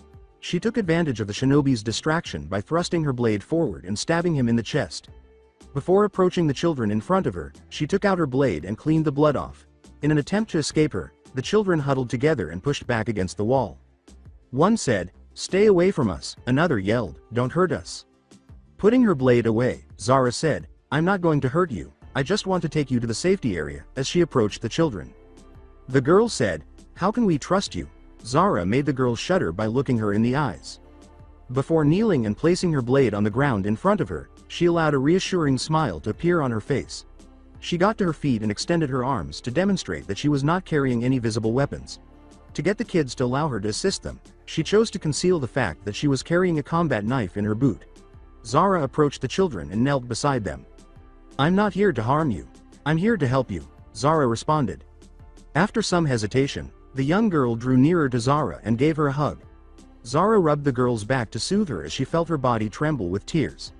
Zara realized what had caused the girl to stop crying when she gasped at something. Zara's hand produced the concealed knife in an instant and hurled it rapidly behind her. The shinobi was instantly killed when the knife crunched into his head. The children were initially frightened by this, but when she smiled at them, they relaxed. "Do you know where the shelter is for the civilians at this time?" asked Zara. "We got separated from our classmates after we left the academy, but they were heading to a bunker somewhere on the Hokage summit," the young woman replied. After giving a nod, Zara approached the body to extract the knife. She then returned to the children and handed them each a kunai from the fallen shinobi. "I need to know what you plan to do with these if we run into trouble, so tell me now," informed Zara. "We'll use them to defend each other and ourselves, even if it means to take a life," the kid replied. Zara answered, "Good, that's the answer I was hoping to hear." She got up and ordered the children to form a 360 formation around her. Zara took out her flare and lit it, then let it fall to the floor. The green smoke ascended toward the sky and over the buildings. After completing her goal, she led the children to the bunker they had informed her about. Following Kyuubi's exact directions, Naruto hid behind a few trees and made the necessary hand signs. There was a loud boom as smoke filled the room as he pressed his hands to the ground. Naruto landed on top of Gamabunta's head, attracting his attention as he emerged from the smoke. Gamabunta growled, "Brat, you better have a good explanation as to why you summoned me." "Well, I thought that the Shukaku in front of you was a good reason to summon you. I need your help to take him down," replied Naruto. "What makes you think I'll help? Tell you what. I'll be sure to have 10 bottles of sake to share with you." "Hey, I like the way you think, kid. Fine, I'll help you." After creating a few cage buncheons, Naruto gave the order for them to attack Shukaku by spreading out. As he stood there assessing Naruto's behavior, Shukaku noticed that more clones were approaching and grinned. However, he continued to focus more on the enormous toad that was called into the battle. The clones began attacking him from all sides, and he had to stop. As they were separated from contact, each clone rose one by one in a puff of smoke. This provided Naruto with an opportunity to strike. Naruto yelled, "Boss, charge at Shukaku. I'll take it from there." Gamabunta answered, "All right, Gaki, hold on tight." To keep his balance on Gamabunta's head, Naruto lowered himself and directed chakra toward his feet. Gamabunta also knelt down before launching himself forward with tremendous force. Shukaku turned to them as they got closer, its cheeks swelled as it took a deep breath. Gamabunta dodged a sand shuriken by leaping into the air. Unfortunately, Naruto had to postpone his attack as a result. He swore and squinted when he saw something. Slowly, Gaara materialized on top of Shukaku's forehead. Gamabunta said, "Gaki, do you see the kid on top of Shukaku's head?" Naruto answered, "Yeah, I do. I need to wake him up to stop Shukaku." "So what's your plan?" "Just try and delay him. I've got an idea." In order to hide, Naruto threw a smoke bomb down and made a few cage buncheon once more. He left 2 up on Gamabunta's head but jumped down with some of his cage buncheon. He huddled close to his clones and then transformed using the last of his chakra. Naruto was standing atop another Gamabunta when the smoke from the transformation cleared. "Boss, divert his attention and allow me some time to complete this task," Naruto yelled. Gamabunta jumped at Shukaku and said, "Hey, sounds like a plan," he then responded. "Alright Kyuubi, I got the transformation up, now tell me how to do this," Naruto was thinking. "Alright, I'm going to fill you with my chakra again. When I finish, do the hand signs for rat, monkey, rat, dog, ox, boar, dog, and finish with rat. I'll take it from there, Naruto." Kyuubi responded. While waiting for Gamabunta to turn Shukaku around for his diversion, Naruto gave Kyuubi a mental nod. Naruto sensed Kyuubi's chakra flowing through him once more as soon as Shukaku turned around. He made the rat hand sign with lightning, fast hand movements. His body started moving on its own just as he was done. Kyuubi temporarily took control in order to complete the jutsu. Naruto felt the chakra being transferred to the transformation as he watched his hand rest on top of his Gamabunta transformation. Naruto felt as though he had regained control and leapt high into the air. As the smoke cleared, he started to grow and change once more, becoming a huge 9-tailed fox covered in dark purple chakra. According to Naruto, "Kyuubi, is that you?" After turning around, the fox grinned at him and nodded.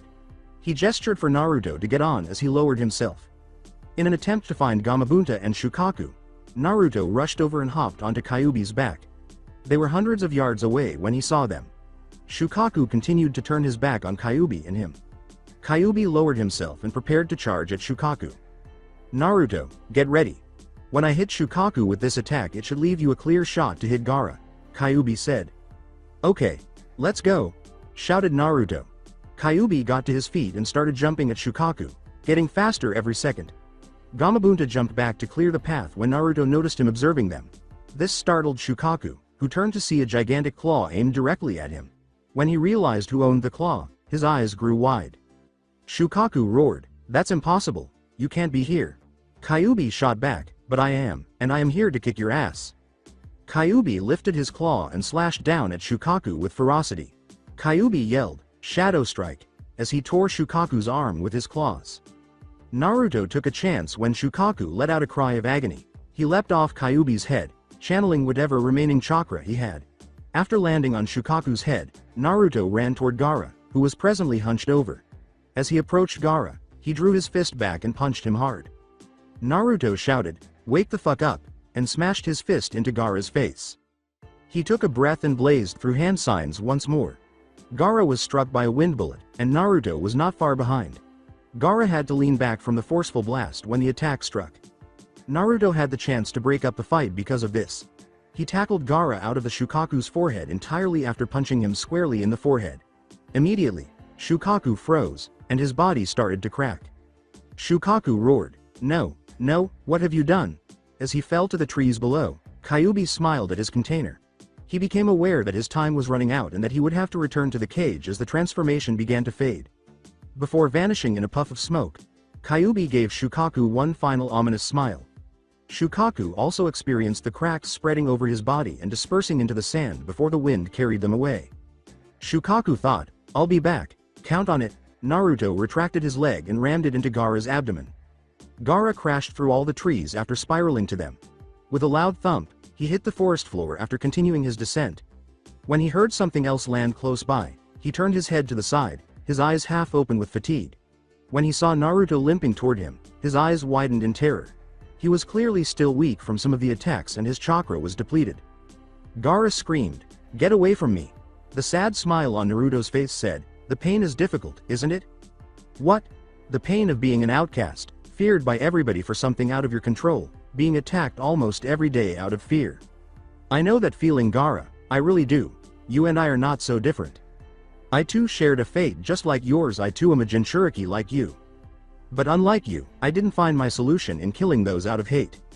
Granted, back when I was younger I wanted to kill those who hurt me, but then that would prove that I was the monster they claimed me to be. When I was 7, I met the person who helped me find my way out of the darkness. He took me under his wing and became my brother. He taught me the values his father taught him when he was growing up. If you want to be strong, you need to have something to protect. That's where my strength comes from, Gaara. I have people I care about that I want to protect, even if it costs me my life, and right now, if we're willing to kill anybody I care about, I will not hesitate to end your life right here." Gaara took in everything Naruto said to him slowly. He recalled his uncle and the harm he had caused him. Even though it was all lies, his uncle at least showed him the closest thing to love, even though he hated him.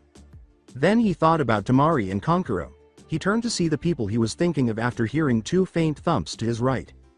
They were observing him with worry and a hint of fear. Some of Kankuro's clothes were tattered, and he appeared to have been singed. Temari's injuries from her battle with Sasuke were covered with some bandages. They took these wounds on his behalf, protecting him from danger. He felt a tear roll down his cheek as he gazed at them. He turned back to Naruto, who was holding his stomach while sitting up. "See, Gaara, they care about you. They don't fear you, they are afraid for you. They don't want to see their little brother suffering from the burden of carrying the Shukaku. They want to help you and protect you because they love you." Naruto was bleeding from the inside out. Shino appeared somewhat worn out from his battle with Kankuro, but he appeared to be fine as he landed next to Naruto. He glanced at the sand siblings in front of him, then down at Naruto. Shino said, "What should we do, Naruto?" "Let them go. I don't believe they wanted to fight in this war in the first place. Besides, they were tricked by Orochimaru when he impersonated their father," replied Naruto. Shino knelt beside his fallen friend and nodded. He nodded for the sand siblings to go after giving them a quick glance. After bowing and gently picking Gaara up, Temari and Kankuro turned to go, but Temari stopped. She approached Naruto, who was receiving assistance from Shino. Putting her lips to Naruto's cheek, Temari said, "Thank you, Naruto." Naruto smiled slightly as his face began to heat up. "No worries, but you should probably get out of here before reinforcements show up," replied Naruto. With a nod, Temari rushed to her brothers and assisted in supporting Gaara. Before nodding, she took one final glance at Shino and Naruto. They spun around, leapt into the trees, and vanished from view. Gaara glanced at his sister and brother at the same time as they flew to each branch. Gaara whispered, "Kankuro, Temari, I'm sorry for everything." Temari and Kankuro exchanged wide-eyed glances after their brother's apology. Kankuro answered, "Don't worry about it, Gaara, it's okay." After yanking Naruto to his feet, Shino carried him back to the village. With a slight shudder, Naruto cut up more blood. By the time they reached the village, Kyuubi's healing would have stopped the internal bleeding, but it still ached in addition to his broken ribs. Shino smirked and said, "Naruto, you look like hammered shit." Naruto smirked and said, "Gotta look presentable when I get back, don't I?" Shino gave a small laugh at the answer. He replied, "Yeah, I guess you do." Gaz, Mac, Ino, and Choji returned to the village and went into the stadium. After clearing their sector and encountering another powerful shinobi that would have likely killed them had Mac and Gaz not arrived, Ino and Choji were slightly injured. Their rapid and effective teamwork caused them to destroy the Juggernaut, which made Ino realize that she and Choji should have worked together more effectively. They wouldn't have required Mac and Gaz's assistance if it had been, and they could have easily cleared their area. Ino promised herself that she would help her team become as cohesive as Gaz and Mac's team. To watch their fellows being bandaged, they paused in the middle of the stadium. "Ah, Ino. Choji, you're both okay," Asuma exclaimed as she rushed toward them. Choji smiled and said, "Yeah, we got a little banged up but we're okay." "That's good. Now let's get you both patched up." After expressing gratitude to Mac and Gaz, Ino and Choji followed their sensei to the field's tiny aid station. Grimes was bandaging his right arm at the moment, so Gaz and Mac rushed over to him. He smiled at them because of how well they had cleared the village. "Damn good job, you two. I'll be sure to have Darien notified of this." Grimes was beaming. Gaz adjusted his bandana and remarked, "Actually, I don't think we're out of the woods just yet." "What do you mean?" "Zano thinks the enemy is regrouping for a counterattack," Mac responded. "What makes you think that?" "Well, when we asked the other genin about clearing their sections, none of them met a lot of resistance. So I'm beginning to wonder if they had some hidden shinobi tailing as to where we would set up a base of operations. They probably know we're setting up a base that will be able to dispatch our shinobi to any part of the village quickly, since it would be at a spot where we could access the whole village quickly. So now they probably know where we are and they're going to attack us while our guard is down." Grimes gave this some thought as he listened to Gaz. They could easily escape the village from where they were now because the stadium was in the middle of it, but they would be surrounded if there was a counterattack. His eyes grew wide with insight. Grimes shouted, "Shit, everybody get up and rally on me for a minute," to get his fellows to pay attention. Zara appeared in front of Walcroft and asked, "What's wrong, Walcroft?" "Zano just brought up some information and I think he's right," Grimes responded. "Oh, and what might that be?" "Zano thinks the enemy is going to perform a counterattack on us since they will be able to box us in the stadium here. He thinks that each of us may have been tailed by a hidden shinobi to see where we might go when we cleared the village to set up a command post." Zara grinned to herself as she glanced up and down at Gaz. With his tactics, the boy in front of her could have been an officer, or at the very least, an NCO, when it came to leading his fellows out of the village. When Kakashi spoke, she was startled out of her reverie. "I seriously doubt that. I don't think they'll attack us. We took out a lot of them when we cleared the village. Besides, if there were any shinobi tailing us, how come we couldn't sense their chakra?" Kakashi was staring at Gaz.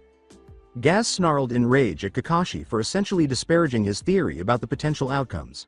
He barely contained his rage as he stepped forward and met Kakashi's gaze. Gaz was met with a glare from Kakashi, who had raised an eyebrow at him. "Do you really want me to break your thought right now with my proof as to why we may have another fight coming?" Gaz grumbled. "Hey, go ahead. Don't you find it the least bit strange that we didn't find any shinobi in the crowd when they were disguised as civilians during the matches? They managed to hide their chakra somehow and they could have easily did that when we were clearing the village. So I ask you this, Kakashi. Do you think we're in trouble now or not?" Kakashi suppressed a retort, feeling ashamed that a genin had shown him to be mistaken. Furthermore, it was Grimes' student, which dealt him yet another setback. Regardless of the situation, Grimes always appeared to be ahead of him in terms of training, leadership, and his students' progress. In rage, he clenched his fists until they shook. "All right, Zano, what do you think we should do?" replied Zara. "Why are you asking him? You're the officer. You're supposed to be the one making decisions, not asking the lower rank." Kakashi screamed. "Listen here, I don't need you lecturing me how to do my job. I know what we need to do. I am testing Zano to see if he has the qualities I think he does for a rank promotion. Now shut the fuck up and let Zano make the call," Zara yelled. When Gaz heard that from Zara, he was taken aback. He was aware that she found it difficult to be impressed by many things. However, he felt a wave of pride wash over him after learning that she was considering him for a potential promotion to a higher rank. He smirked as he glanced at Kakashi and squatted down. Looking around at his teammates, he took out a map of the stadium. Gaz pointed to the middle of the stadium and said, "Okay, as I said earlier, the enemy is most likely setting up for a counterattack. And we are currently right here. The stadium has 4 ground-level entrances and it has 3 areas where shinobi can enter in the stands. Now from what I see here there is about 12 of us. So I would suggest we split into groups of 2 to 3 and hold positions at each opening to the stadium. I would say to have 1 Junin if there is a group of 3, making it 2 Genin and 1 Junin. The reason for that is because they will probably have the stronger shinobi coming at us by this point, since they already sent in the bait, which was the Chunin and low Junin level ninja. So I would suggest getting into a position for the attack, and should they overwhelm us, we fall back to the center of the stadium and make our last stand there. However, I don't want them to know when we will be retreating to the center, so we will have a password to say when we want to pull back. When the password is said by the group leader, make a bunchin and have it run to the center, then use Kawarimi to switch places. When we're all in the center, get into a back-to-back 360 formation and hold the position there. Gaz completed his strategy and turned to face his allies. While some appeared anxious, the majority appeared at ease with the plan. He glanced at Kakashi, who appeared to be against the idea, but he dismissed it. Grimes and Zara both had little smiles on their faces and were nodding. Good plan, Zano, but there is a small problem with the groups. I'll give you a minute to see if you can see it. Grimes replied. Gaz put a hand to his chin after surveying the area and pointing at each person to count the number of people. Damn, our groups aren't going to be big enough at each gate. That means it'll have to be groups of 2 and 2 people will have to hold an entrance by themselves. Gaz grumbled. Zara remarked, nice job, now what is your next call? Well, I would say we should have the 2 strongest Junin to hold the gates by themselves. So I would pick Grimes and Kakashi to hold the gates. Grimes will be on the bottom floor by the north side and Kakashi will hold the top floor on the east side. Now, I want everybody to switch their radio channels to channel 2 since it's the only one that'll hold all of us. And finally, the password is, Red Wing. Everybody clear? Gaz responded. Everyone said, clear. Okay, let's make it happen. Everybody get to your positions with the groups you used to clear the village. Watch each other's back and remember the password, because I have the feeling we won't hold them out for long. I'll say the password when I want everyone to fall back. Mac and Gaz formed a group and started walking toward the ground entrance on the east side. Grimes touched Gaz's shoulder before they positioned their debris cover. I'm proud of you, Zano. You took action and led your friends successfully in getting the village secured, and you didn't back down when Kakashi tried to shoot down your concern with the possible counterattack. Grimes started and made Gaz smile. But promise me one thing, Zano. Under no circumstances are you to use that technique unless it's a last resort. In response, Gaz said, I won't. No, Zano, I want you to tell me you will not use that technique unless it's your last option. I want to hear you say that to me right now. Gaz saw in Grimes' eyes that he was gravely serious about this, but that he was also worried about Grimes' well-being. Gaz nearly died the last time he employed the technique. Gaz cleared his throat and nodded. Gaz said earnestly, I swear I won't use the technique unless it's a last resort, Captain. Grimes gave him a shoulder pat and nodded before turning to Mac. He ruffled his hair and smiled at Mac. Nice job, Mac. You helped Zano with clearing the village and I am proud of you for helping to lead the others. Grimes replied. With a smile, Mac said, thank you, Captain. Now you two be careful, I don't want either of you getting killed here. In order to maintain his position on the northern gate, Grimes spun around and ran across the field. Neji and Hinata were at the western gate, while Kiba and Tenten held the southern gate. Asuma and Kurenai were at the western gate, Zara and Guy were at the southern gate, and Kakashi was at the eastern gate on the upper floor. Gaz became anxious when he noticed that everyone was in their proper positions. In essence, Zara chose to let him take charge of the group and ensure their survival. But he couldn't help but worry that he would make a mistake and end up dead with his friends. He told himself not to consider that and shook his head. He would survive this battle with his friends. Gaz gestured for Mac to hide behind the cover they had created when he heard footsteps coming from the tunnel ahead. Everyone get ready, I think they're here. Hold your positions and stand by. Wait until you can either ambush them or hit them with a surprise attack. Get ready for the password. I'll give us a possible amount of time until we are overrun. I would say we have about 5 minutes until we get swarmed, so be ready. Gaz said through his radio. To which Grimes answered, Hoa. Gaz prepared to use the exploding tag to blow it up after throwing a kunai to the top of the gate's archway. He waited for Mac to tap it with his own fist while glancing at him. Mac whispered, time to kick some ass. Gaz said, damn straight. When Mac looked through the cover, he saw 4 shinobi standing beneath the archway, with more emerging from behind. Gaz gave Mac a nod before setting off the kunai's tag. Some of the shinobi were engulfed by the explosion, while others were blasted off their feet. With his blade drawn, Gaz leapt over the cover and charged at the adversaries. Following Gaz, Mac charged at the adversaries, generating a few clones in the process. Attack! A shinobi from Odo cried. Gaz managed to hit one shinobi in the stomach with a death coil. Using all the runic power he had accumulated thus far, he brought his hands to the ground. Many arms with torn, pale flesh broke through the ground as it started to tremble. In a matter of seconds, Gaz and Mac were confronted by more than 20 ghouls too. With vicious swipes and bites, the ghouls launched themselves at the startled shinobi. Mac completed the release by using his chakra. Mac hissed, "Storm of the dancing rune weapon." He rushed at the shinobi ahead of them with his clones, tearing them apart one by one. At the moment, 4 shinobi, 3 of whom were roughly Junin level, were attacking Grimes. Flipping away, he extended his hands.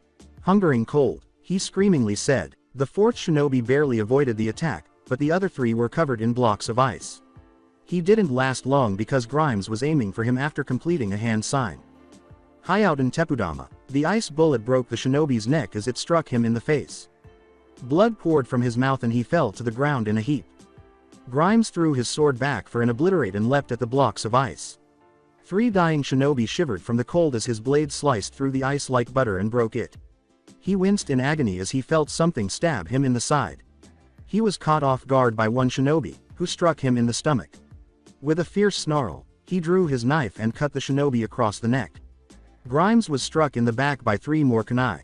4 more shinobi appeared behind him as he turned. Grimes screamed, "Damn!" and leapt at them.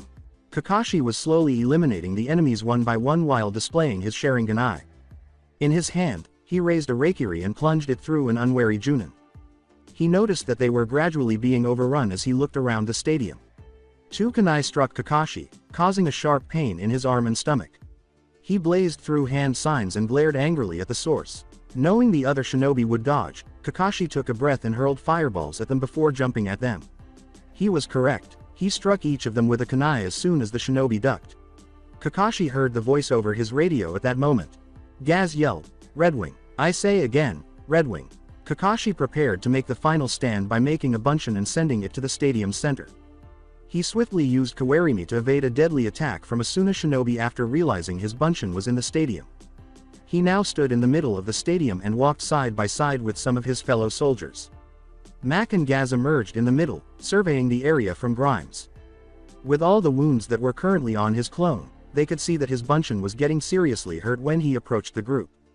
Before preparing to execute Kawarimi, Grimes drove his knife into a shinobi's neck and used his blade to push him away. Everything went dark as he landed the hand sign. Grimes was thrown back a little when an exploding tag detonated at his feet. Gaz and Mac were horrified to see their captain defeated. "No!" cried Gaz. He turned to Zara and called for Walter. "Zara, hold here and watch my back. I'm going to get Grimes." Gaz yelled. Gaz and Walter charged at the approaching shinobi, and Zara nodded. Everyone that made it to them was either clubbed by Walter in his stone armor or slashed by an angry Gaz. Gaz slaughtered every shinobi in order to reach his captain, and everyone watched. Gaz commanded, "Walter, watch over me as I carry him back." With a cackle, Walter sprang at a Junin approaching from Gaz's right. The weight of Walter's armor crushed the Junin, causing it to slowly suffocate. As Gaz stumbled back to the group, he noticed that some exploding tags were going off everywhere. "Damn!" he bellowed. Grimes's eyes opened, and when he looked up, he saw that he was being pulled from the gate. He witnessed Walter defeating any shinobi that attempted to harm him. Grimes attempted to move, but the explosion caused excruciating pain in both his leg and stomach. When his gaze finally strayed upward, he saw Gaz dragging him. He felt blood trickle out of his mouth as he opened it to speak. He was a little alarmed because he was now bleeding internally. Grimes said, Zano, but he cut up more blood. "Just shut up and stay with me, Grimes. I need you to stay awake, don't black out," Gaz called out. At last, he was able to place Grimes in the middle of his fellows.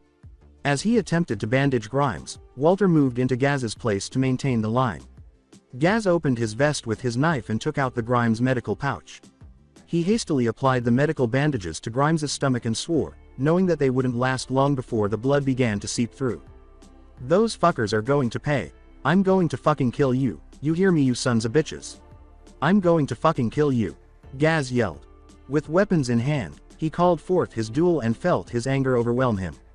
Gaz rushed at the throng and started chopping them to pieces. In the meantime, the battle between the Darien and Hiruzen was coming to a close. Enma was called forth by Hiruzen, who used his assistance to win the battle. Darien prepared to use Reaper's strike once more after charging up some more power. Enma approached Orochimaru from the right, exposing his left side. Taking a chance, Darien leapt at Orochimaru and brandished his swords. As soon as Orochimaru realized this, he sent it to attack Darien with a buncheon. When Darien saw the buncheon, he was going to hit it, but the buncheon exploded, and he was blasted back. Halfway across the building, he bounced off the rooftop and lay still. Darien, shouted Hiruzen. Orochimaru sneered as he applied pressure to Hiruzen's staff with his blade, saying, "I've won, Sarutobi, sensei. The will of fire burns strong with my people, and they will fight to the death if it means protecting the things they love." Hee, well, they have the death part right. Take a look below, Sarutobi. Sensei, they're done for. Hiruzen looked down and saw his shinobi, surrounded by the enemies, toppling over from fatigue and wounds. Gaz, who was near death, was the only one still alive. He killed another Junin who attacked him after getting to his feet and keeping his blades ready. I am intrigued by Walcroft's students though. The one that's standing is one of his students, is he not? Orochimaru replied. Hiruzen leapt back and again lunged at Orochimaru. In the arena, Enma landed next to Hiruzen and looked down at Gaz. 10 Junin were gathered around the boy, who was on his knees. He was trembling violently and had lost all of his energy. Yes, Gaz Zanovich is Grimes' student. He seems to be more strong than your Junin are, Orochimaru. Hiruzen laughed. Orochimaru glared and said, "Don't try to test my patience, old man. I'm going to kill you right here." Anger began to well up in Gaz's eyes and spill down his cheeks. His decision to retreat to the middle of the arena caused all of his friends to lie around him either unconscious or seriously injured. His vision was darkening and his head was pulsing with fatigue as he looked down. The voice whispered in his mind, "You are weak, Gaz. You were too weak to protect them, and now you will die here." "Shut up, I'm still here and there's only 10 of them left. I can take them," Gaz replied. "You're not fooling anyone, you pathetic boy. You're on your last legs and the only way to win this is if you release me. I know you want to win, all you need to do is release me, Gaz. Release me." Gaz rolled his eyes to the back of his head and gazed at the floor in a blank manner. He held onto his blades even though his grip loosened slightly. The Junin were approaching him with a victorious smile. One mocked, "Oh look guys, the kid is crying." Another said, "Kill the others, but leave the women alive." The Junin reached down to seize Gaz's neck, but a hand that resembled bone stopped him. He saw the hand entirely replaced by talons made of bones. When the Junin attempted to move, the hold was too tight. Gaz exclaimed, "It's my turn to play now," with a crazy smile on his face. Gaz snapped the Junin's arm completely in half, causing a sickening crack. He pierced the Junin's stomach with his blade and tore it out, causing his internal organs to fall to the ground. He ran at 2 other Junin, turned around, and disappeared. They searched the area for Gaz. Gaz slashed one of the Junin across the throat after covering his mouth and snapping his neck. "Kill him, quickly," yelled one of the Junin. Gaz whispered, "Pathetic," in the Junin's ear. He kicked the Junin off the blade after driving his sword through his back. When he attempted to cut him, Gaz jumped in the shadow of another Junin, who missed him completely. "He's too fast," exclaimed one of them. Gaz said, "Time to end it," and the stadium echoed. Someone else yelled, "Where are you? Shadow dance," mumbled Gaz. He decapitated one of the Junin after abruptly emerging from his shadow. He was attacked by some kunai and shuriken, but he disappeared when he turned around. At that moment, they saw a shadow in a small circle run in their direction. "There he is," exclaimed one. However, it was too late. Gaz had already stepped into the shadows, pierced the Junin's flesh, and drove his fist into his stomach. He withdrew his hand and disappeared once more, emerging behind the final Junin. He lifted the Junin off the ground and slammed him into the ground after piercing him with his blade. In pain, the Junin writhed on the ground. "What the hell are you?" exclaimed the Junin. Gaz muttered, "None of your concern." Gaz threw back his head and let out a wild laugh as the Junin's eyes gradually lost their light. Something tugged at the back of his mind. Gaz said, "Your time's up." The voice answered, "I'll be back, Gaz. You know that." Gaz regained his composure and collapsed to the ground, exhausted. As he drifted into blissful unconsciousness, his vision darkened. As he watched Gaz faint, Orochimaru questioned, "What is that boy exactly?" As he emerged behind Orochimaru, Darien spit out, "One of a kind, and nothing that you'll be getting your grubby hands on." "What the?" exclaimed Orochimaru, startled. Darien took hold of his arms and smiled slyly. Orochimaru screamed in agony as he swiftly withdrew, and there were 2 loud cracks. "You seem too proud of these arms, so I guess you won't be needing them anymore," Darien grumbled. He lowered his blades and turned them black.